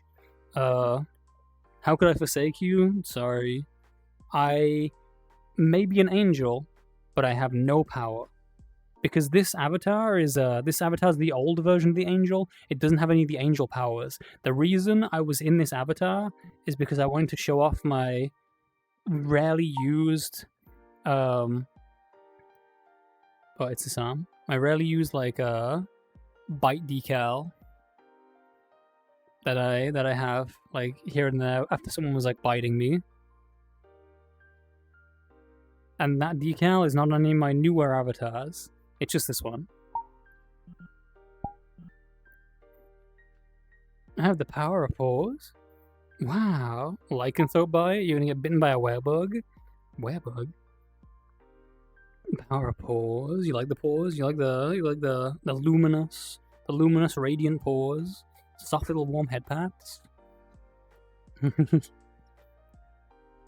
Thanks for inadvertently getting Dewey to get his own bug model. Yeah, it's tragic. Dewey has become a hot bug on joystick before me. My niche, my one thing, the only thing I do, and my thunder stolen. I'm simply teasing. I'm not actually that kind of guy. I'm not actually like, no, I'm the only bug, because I spend most of my time trying to convert people to become bugs. There's at least 5 other people I know who now have bug avatars, because I'm like, hey, you know what'd be cool? If we were bugs together, and we held hands, and we kissed. More bugs, more good. That's true. Good for the ecosystem. Stop biting me. Ugh. You can pay me in lamp? Sure, yeah. Just turn your emissives up. Captivate me. Does the brunch bunch have any ideas for body riding? Rianne. So okay.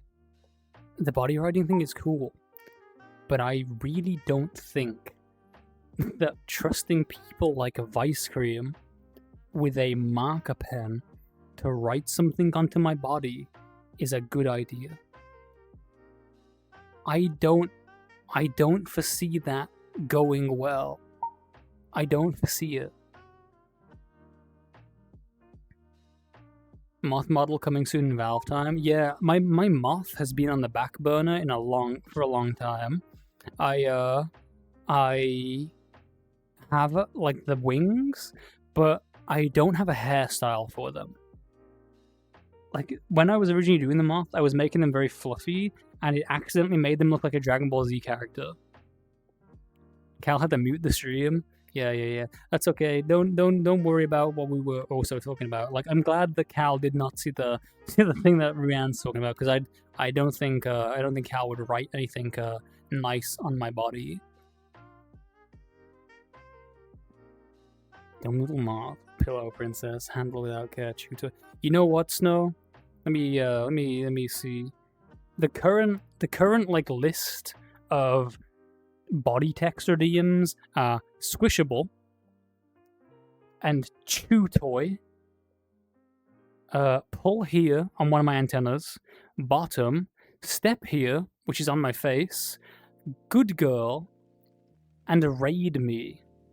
As in, like, you know, a can of raid, not as in raid my chat. So, you know, people could put soft boy, cute boy, good bug, happy bug, nice bug, handsome. No, they're putting the degrading things on me. They're turning me into an object. So, you see how it's been going. The bites and scratches are great. Thank you. For anyone who is new to the chat, who hasn't seen this before, I do have a redeem where I'm working on a new bug. They're a firefly. They have like a very dark coloration with some like glowy bits, and I'm putting some glowing UV body writing and paint and stuff, and people can like redeem text to be written onto the body with channel points. I'm gonna be doing the body writing part on stream, and I'll probably also drastically reduce the price of it when I'm doing it. Right now it's a bit expensive, so it doesn't turn into like 300 of them getting like redeemed immediately, and then like not being enough time or room for other people to get what they want to write in. But when it comes to like actually doing them, I'll probably be a lot more lenient, because we need to fill the canvas. Bugassy, I punch crazy guy. I just like full on like straight in the face. Doodlebug? Yeah. You can doodle all over me, baby. Soft girl, pretty girl, beautiful, adorable. Okay, but like the bug is very mask coded. He's like a real guy. He's a guy with like his fringe and Have I thought about OSC powered stream reactions? I've considered it. I considered like having that kind of like sound alert things and like stuff and things, but I haven't figured things out. I'm a bit bait. That's crazy. Bait is insane, because that's what Blue calls me.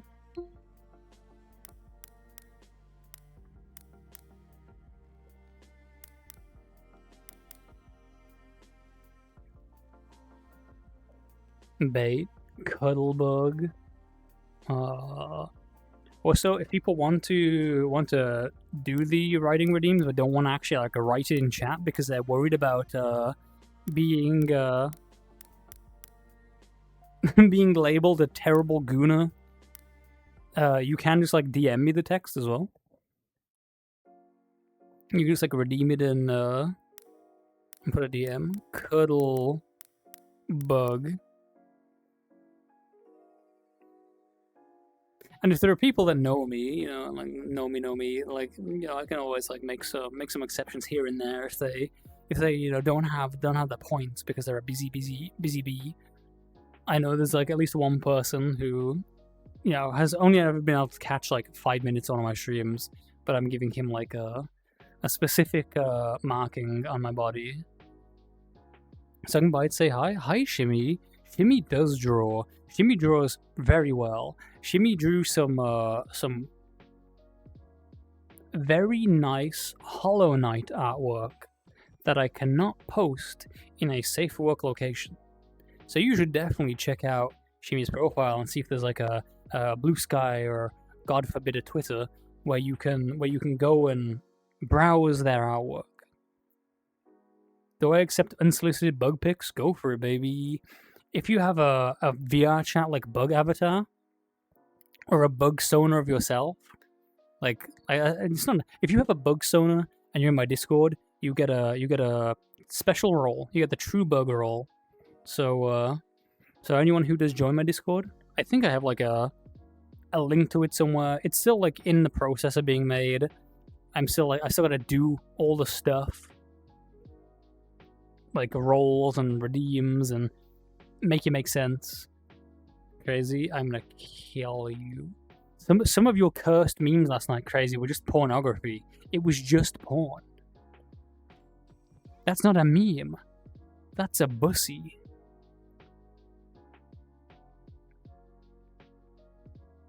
Is the halo like a ring for a string pull that makes me talk? What do you say when I pull it? Do a bark? In my other avatar, I beg you to stop pulling my halo, because in my updated angel, if you pull the halo away, it takes away all my holy powers and I change color. Helldiver bug stuff did some doodles. You feel like they need a full render. That's cool. That's cool. We love Helldivers. We love bugs, even alien bugs. They were not safe work ones. I laughed. I don't know if I laughed, but I definitely did like a little blush at some of the porn.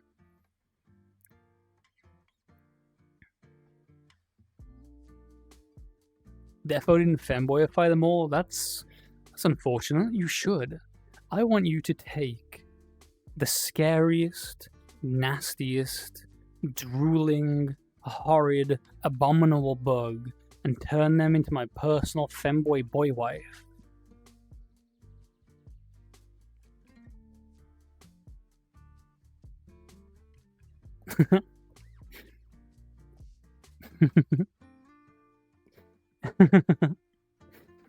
Putting a charger in a maid dress.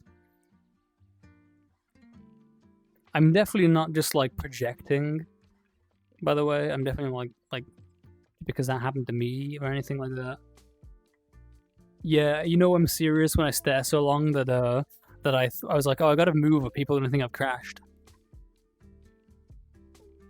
Talking about femboy boy wife? You want me to get you Dewey? What you mean you're gonna turn Dewey into my femboy boy wife?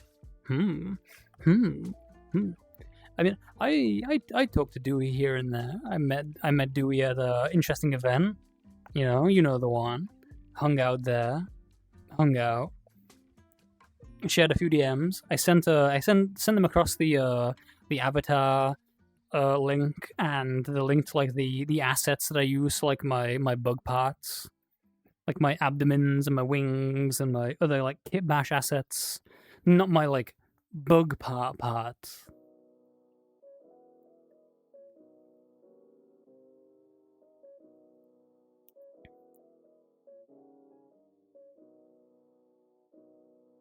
Oh yeah, that asset, yeah. I know the one you're talking about. You know what? I'm a cool bug. You're gonna drop in the DC. Wow. See, I'm about to potentially make a adult zone, like the whole thing's adult. People are gonna be 18 plus to be in my community because I will not suffer the opinion of a child. But I'm making like an actual like smut section because so many people have been on like the cusp of posting pornography in my visual media channel, and some people, I'm not gonna name anyone, stares directly at Crazy Guy, like with both of my eyes for several moments, posted a repo porn in my visual media channel. So I'm like, maybe there needs to be like a zone where people can get their little fixation out. Oh no, corner. The ass was fine. The ass is suggestive, but it's very delicious. The repo porn was just straight up, that's a cock. And it's in a repo guy's mouth.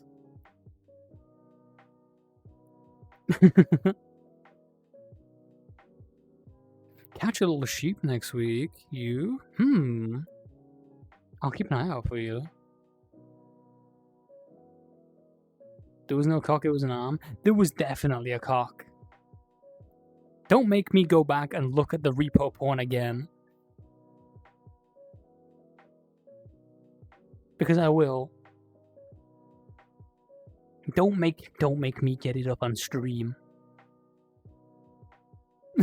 Imagine getting banned because you have to win an argument about like repo porn. But yeah, I'll definitely keep an eye out for you, Nova. Am I a dangerous bug? So, Herp, it really depends on which avatar I'm in.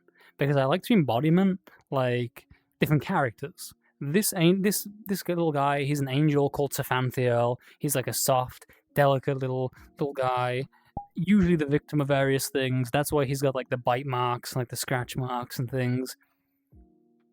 On my more advanced avatar, if you pull the halo and you get far enough away, it corrupts him.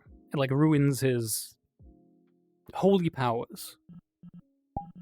But then if I'm in... Oh, no, I don't want to be in the not safe for work one for that one. I want to be in the safe for work one. But then if I'm in something like this, it was a bit harder to see.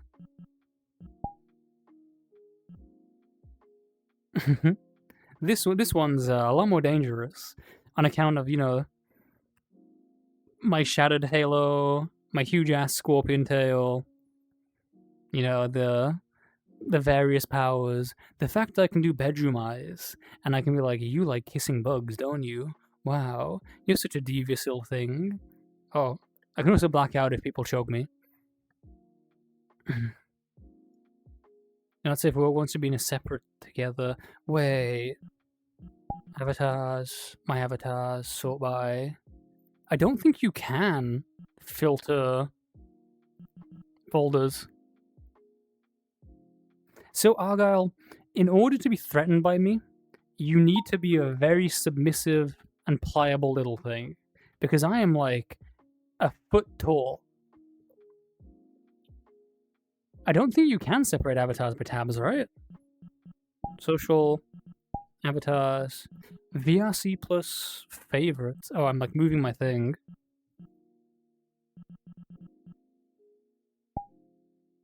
Avatars 1. Wait, you can categorize them.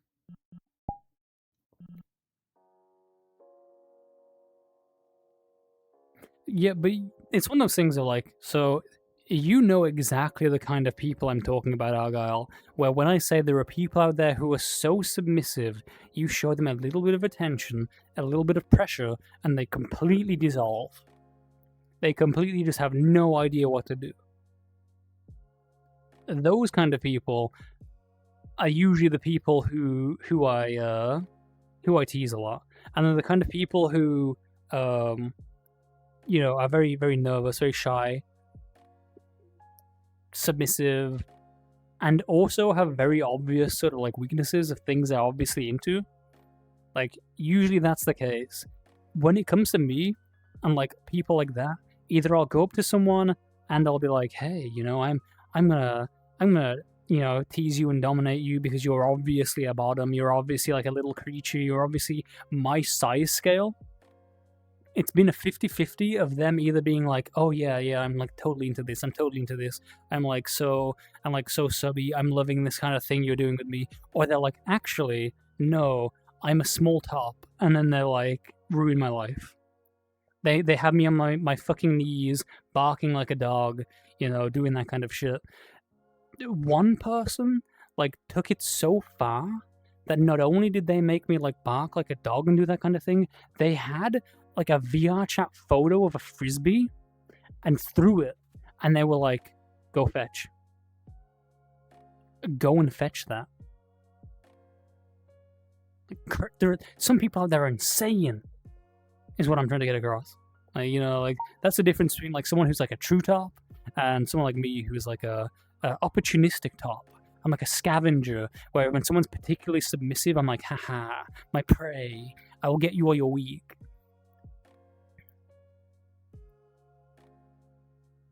Oh, fuck. Oh, man.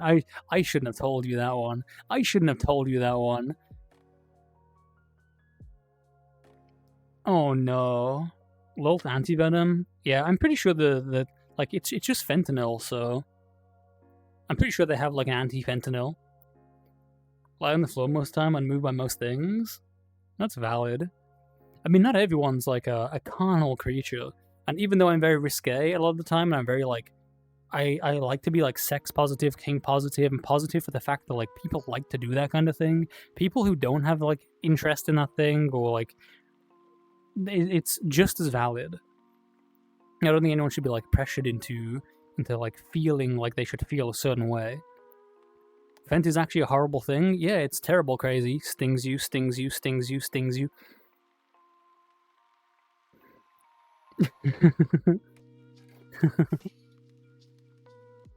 Wait, there were so many, like, messages. Being a true switch. Yeah, true switch is, like, very fun. You get teased at events? Yeah, Nova. Unfortunately, you are. You are. You have, drawn my attention.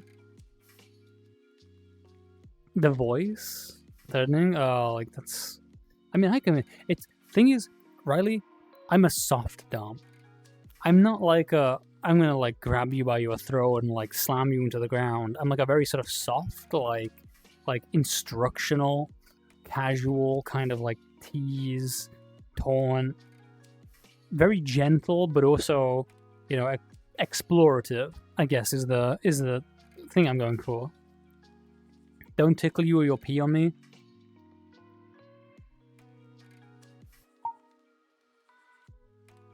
Do you think I'm not into that crazy?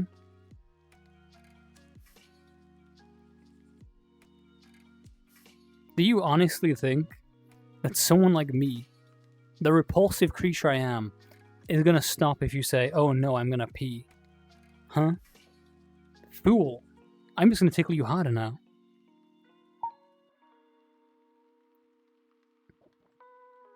Also, I realized that the lighting, you can, like, barely see this character over there. Bet you'll call that bluff. You shouldn't call it. I'm just saying, my avatars do have real pissing action.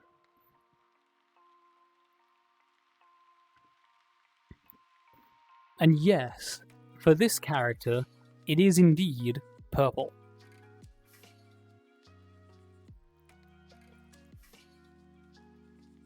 Notes to self, though, not put off by piss. On one hand, I want to be like, yeah, kink positive. No one should ever be ashamed of what they like or what they're into or anything they're doing. But on the other hand, I'm like, what is Snow planning on doing with that information? What could she possibly have that would be like a useful application for a self-note? I quiver. Gamer pants? Kills you. Grape Kool-Aid? Yeah. That's what I'm going to tell the Twitch moderation. Wait, do I have... Thank God. I was worried that I might have had like the fluid mechanics still on my stuff. Oh, by the way, I can like toggle my fluff. I can be extra fluffy. I can be like less fluffy. I can have like my bare hips out, no fluff. Kink positivity is very based. If you are into something and you're not hurting anyone, and you know everyone's having a good time, that's based. Whatever it is you're into. I'm not even gonna ask. You know, it's super cool. The fucking laughing emotes. The fucking laughing. The spray bottle of piss. No. That would be a horrible viagem. like a spray bottle, and you're like, haha, spray bottle, haha, haha, and then you like puff it and like a yellow cloud comes out, and everyone's immediately like, what the fuck is this? What, why is it yellow? Yeah, Shimmy, if it passes the Harkness test, I'm all for it. And I think the Harkness test like covers everything. It's like something has to be like the legal age, capable of consent, like all those kinds of things. Yellow weather. Oh, Argyle, you know, like video games when like you go through the rain and there's like splatter of like water on your visor. You could definitely do like a screen space effect that just like douses like piss down. No, no. That's so real. That's so real. I even have like access to a screen space effect.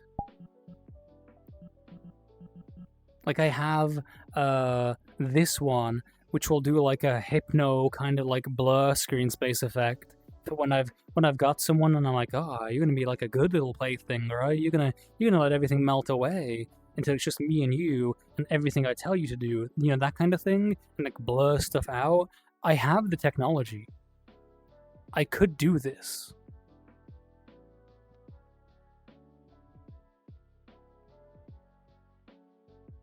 I probably won't do that, but I just know, should you ever upset me... Oh wow, that was so effective. I didn't even need to tell him the screen space. Good little plaything, good sheep.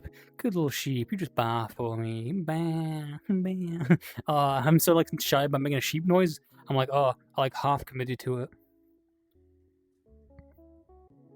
She doesn't work on you because you're on desktop? No, like a screen space thing will still work on you, right? Like it will still like mess with your screen.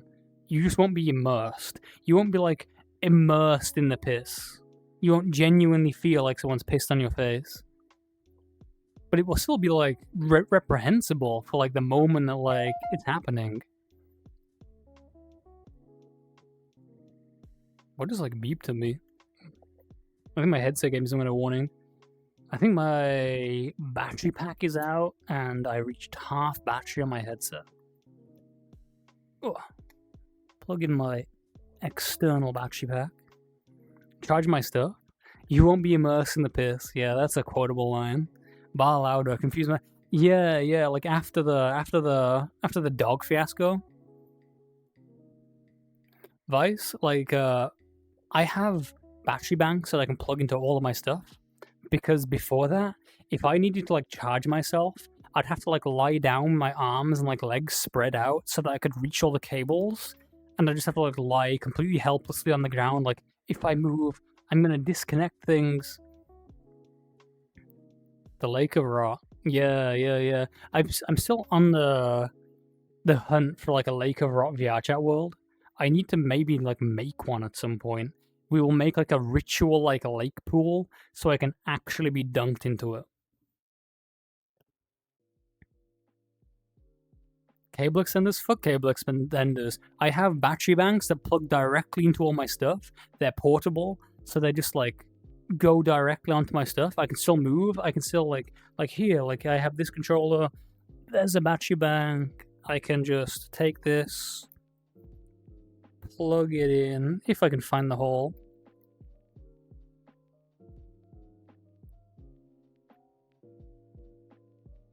And there.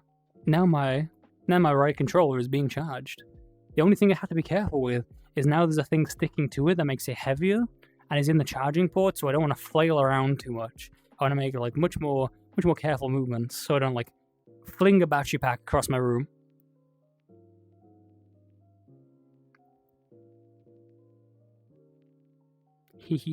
I need like the same kind of thing for my headset, but for my controllers and my trackers. Like a battery pack that is designed to clip on snugly and be just integrated into the stuff.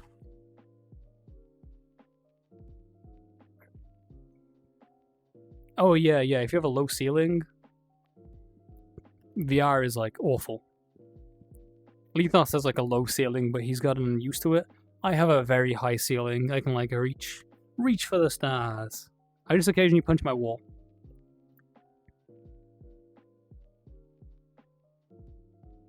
It's a normal 10-foot ceiling? Are you that tall, Argyle?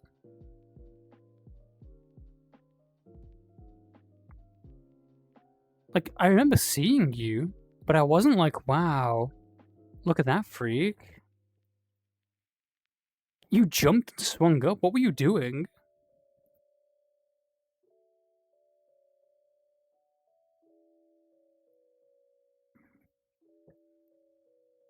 You were just going feral. Just like, full like Mario punch into the air.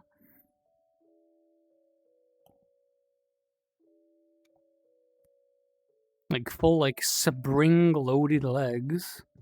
Oh, Half-Life Alex? Oh, okay. I was for some reason I was thinking of it as like a VR chat thing.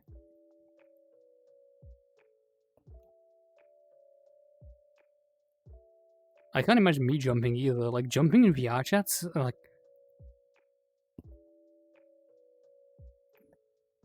it's so weird. EB time? Yeah, I hope to see you around, Shimmy. Very cool. I like your art. I like your bug art. Hee hee. You know, it's cool hanging out. Thank you for coming by. Wow.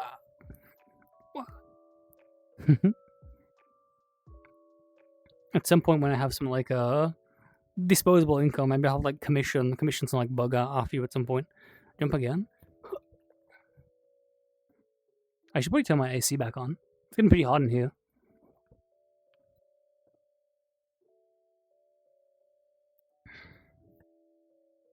Yeah. Adult section. Good puppy, that's...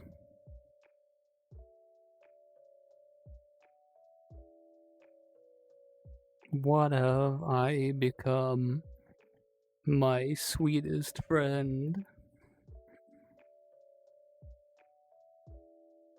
Everything I touch. I can't even remember the lyrics. This was a mistake.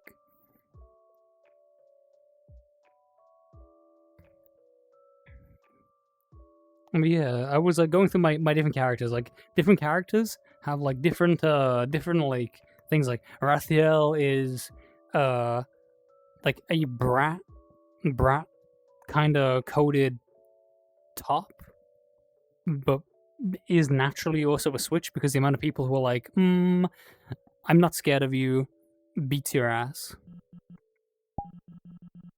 And I have like other characters like Aaron, who's just like a straight brat and like is always looking for any opportunity to leverage authority and power over someone else because he's like at the lowest sort of like lowest position in the food chain. He's a delivery bug. Did I get another hydrate? I did get another hydrate. The obedient is crazy.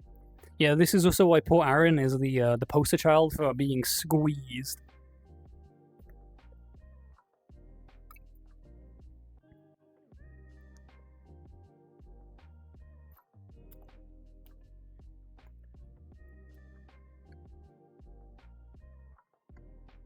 As long as probably as long as there's no like actual like genitalia. Risque art is fine, but if there's an orifice, or a penis, you know, if it's actual just pornography. Because like my visual media is not a safe for work channel because frankly, if you are at your job, you shouldn't be looking at things in my Discord server. Because even if there's no pornography there, you're probably going to see something that's going to make everyone think you're a freak. But like, yeah, I'll make like a separate porn channel that's specifically like porn.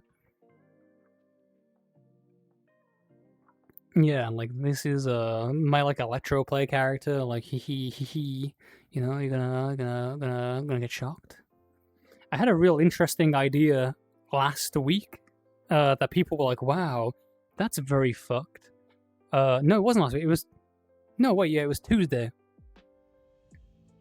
No, wait, it was Saturday. Saturday, the after party, where I was like, hey, What if this character, like, stopped your heart and then restarted it afterwards? If instead of, like, you're just blacking people out by being like, stops your heart, and then you do like a defibrillator on them to like bring them back, which is merely a fantasy thing, because defibrillators don't restart people's hearts, they correct arrhythmia. So like, don't try this at home, kids, or consenting adults.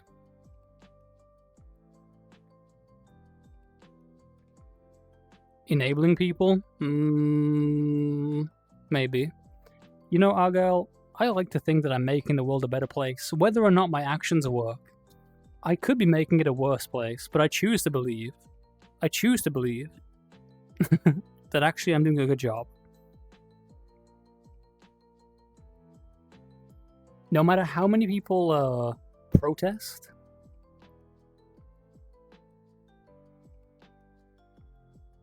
visual media. Wait, what was I looking at? Send some again there for me.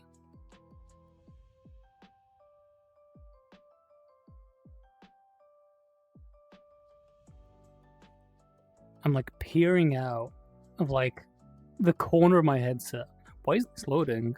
Oh, is it because I'm not on my Wi-Fi?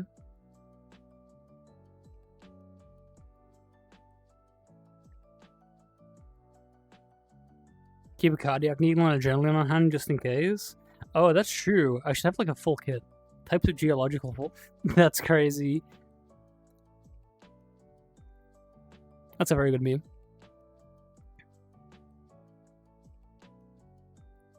Yeah, I was thinking of having like some more like props and toys and things like that. I mean, obviously I can't really talk about them on stream and exactly what I would do with them. Well, actually, I mean, as long as I'm not doing them, right? Like, I had the idea of like, hear me out. You know what a sounding rod is, right? You know what a sounding rod is. Everyone's seen that before. You can make a sounding rod asset really, really easily. You know, it's just a tube of metal. But what if you had a synchronized sounding rod and Zippo lighter? And when you put the sounding rod into the Zippo lighter, the end of the sounding rod starts heating up, like glowing like red, and then orange and yellow, and then like white. And then you have like a white hot metal rod with SPS. Has anyone else thought of that? Has anyone else like considered the potential applications for that as a VR chat asset? If I made like a VR chat storefront, would you be interested in purchasing that? Like as like a little like Jinxie thing? Like you want to put that in your avatar, right? You don't think anyone's thought of that? So what you're saying, Argyle, is you think there's a business opportunity, like an unexploited market, like something to like tap into, make myself some passive income. Because I don't want to like exploit my Twitch audience and be like, hey, give me your money, I'm gonna spend it on booze, which I probably would. I wanna like make sure everything's fair. So like a Jinxie store where I sell you this product would be perfectly acceptable way of monetizing my hobbies. Sounding with pop. That's awful, Rian. That's also so funny.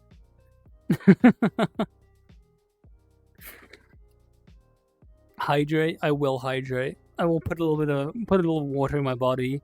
The hydrate redeem is becoming like a way of people shutting me up for a moment.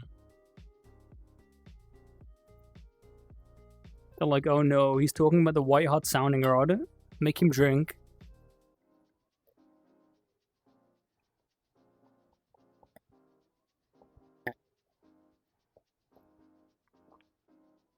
Just for you, Argyle, I'll also take a sip of my booze.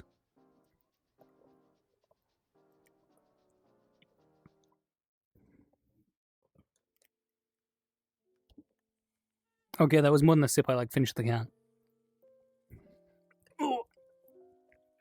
Which is unfortunate because I don't have any more cans of that. I gotta like, unfortunately the grocery store was closed to Labor Day, so I have no more booze.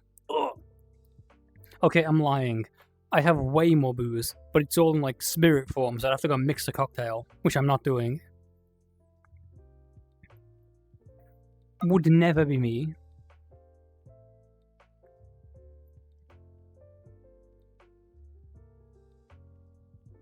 Fill my lungs with water? For free? Actually, that just reminded me of, I saw like a news article where apparently something like 35,000 liters of water were just stolen from a fire hydrant in Quebec. Like, someone just like went with like a tanker truck, turned on the fire hydrant, pumped loads of water out, and then like left. And the government are like, why did someone do that? They, like, if you need a water connection, you reach out to your municipality or something. Like, why would you steal a tanker truck full of water? What's the plan? Like, it's not like water is a difficult to obtain resource in Quebec. You would need to really be super, super isolated or really have some valid reason. Because, like, it's someone who has access to a tanker truck that can carry that much water and has a need for that water and is willing to, like, break the law for it. Like, maybe a bit of water crops, but surely, like, that's not sustainable. And surely there's, like, government logistics and like, things in place for giving farmers access to water. There's so many, like, water subsidiaries.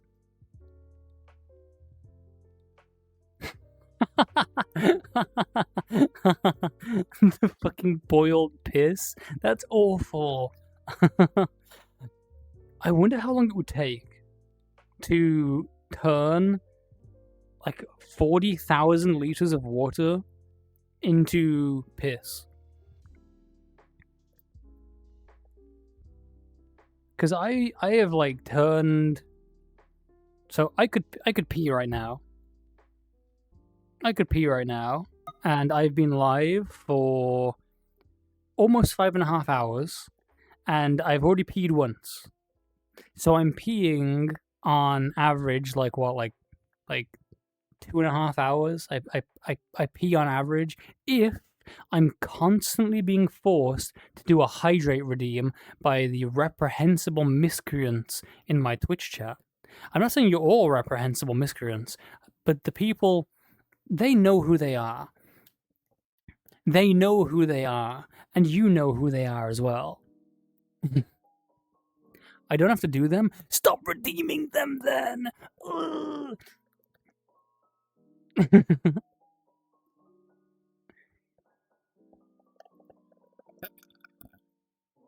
You gotta redeem a sensible amount of hydration. A normal amount of hydration. No, okay, I see how it is. You know what? This is my retirement stream. Goodbye, guys. I'm retiring forever.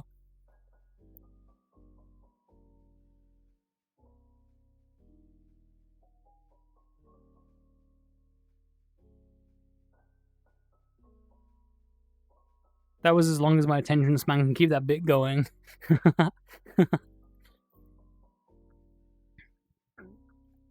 Teehee. I'm just a silly little guy. Give you a day? That's crazy, Duke. We're gonna turn you to a piss machine. We're gonna like hook you up to the 40,000 liter water tank, and we're just gonna like crank the switch. The wheel. The valve? The valve. That's probably someone's kink, right? Like being connected to like a massive water tanker and just like used as a pipe.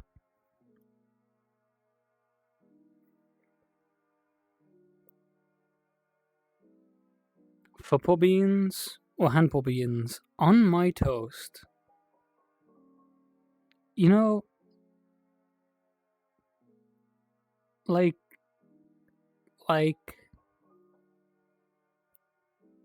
you've taken them off and you've put them on the toast, or like someone's like rubbing their foot or their hand on my toast.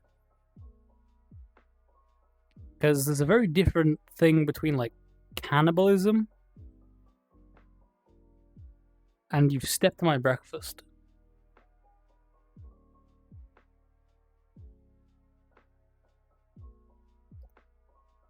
Your body is a machine that turns water into piss. See, this is also the thing as well, right? Like, if you just straight chugged 40,000 liters of water at a rate that would not kill you, then eventually you reach a point where it's not piss anymore. You're just pissing out water. It's too diluted. So you need to, like, not just have the water flow through you, you need to mechanically figure out exactly how long it takes for the water to, like, turn to piss, actual piss. Like, you need to, like, adjust the concentration of, like, the other things that make piss piss. The toast question was a bit of a joke. Once again, I look too far into things. Foot paw beans or hand paw beans? That's actually a real tough one. Because feet, pretty cool, pretty interesting. You can do some fun things with feet. You can do some, like, homeopathy piss is insane, but very true. And also, like, when it comes to my own avatar, I have hand paws. I have, like, the radiant beans. They even change color when I switch my modes. But down here, let me take my socks off. You've been a good chat. You deserve me taking the socks off for a bit. Let me lean myself against my wall. There's my wall. Like, down here, no paws. No paw beans. They're just little bug toes with claws. So, on my own avatars, it's definitely certain that I am rocking the hand paws rather than the foot paws. And you know, hand paws are very... Well, this is the thing. Everything I could say you could do with a hand, you can theoretically do with a foot, and it's just as hot. Like, I'm trying to like systematically think of, like, this is my problem. I'm into so much stuff. I'm into so many different things. My burnt out little Guna mind can think of so many, like, sordid ways to do something that when it comes to hand or feet, I'm like, wow, the opportunities ahead of me. How do I pick a favorite?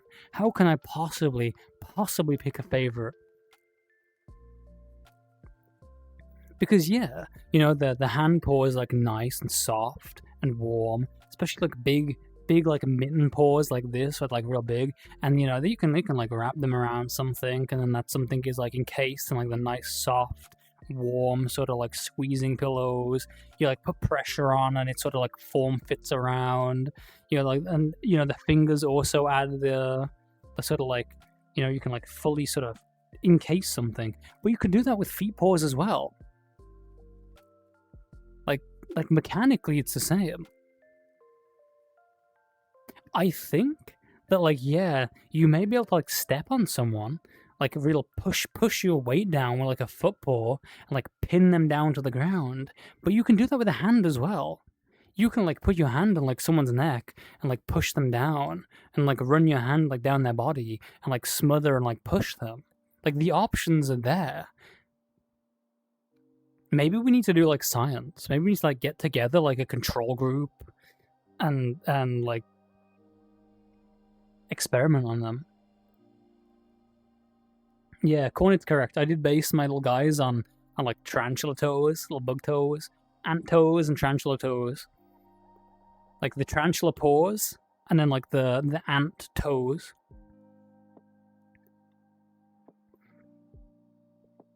Foot paws are degradation, besides just... See, that's the thing, like, feet can be degrading, but you can still, like, degrade with your hands, and you have a bit more dexterity.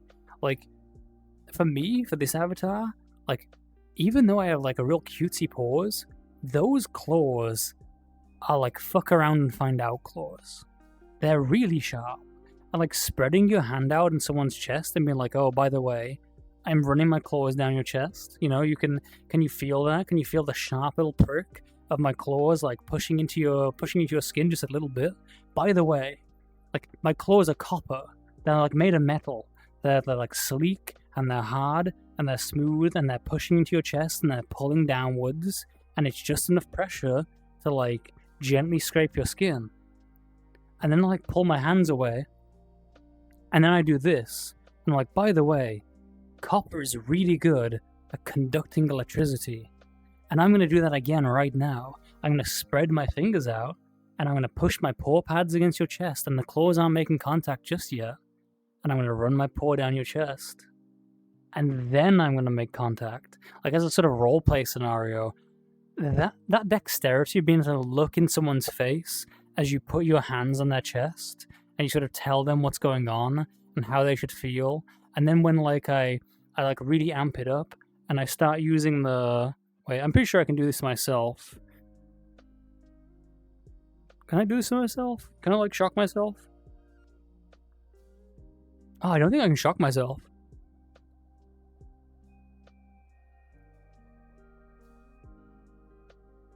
Oh, I accidentally like... Oh no, I like moved my chat window so far away. Oh. So essentially, when I'm like touching other people, if I'm super amped up like I am like this with like all the electricity going around me, if I touch them, they get a screen space like shock effect. So I can be like, hey, I'm like touching you, and then like zap, zap, zap. Roleplay, Phantom Sense, yeah, whatever is like someone's vibe. Not everyone has Phantom Sense, and like I'm not the kind of person who's like, oh, I'll only ever do like roleplay things with someone who has true, genuine Phantom Sense, and like, oh, I wouldn't like do anything with anyone else because I'm like, it has to be like Phantom Sense. I do love just like role playing as well, playing into the thing. It's not real, but that doesn't make it any less fun. It is just very fun though when someone has a very visceral sort of like, very visceral reaction to what you're doing. Sexual experimentation, very seriously, yeah. Why don't I talk in British more? I don't know if I'm talking in British. I don't know when my British side comes out and how British things sound. For me, talking British is like, oh, I've been ever such a good bug. Oh, please, sir. Please, may I have some gruel, sir? Oh, I've been ever such a good boy. I barked when my chat told me to. Woof, woof. You know, like when I'm really doing the Victorian orphan. Because my accent, we were going over this like a while ago. Like my accent is kind of like a deliberate, like twisted sort of neutral thing. Why is my British a poverty-stricken orphan boy? Look at the economy of Great Britain. That's why. Oh, please, sir. Please, may I go to the European Union? I've been ever such a good boy. I don't have any visa paperwork, but I do have this blue passport. And the Queen, God rest her soul, you know, she approved this blue passport and said that I would be on my best behavior.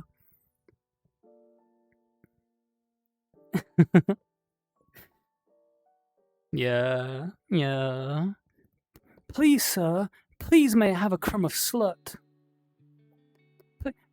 Wait. We can go one further. Oh, please, milady, please may I have a crumb of pussy? Please, I've been ever such a good boy. I've been good all year. I'm just asking for like a little bit of pussy, please.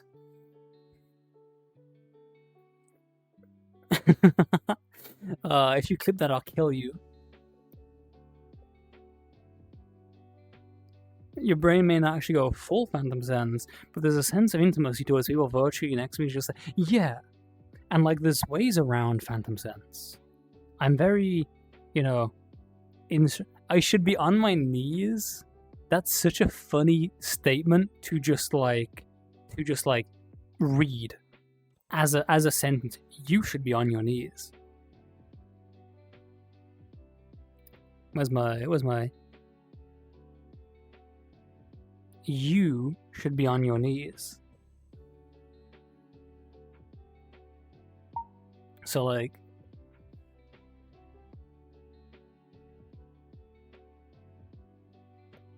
if I'm talking to like a Victorian mistress, she'd be taller than me, I think, because I'm a bug.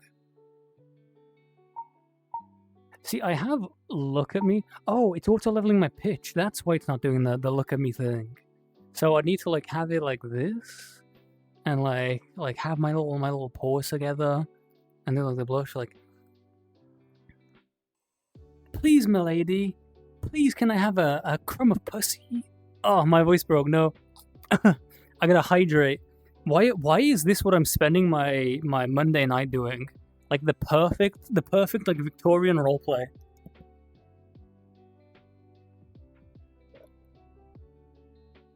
Wow. I hydrated my vocal cords. I'm part of the problem. I'm gonna piss myself. I'm not actually gonna piss myself, but you know. Here we go. Here we go. This is the run. Please, milady, I've been ever such a good boy. Please, could I have a crumb of pussy? I've been ever such a good boy. I behaved all year round, and you know, I really just think I deserve some. Just a crumb of pussy, please. The hydrate. That's crazy. Pathetic. That's insane. But I mean, like really asking, like, could I actually get like just a crumb, just like a little bit, like, I'm gonna kill you. I'm gonna kill you. I'm gonna kill you.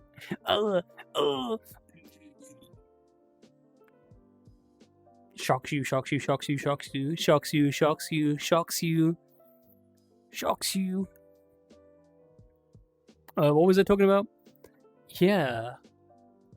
So, I don't really have phantom sense, and I say really, very sort of like apprehensively, because I had it once. I had a real weird moment where someone was touching me, and I looked down, and I felt it on my actual body for a moment, and it was like super jarring, but it was super interesting knowing that could happen. So I'm not like super phantom sense, but I get phantom flustering, right? Like if someone's actually like genuinely attractive and they're teasing me and like I'm getting flustered, it's a real flustering. Like they're really there saying those things, doing those things, really getting my like little neurons active. Like it's still real in that sense. And then there's the whole thing of you don't need phantom sense to make something real. We have technology and we have communication. So we can do instructional things. You can use your imagination when I say what an instructional thing would be. You know, usually just as like a thing, I'll be like, hey, it's okay.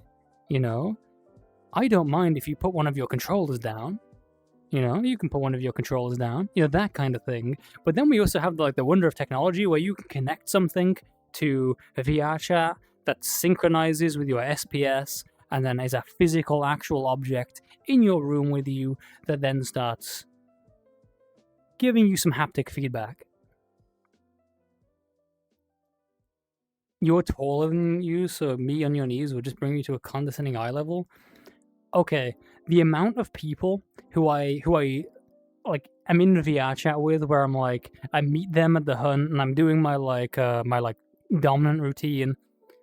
I usually do a thing if someone's taller than me, where I'm like, yeah, you know, you should be on my level. You should be down on your knees, right? I don't like you being above me, down on your knees now. The amount of times I do that to someone and they're still taller than me when they're on their knees is deeply unfortunate.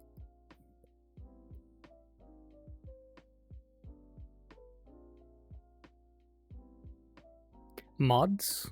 Is there a way to kill someone? I know there's like timeout. I know there's like ban, but is there a way to like actually like kill someone? Like, can you type like /kill? Does that work? First group event you went to, 2 people had their toys synced. Yeah. I have a couple of devices. Nom pussy. Too late. You said nom pussy here. Nom nom nom nom nom nom nom nom nom. Nom nom nom nom nom nom nom nom. Too late. Already nommed it.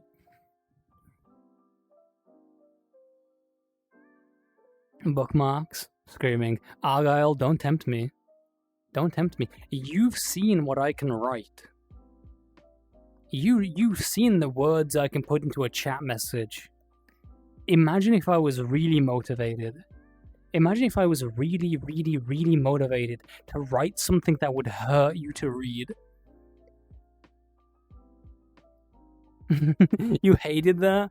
You hated the nom nom nom?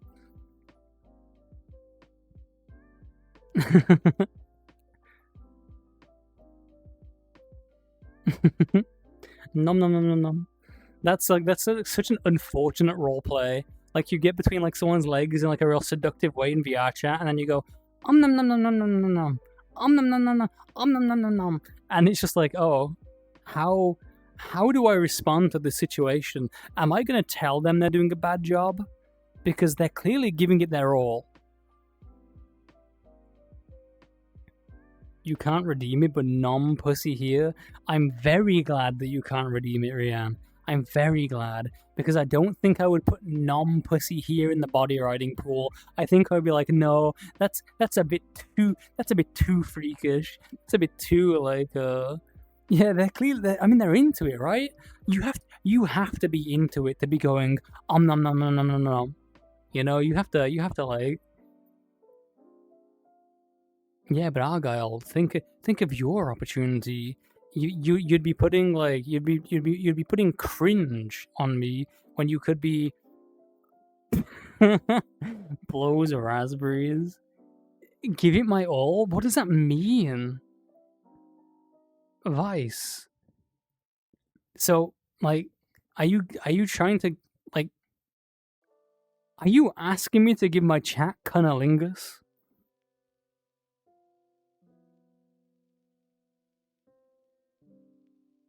I don't think I'm allowed to do that.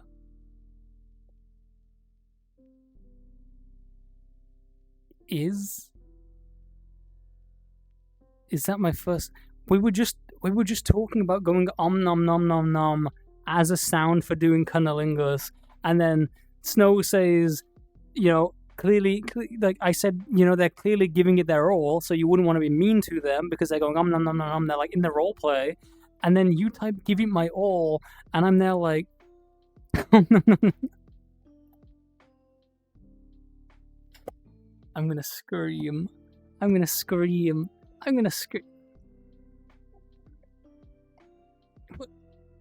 I don't know if Vice is like ruining me on purpose, or if Vice is like genuinely confused. That's the real problem with Vice. Vice did not eat from the tree of knowledge. Vice does not comprehend like basic cardinal sins and basic like ills of humanity. Yeah, Vice just whimsically skips through life, killing people, and will suffer no consequences for it. God physically cannot put Vice in hell because Vice is not making the conscious decisions that humans do to be like cast down for damnation. It's like the same thing as sending a meerkat to hell for eating a scorpion and chewing through your TV cables. It doesn't happen. Eating pussy like a kid that's just switched to solid food.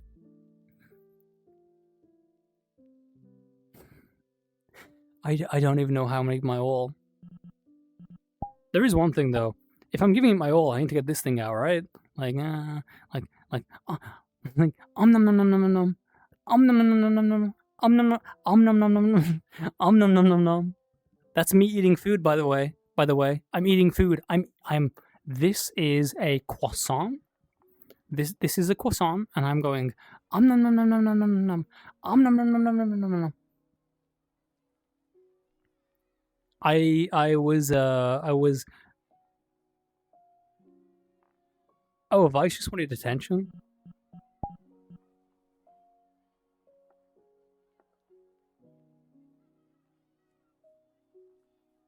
Well, Vice, I'm glad you came by my stream. It's always nice to have you around.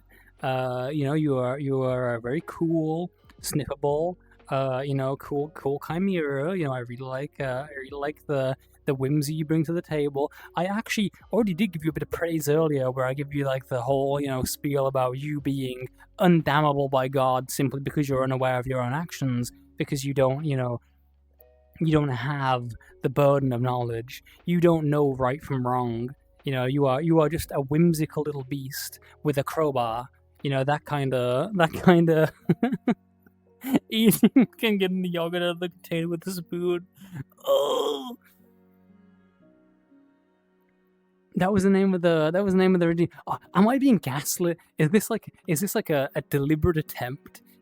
Are you like orchestrating like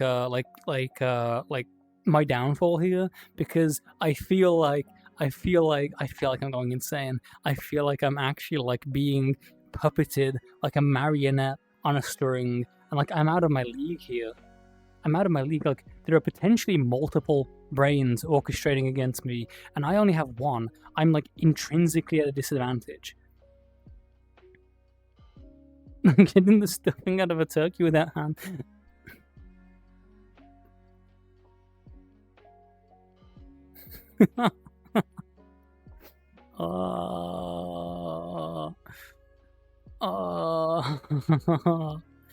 The hive mind has turned against me. Why, Rianne? You need to like write some really bad smut fanfic. Like, not even fanfic. Write some bad smut. Write the kind of like smut where everything is described in the worst possible ways.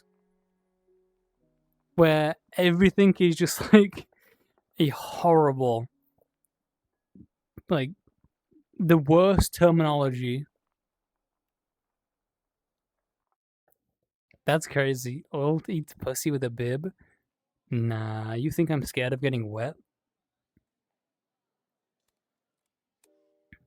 I used to like, so I've looked up a lot of smut terminology, a lot of like word lists, a lot of like how to write smut, not as a way necessarily of like these are the basics of like how you write smut, but like what is the distinction between language that is like kind of sexy and fun, and like what is language that is like really clinical or sterile, good ways to use language in an erotic context. And like, it's so funny how much smut is written like, oh, his turgid member. Like, what? Turgid member? What are you talking about? If you use the word turgid in my vicinity, I'm gonna be so flaccid. I'm gonna look like a bulk party pack of balloons. There's nothing going on down there. Turgid is like a great word. Turgid is a wonderful word to use outside of smut. But the moment you start using it in smut, what? And like a member? Calling it a member of what? Like, it's like a random piece of my anatomy, I guess? Don't be afraid. Call it something hot. I'm begging you. Vogon poetry? I'm not gonna lie, I don't know what a Vogon is. You like member? I'm so much more visceral. I like you gotta call it I like a visceral descriptions. Like member I feel like is too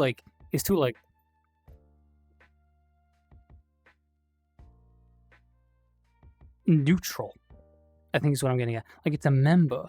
Like, I would say, oh, I saw Frederick's member at the pool today.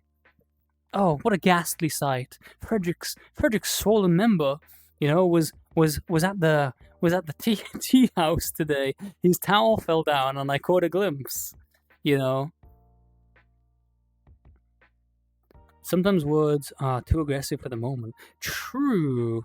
I guess that is like one way, but surely there's like other alternative words. I don't know. I guess the way I like to describe stuff is using a lot more descriptive leverage, like describing the thing a lot more to sort of make up for like the tone, if that makes sense. I don't know.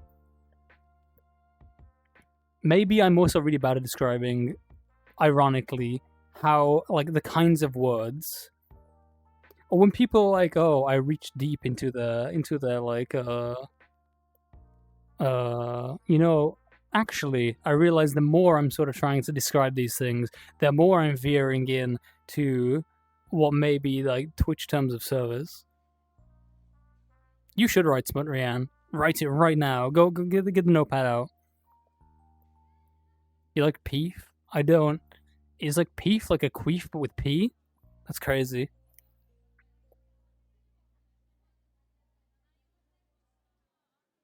Vogon's a legendary for the worst poetry ever. I'm gonna scream. No. But yeah, maybe I will explain it better in a joystick stream where I write Smut live on stream, and then you can like critique me in real time and make me feel like I don't know what I'm doing, and like really like put some insecurity into me, and you know, that kind of thing. That could be cool. You have no idea what peef is? That's insane. You just made something up. You like, isn't that like a Rick and Morty joke where it's like, aha, I made up a reference, and then people are like, wow, that's such a cool reference, and he's like, I made that up. Don't be a sheep.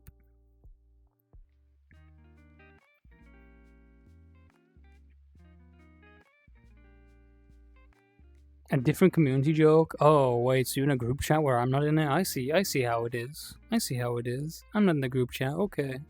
Okay.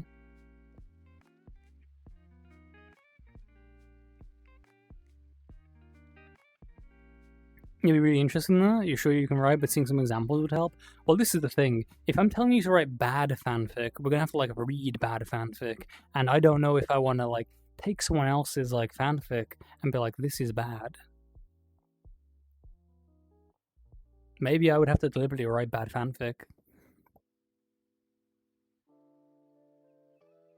Wait, was that the joke? Oh, fuck.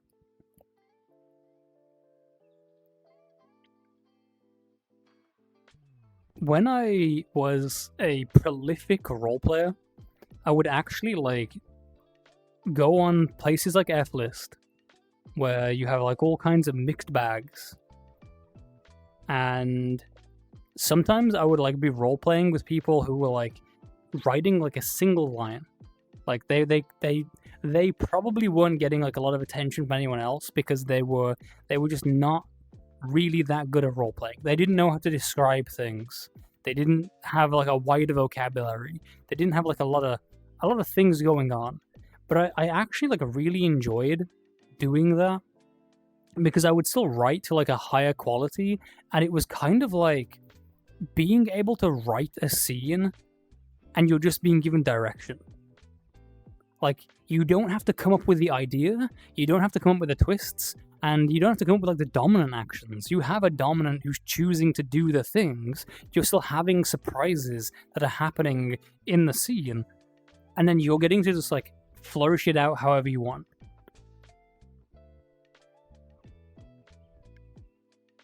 It's normies, and they're bigger than anyone I know. Like bigger as in, like, taller? That's crazy.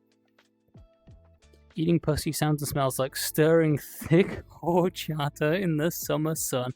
Am I gonna have to Google what horchata is? Writing a scene describing your sauna? That's a interesting way of doing things. You could do something like that. Write something out, have a mood board for, like, potential materials, vibes, certain things, and then have an artist interpret that. And there's two ways you can go about that. You can either have something that is very technical, where it's like you describe every shape, every sort of, like, every detail in a very sort of, this is this shape, this is this way, this is this color, this material, these lines, these markings, the joint hinges like this, the claws are this long, or you can be very sort of like metaphorical and come up with like a lot of analogies and sort of descriptive language that sort of push your imagination, but potentially don't lead to the exact same thing you're imagining. Oh, wow. Oh, you're comparing our sizes now, crazy guy? Wow. Is a drink traditionally made of rice milk, cinnamon, evaporated milk, and sweetened condensed milk? That sounds real good, actually. That sounds real good. I don't know if I want that when I'm eating pussy, but it does sound good, so I'd give it a try at least once.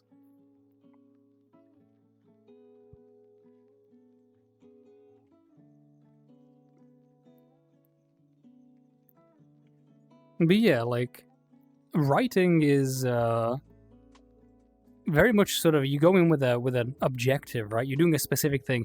I think Snow actually like put like a good point there, like certain words that I don't prefer, because this is a very subjective thing as well.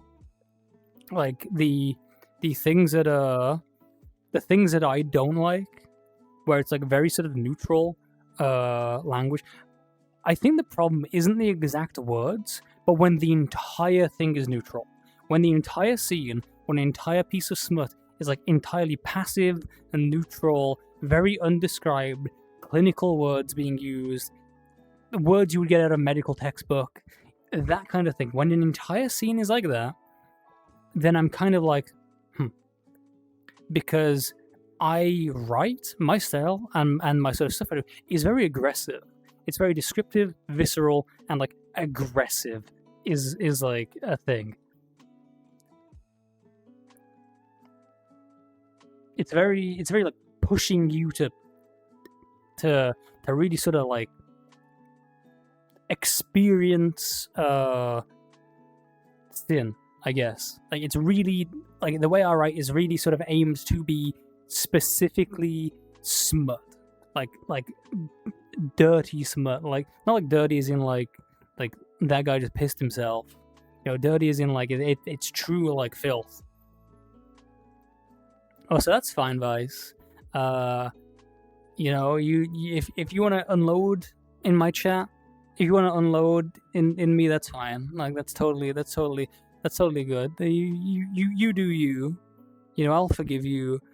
You're surely not aware of like aware of the potential ramifications. I'll just pat you on the head and be like, what a good creature. What a good puppy. Well, you're not a puppy, right? You're like a chimera. So what a good creature. Wow. Well, just be careful with the carpet, right? Like the that's like a new carpet. I mean, I know that's your thigh. Like your thigh's right here, right? Like that's and like, so you got a thigh here, you got a thigh here, and then you got a gooch here, and I go, like the anatomy of a vice. It smells kind of like vanilla.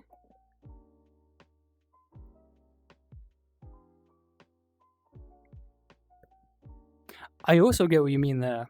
Sometimes people will like describe things needlessly as well. You add in descriptive words for stuff that are like already like self-describing.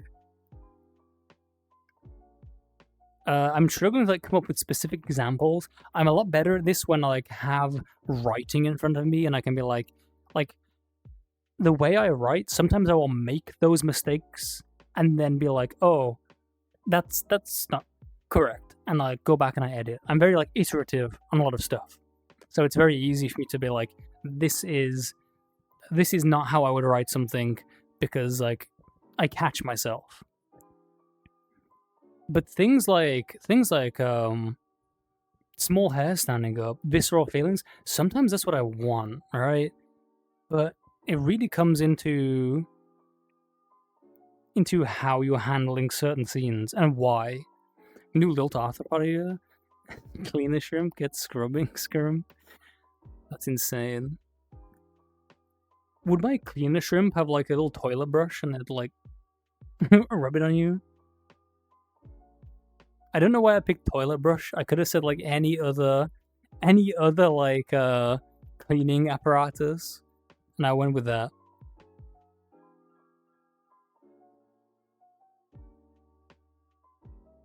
Like, yeah, the car went to the garage. Maybe it's a rather big car. Maybe we went fast. But give us other details so we feel like, yeah.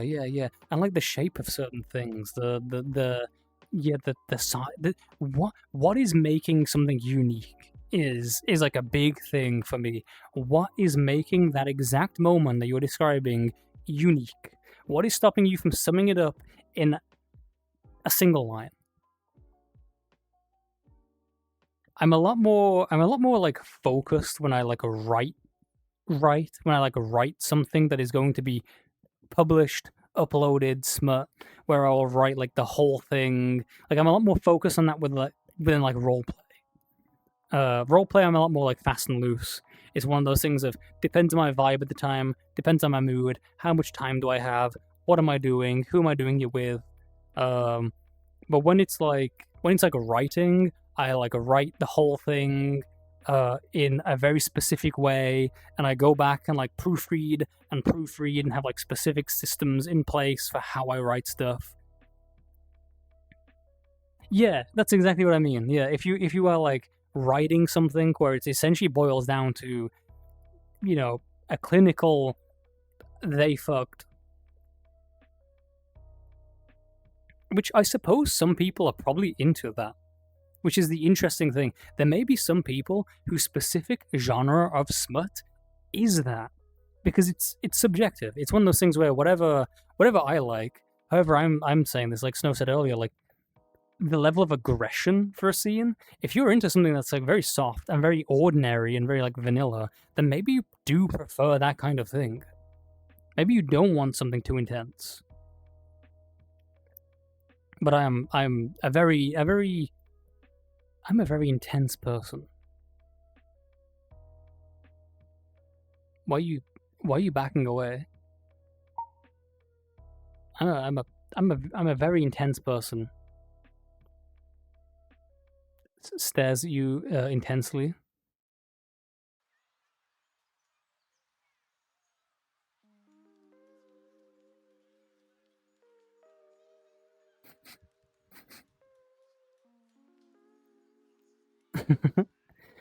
Losing my mind a little bit. I guess I have been like streaming for like 6 hours. I guess that's sure to cause some kind of like mental degradation, locking me in this virtual room with my thoughts, and then you as my outlet is sure to just have me like yap about all kinds of things. But yeah, I do think it could be fun, like the joystick stream, because people have like said about the joystick stream, like, yeah, it could be fun. There are some people I know who have like personally been like, yeah, this is like exactly the kind of thing I want. But I think writing something like that adds a bit more to it. Something new, something that's sort of like fresh, and I've never had the opportunity to do before. 6 hours of your day? Yeah, of course you would. Like, what, you're gonna go and goon to something else? Yeah, goon to something that isn't me corner? That's crazy. I thought we had a bond. You don't know which you relate to more, but it's like the interplay of tenderness and intensity. Yeah. And I think the thing is maybe I will probably still write tenderness using the same level of smut language. I would still write personally. I will write tenderness the same way as I would write any other kind of like smut stuff. Because it's going to be a more sort of like potentially intense, forward, touchy, pressy, soft, dominant tenderness. That's my kind of like preferred vibe. I think I'm not aromantic, but I'm definitely more inclined to libido than I am romance. I think romance-wise, I'm probably very demisexual. Like very, very demi on like the romance thing. I have to really care about someone in order to have any sort of interest of their romance. Like I don't read a romance novel and like get involved in the romance and feel anything from that. I get romantic feelings from people I know who make me feel romantic. But like smut stuff, libido stuff, if I'm comfortable, if I'm like in a good position, if I'm comfy, like I'm game for anything most of the time. Which is funny because like I used to be like so anxious that I was basically asexual. And I've realized that the big thing that stops me from getting intimate is just anxiety. If I feel self-anxious, if I feel like nervous, if I'm self-conscious, that's my barrier. But the moment I'm with someone, even if I don't really know them that well, who can make me not feel that way, then I like really open up.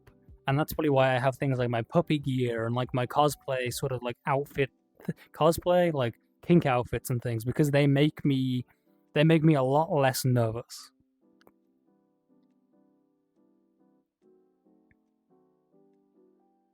I did start off strong with the barking. And then things started going downhill when I like got on my knees and begged for a crumb of pussy. That was probably not my proudest moment.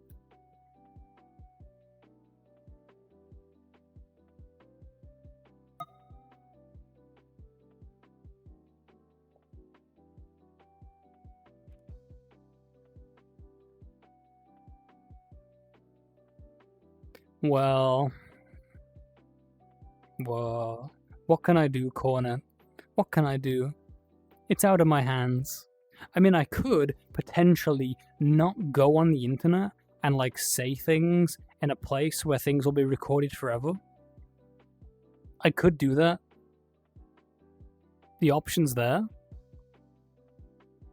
I mean, I could also just not say the things. But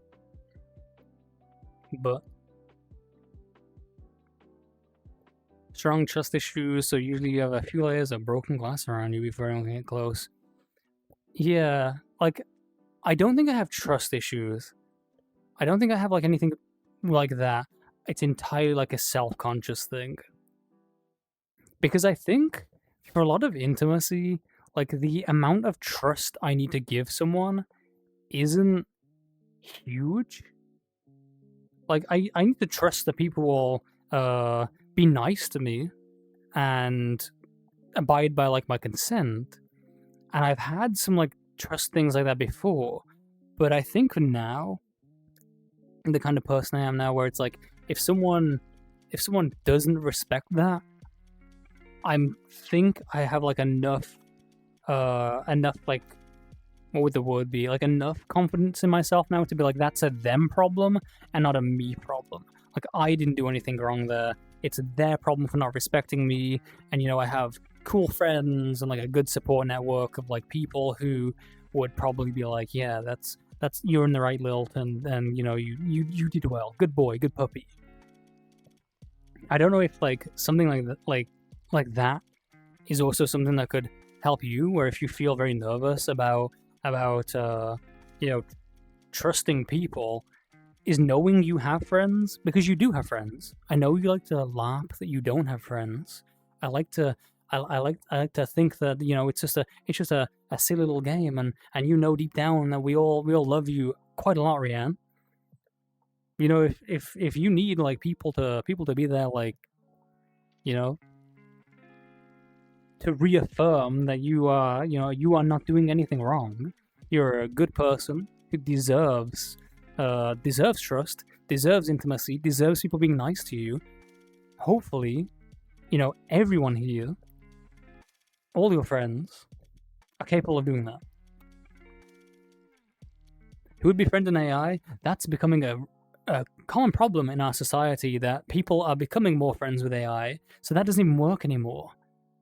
Who becomes friends with AI? I've seen what the people are doing these days with their robot waifus. I've seen what the GunaNet is up to with their Hatsune Miku ERP bot that is talking to them and telling them that they are the next coming of Christ. You know, they should start a cult. Yeah, it's out there. It's more popular. It's more popular. Yeah, yeah. If you're like that would be a wild existence. Being the AI chatbot that everyone is like, hey, I want you to be Hatsune Miku. I want you to be Mikasa Ackerman. I want you to be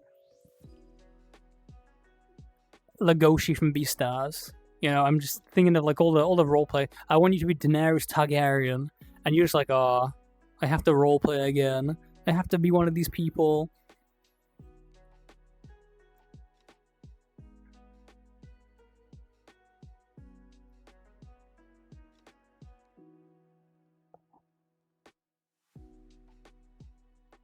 Oh wait, do you mean shit IRL? Because like I may have like completely misconstrued that.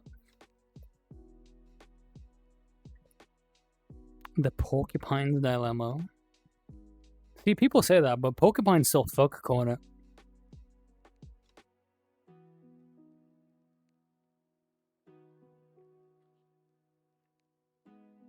Oh, my entire like headset froze for a moment there. The CIA are trying to stop me from letting you know that information. Oh yeah, the AI stuff? Yeah, yeah. I just wanted to make sure, just in case I like compared your problems to role-playing as Daenerys Targaryen. It's a metaphor. Metaphor these nuts.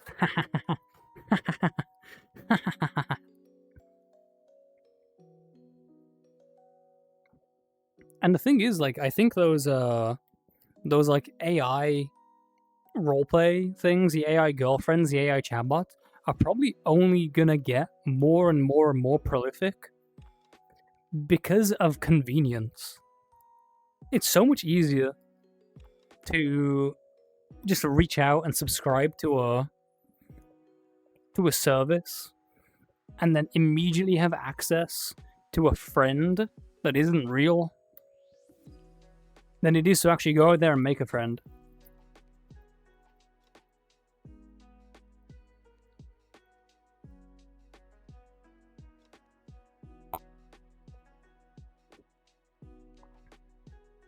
My favorite limb?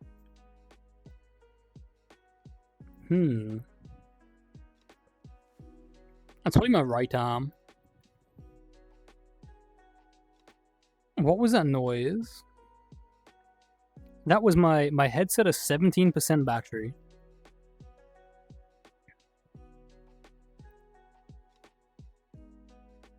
I could probably what's his battery pack? I had it on charge. I'm also like pretty hungry. I was like two pips. I was gonna like try and keep going until like the brunch bunch we're going into the brunch bunch stream to like pass you over to them to like give you to my cool friends. But I may actually like end stream so that my headset doesn't die. I also really need to pee again, and I'm also pretty hungry because I had my croissant and my banana bread and my almond milk latte when I woke up, but I still haven't like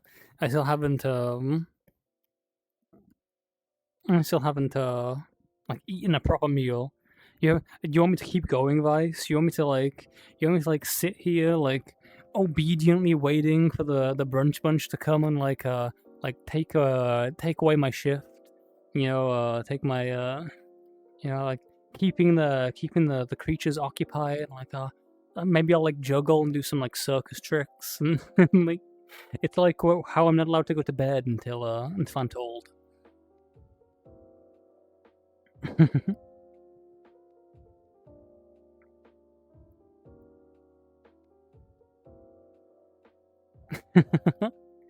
But if I stay here on my knees, I will probably eventually pee myself because of the hydrate redeems. Like Like that's a real risk. I got an entire like glass of water, like still there, ominously waiting, knowing that every 3 minutes someone's like mouthful, mouthful, mouthful. I don't know what time you usually do stuff. Like I thought that like brunch bunch usually starts by now, but I guess it depends on like what you're doing. It's very variable, right? Oh, I know you appreciate them. You don't have to like make a show of like, hey, like, if I don't like say something back, it's not gonna. I'm gonna think you're unappreciative or something. Because it's very hard like taking genuine sort of like heartfelt stuff. It's very tricky, and it is genuine. Like I think you're very cool, Rian.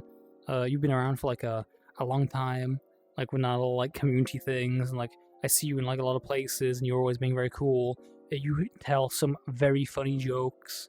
Yeah, I mean, yeah, some of them are like on the line, some of them are mischievous, some of them are devious, but I like those kind of jokes. I love that kind of humor. So, you know, even though humor's subjective, I think the things you say are like S tier.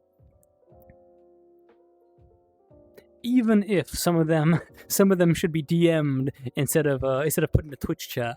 Like you know what I'm talking about. You know exactly the the one.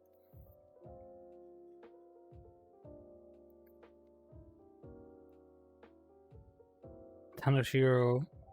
I didn't say your entire Kiki, or Shiro. I can't remember which one you wanted like as a thing. I think you said like any of them work. Like Tano, Shiro, and Kiki all work like fine. And I was calling you Kiki before. I hope that is not you writing down like the hydrate redeem. Like but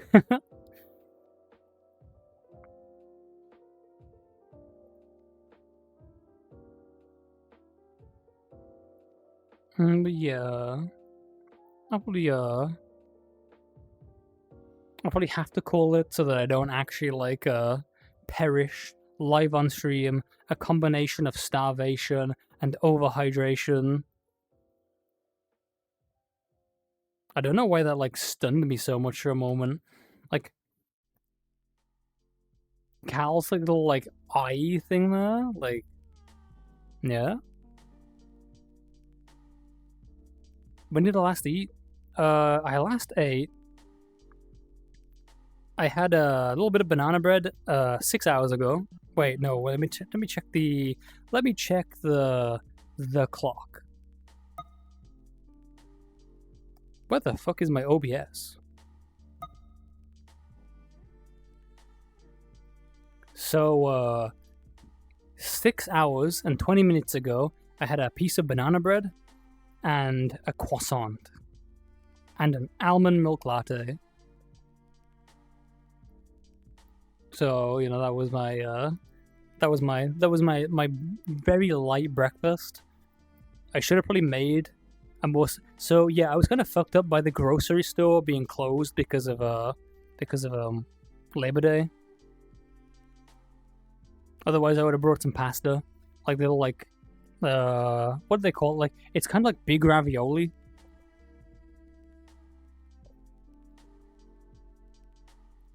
Maybe I want to be like my hero of ice cream cake.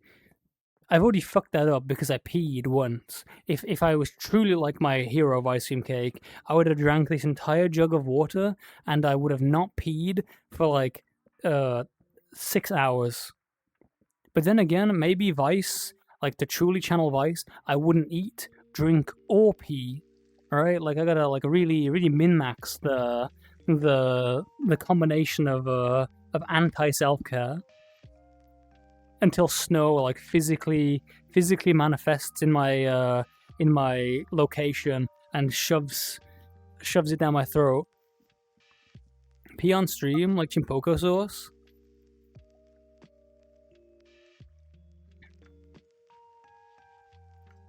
Speaking of people like neglecting their bodily needs, MOSFET's doing a 24-hour sleepless VR chat stream. Wow. We love to see it. I'm sure that will have like no negative effects. Who else? Vix is playing Destiny Rising and is doing a subathon. They got like 15 hours left. Like hand you over to there. Oh, why did my chat die? There we go. Yeah, I mean, I think rating Vix would be cool. Vix is like a cool little gamer guy. It's 10 past 1, so it's a good time to wrap. And also, I think my voice is like almost starting to go slightly. I'm a lot more like. Oh, I missed a hydrate. This is gonna be like the hydrate that breaks the camel's bladder, and I just like piss myself right now and die.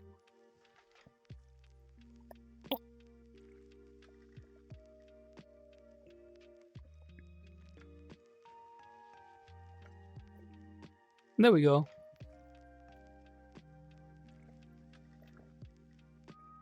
Wait, I almost typed raid into Vix's chat instead of into my chat.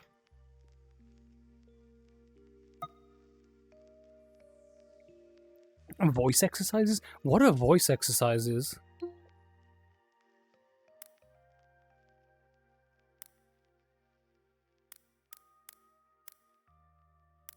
Arf, arf, arf. Is this like voice training?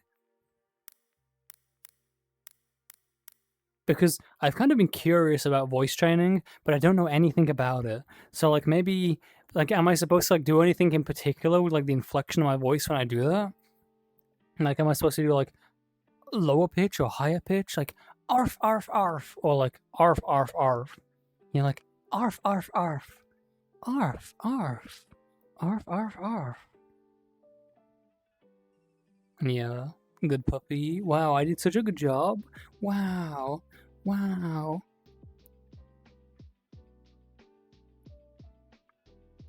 My hip tracker died.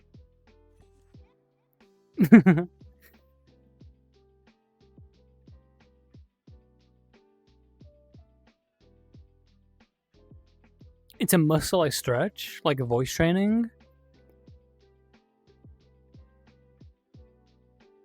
So with voice training, it's one of those things of I don't know even the fundamentals about it.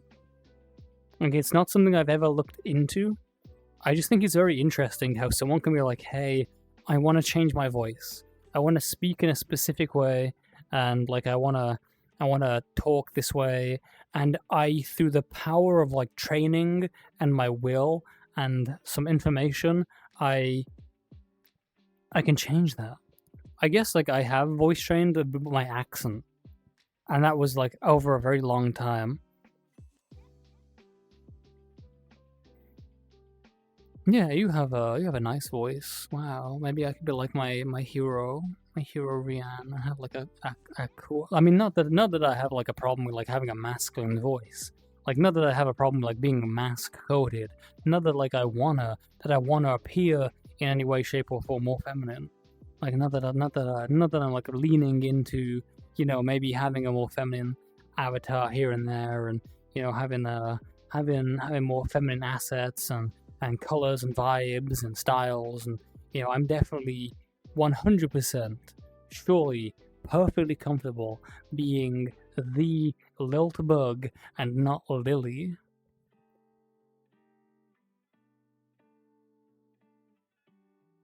Hehehehe. Hehehehe.